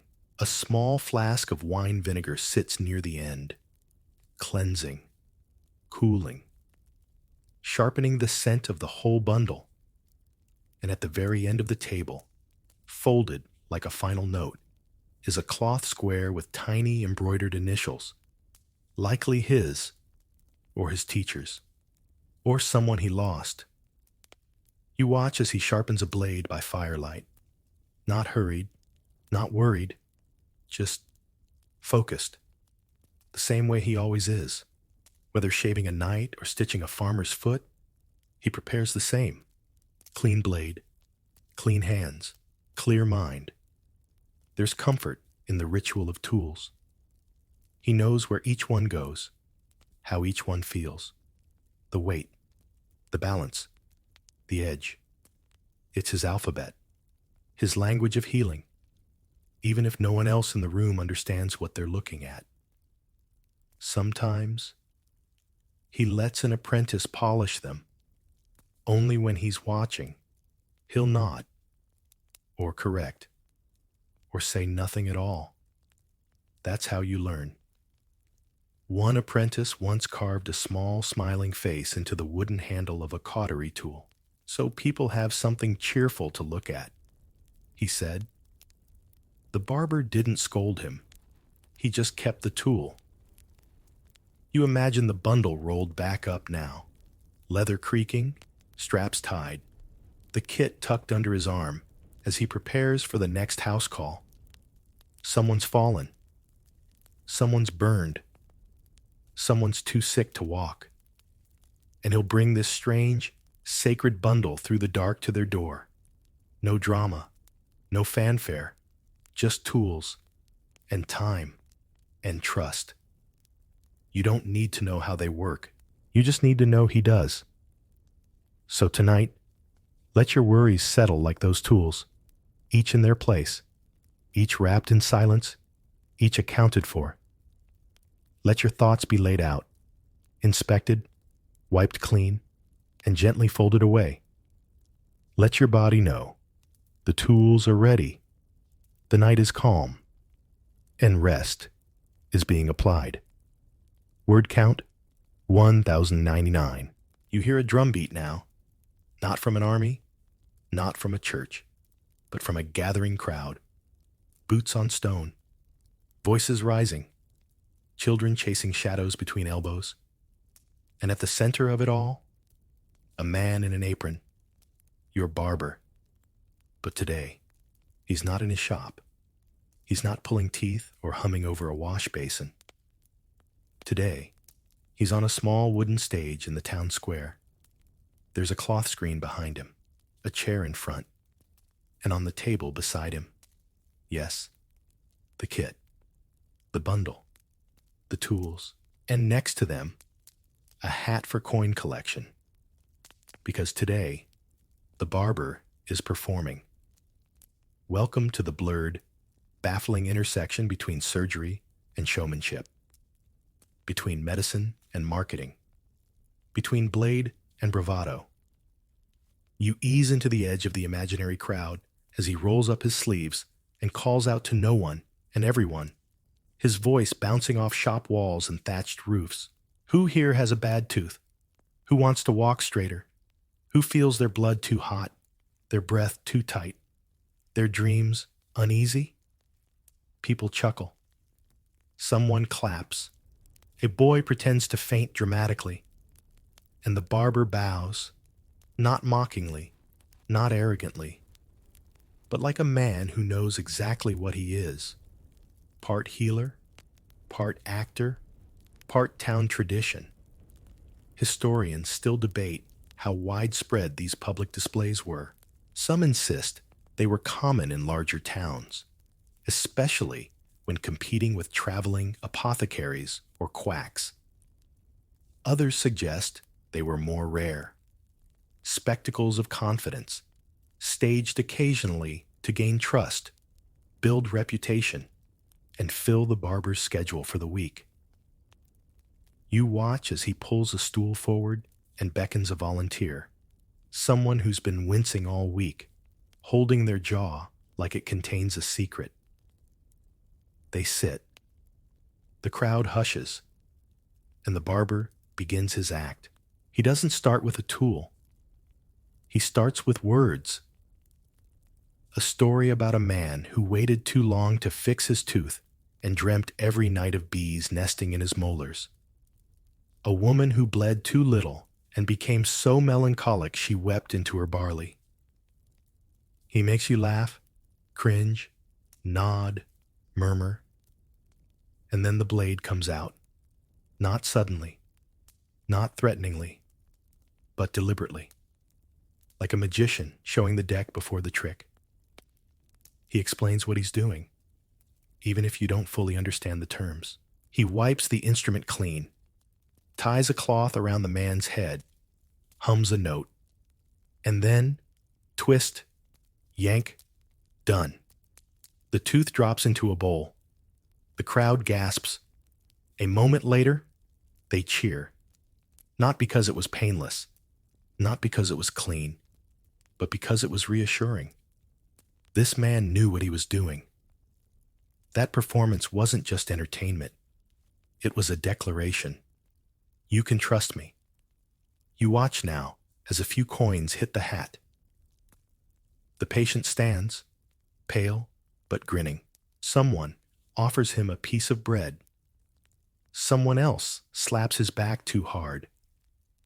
The barber wipes his hands, bows again, then turns toward the next face in the crowd. Maybe he'll lance a boil next, or wrap a sprained ankle. Maybe he'll just tell stories while trimming a beard. Either way, the crowd stays. Because what they're watching isn't surgery. It's confidence. In a world full of sickness and fear, they need someone who can smile and sing while holding a razor. And the barber? He's very, very good at pretending this doesn't scare him too. Later, when the square is empty and the stage taken down, you imagine him sitting alone by his table, cleaning his tools, counting his coins, whispering the last few lines of the same chant he's used since his apprenticeship. And for just a moment, he looks like any other man, tired, relieved, quiet. But tomorrow, he'll step out again, with his kit, his blade, his voice, because barbers didn't just heal, they performed healing.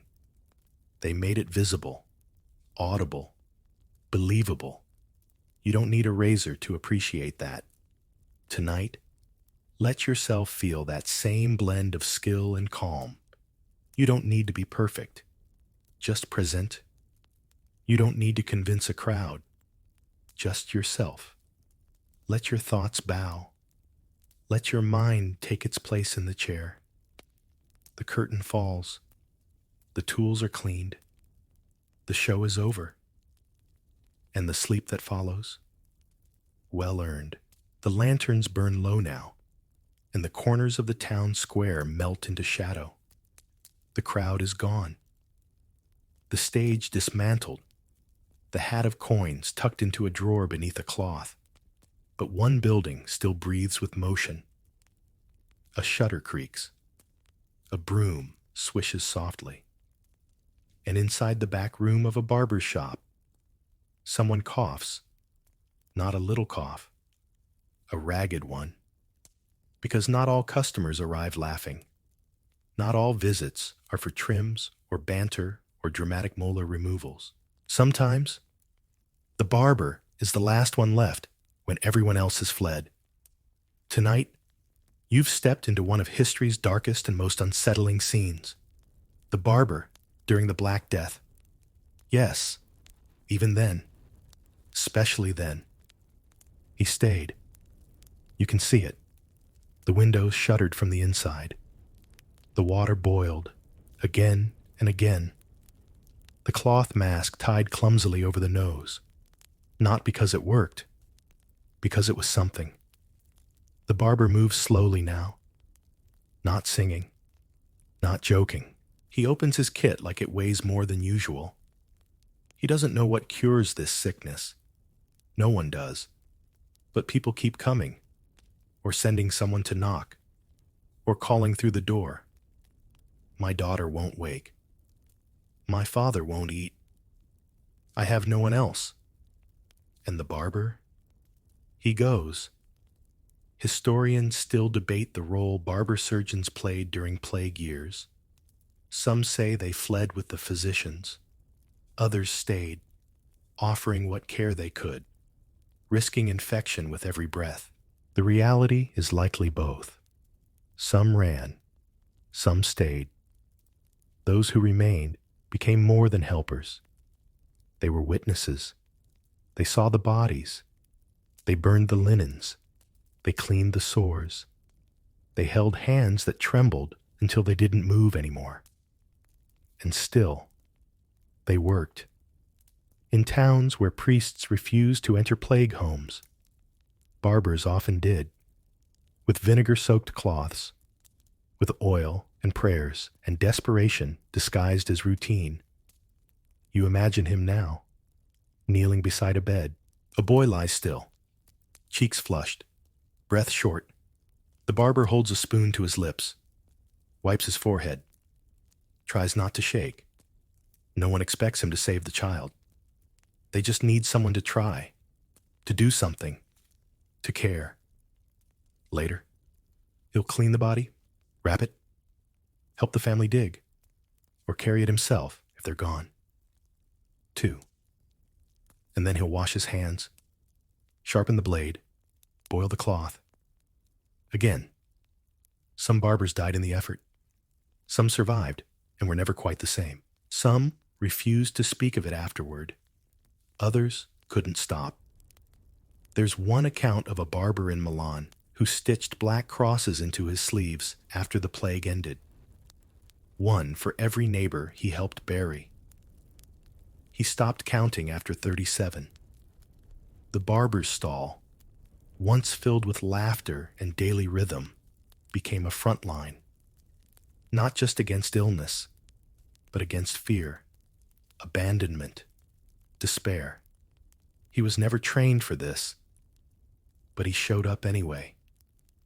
Even when the streets emptied, even when the coin ran out, even when the tools were no longer enough. You walk now in that empty street. The quiet is different here. Not peaceful, hollow, the kind of stillness that follows sorrow, a village holding its breath. And yet, through the closed shutters, a candle still burns in the barber's room. He's there, cleaning, preparing, waiting, not for customers, for need, because the barber's role never disappeared, not even when everything else did. Let that settle in you now. There is comfort in resilience, in people who stay when others leave, in hands that hold steady, even when hope does not, in a voice that whispers, "I'll do what I can." You don't need to carry every burden, but tonight, let your breath slow in honor of those who did. For every tired barber who wiped another fevered brow, for every silent shop that stayed open when the world shut down, for every moment of care that didn't fix, but didn't abandon, let your thoughts quiet. Let the plague candles burn low. Let the shutters creak and close. You're still here, and that's enough. The street is darker now. Almost no one remains outside. You feel the air shift. Cooler, thicker, the kind that slips beneath doors and seeps into floorboards. Inside, the barber lights a final candle, the flame flickering low. But something has changed, because the town is healing. The worst has passed. The plague has receded. The mourning cloths come down. And the barber? He's still there. Only now, he's doing something entirely unexpected. He's selling beard oil. Yes, really. Tonight, you watch as the man who once carried bodies now rubs scented oil into a merchant's whiskers, trimming the edges with careful pride. It's strange, tender, a little absurd, but also kind of wonderful, because the barber didn't just survive the Middle Ages. He evolved. After the plague years, after the wars and the famines and the fire, barbers began to shift from rough surgeons to refined groomers. They still pulled teeth, of course, still offered bloodletting, lancing, and the occasional stitching of a kitchen wound. But increasingly, their tools became more delicate, their clientele more demanding, their shops more polished. You imagine the new barber's stall now. Wooden shelves, clean towels, even a small mirror, a luxury item in earlier centuries. Glass is expensive. Glass that flat? Practically magic. Historians still debate exactly when the barber's public image changed, from grim fixer to style expert. But it likely happened over time, as cities grew wealthier and the upper classes demanded more personal attention. And so, the barber began to offer more. Scalp rubs with rosemary oil, eyebrow shaping, mustache curling with beeswax and pine resin, hot cloth treatments for weary eyes. Some even branched into cosmetics, powder for the cheeks, tonics for freckles, tinted lip balm made from crushed berries, and sheep tallow. Don't ask. In Paris, one barber advertised a full face refresh, which included a shave, a brow polish, and a gentle massage using a swan feather and rose water. You watch as a customer reclines now in the chair. No illness, no fear. Just the indulgence of being tended to. The barber trims a beard that's already neat, dabs a bit of scented oil along the jaw, offers the man a silver toothpick, a new trend. It's all very civilized, and yet, the old skills haven't vanished. That same hand could stitch a wound if needed. That same basin could catch blood instead of beard clippings. The tools remain. They've just been polished. Their edges turned slightly from survival to style. Some barbers embrace the change with pride. Others miss the quiet certainty of the old ways. A few refuse to stop singing hymns, even during facials. The customers didn't mind, and barbershops became something else entirely. Places not just for healing, but for reinvention. You came in with grief or dirt or awkward stubble, and you left cleaner, calmer, just a little more yourself. In time, the barber even started to write things down. Notes on favorite oils, measurements for mustache wax, names of herbs that soothed a sore scalp. Some even kept little recipe books, handwritten, patched together, passed down like kitchen secrets. A few made it to print. There's a real 16th century grooming manual from Venice that begins, "To charm a woman's glance, one must first conquer the ear, the beard, and the breath." Practical advice. And what of the bloodletting? It faded slowly. As science grew, as medicine formalized, as universities claimed surgery and physicians pushed for regulation, the barber's knife grew duller. Eventually, the roles split. Surgeons became their own class. The red and white pole remained, now symbolic, not practical. Barbers no longer pulled teeth. They curled bangs, lathered necks, and told the town's best jokes. But something important was never lost. The intimacy, the quiet conversation, the steadiness of care. You see it now as the barber brushes loose hair from a man's shoulders, offers a warm towel, nods once. The room smells of cedar, lavender, and faintly of tobacco. The tools gleam beneath candlelight. The mirror catches only kindness. You don't need to be ill to seek this space. You don't need to be wounded. You just need to want someone else to care for you. For 5 minutes. For the length of a shave. For the softness of oil worked into your scalp by someone who remembers your name. Tonight, let that tenderness settle over you. Let the sharp edges fade. Let the blood remain inside you, where it belongs. Let your breath smell of mint. Let your skin be warm with steam. You don't need healing, just a moment. And the barber has one ready. You're almost home now. The town is quiet in that special, end-of-day kind of way. The cobble's cool, the air still, and every candle in every window flickering like it's trying not to be the last one burning. You pass the barber's stall again, but something's different. The door is closed. The tools have been packed away.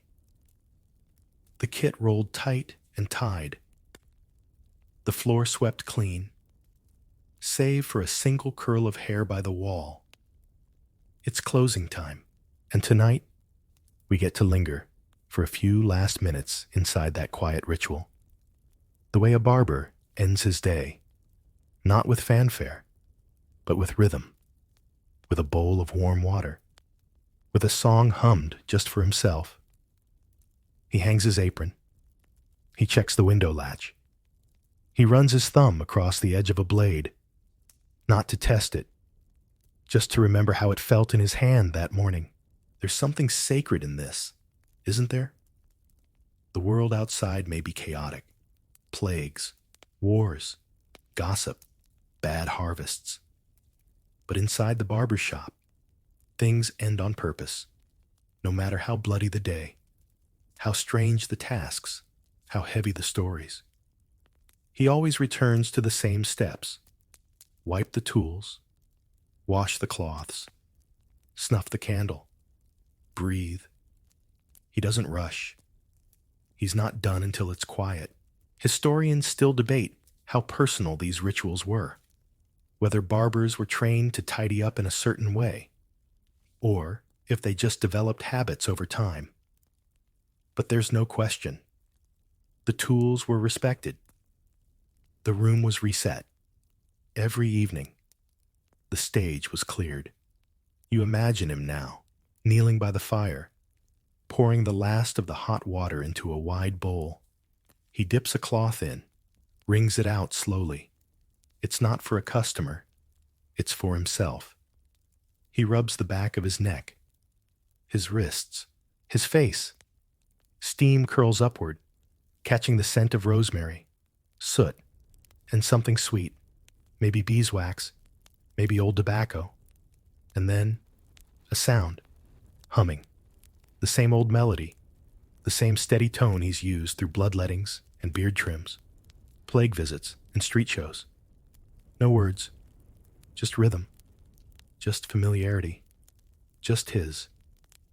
He sits for a moment, not reading, not writing, just letting the day fall away. Maybe he thinks of someone he shaved that morning, or a joke a customer told, or the look on a young man's face after seeing himself in the mirror for the first time without that big unruly beard.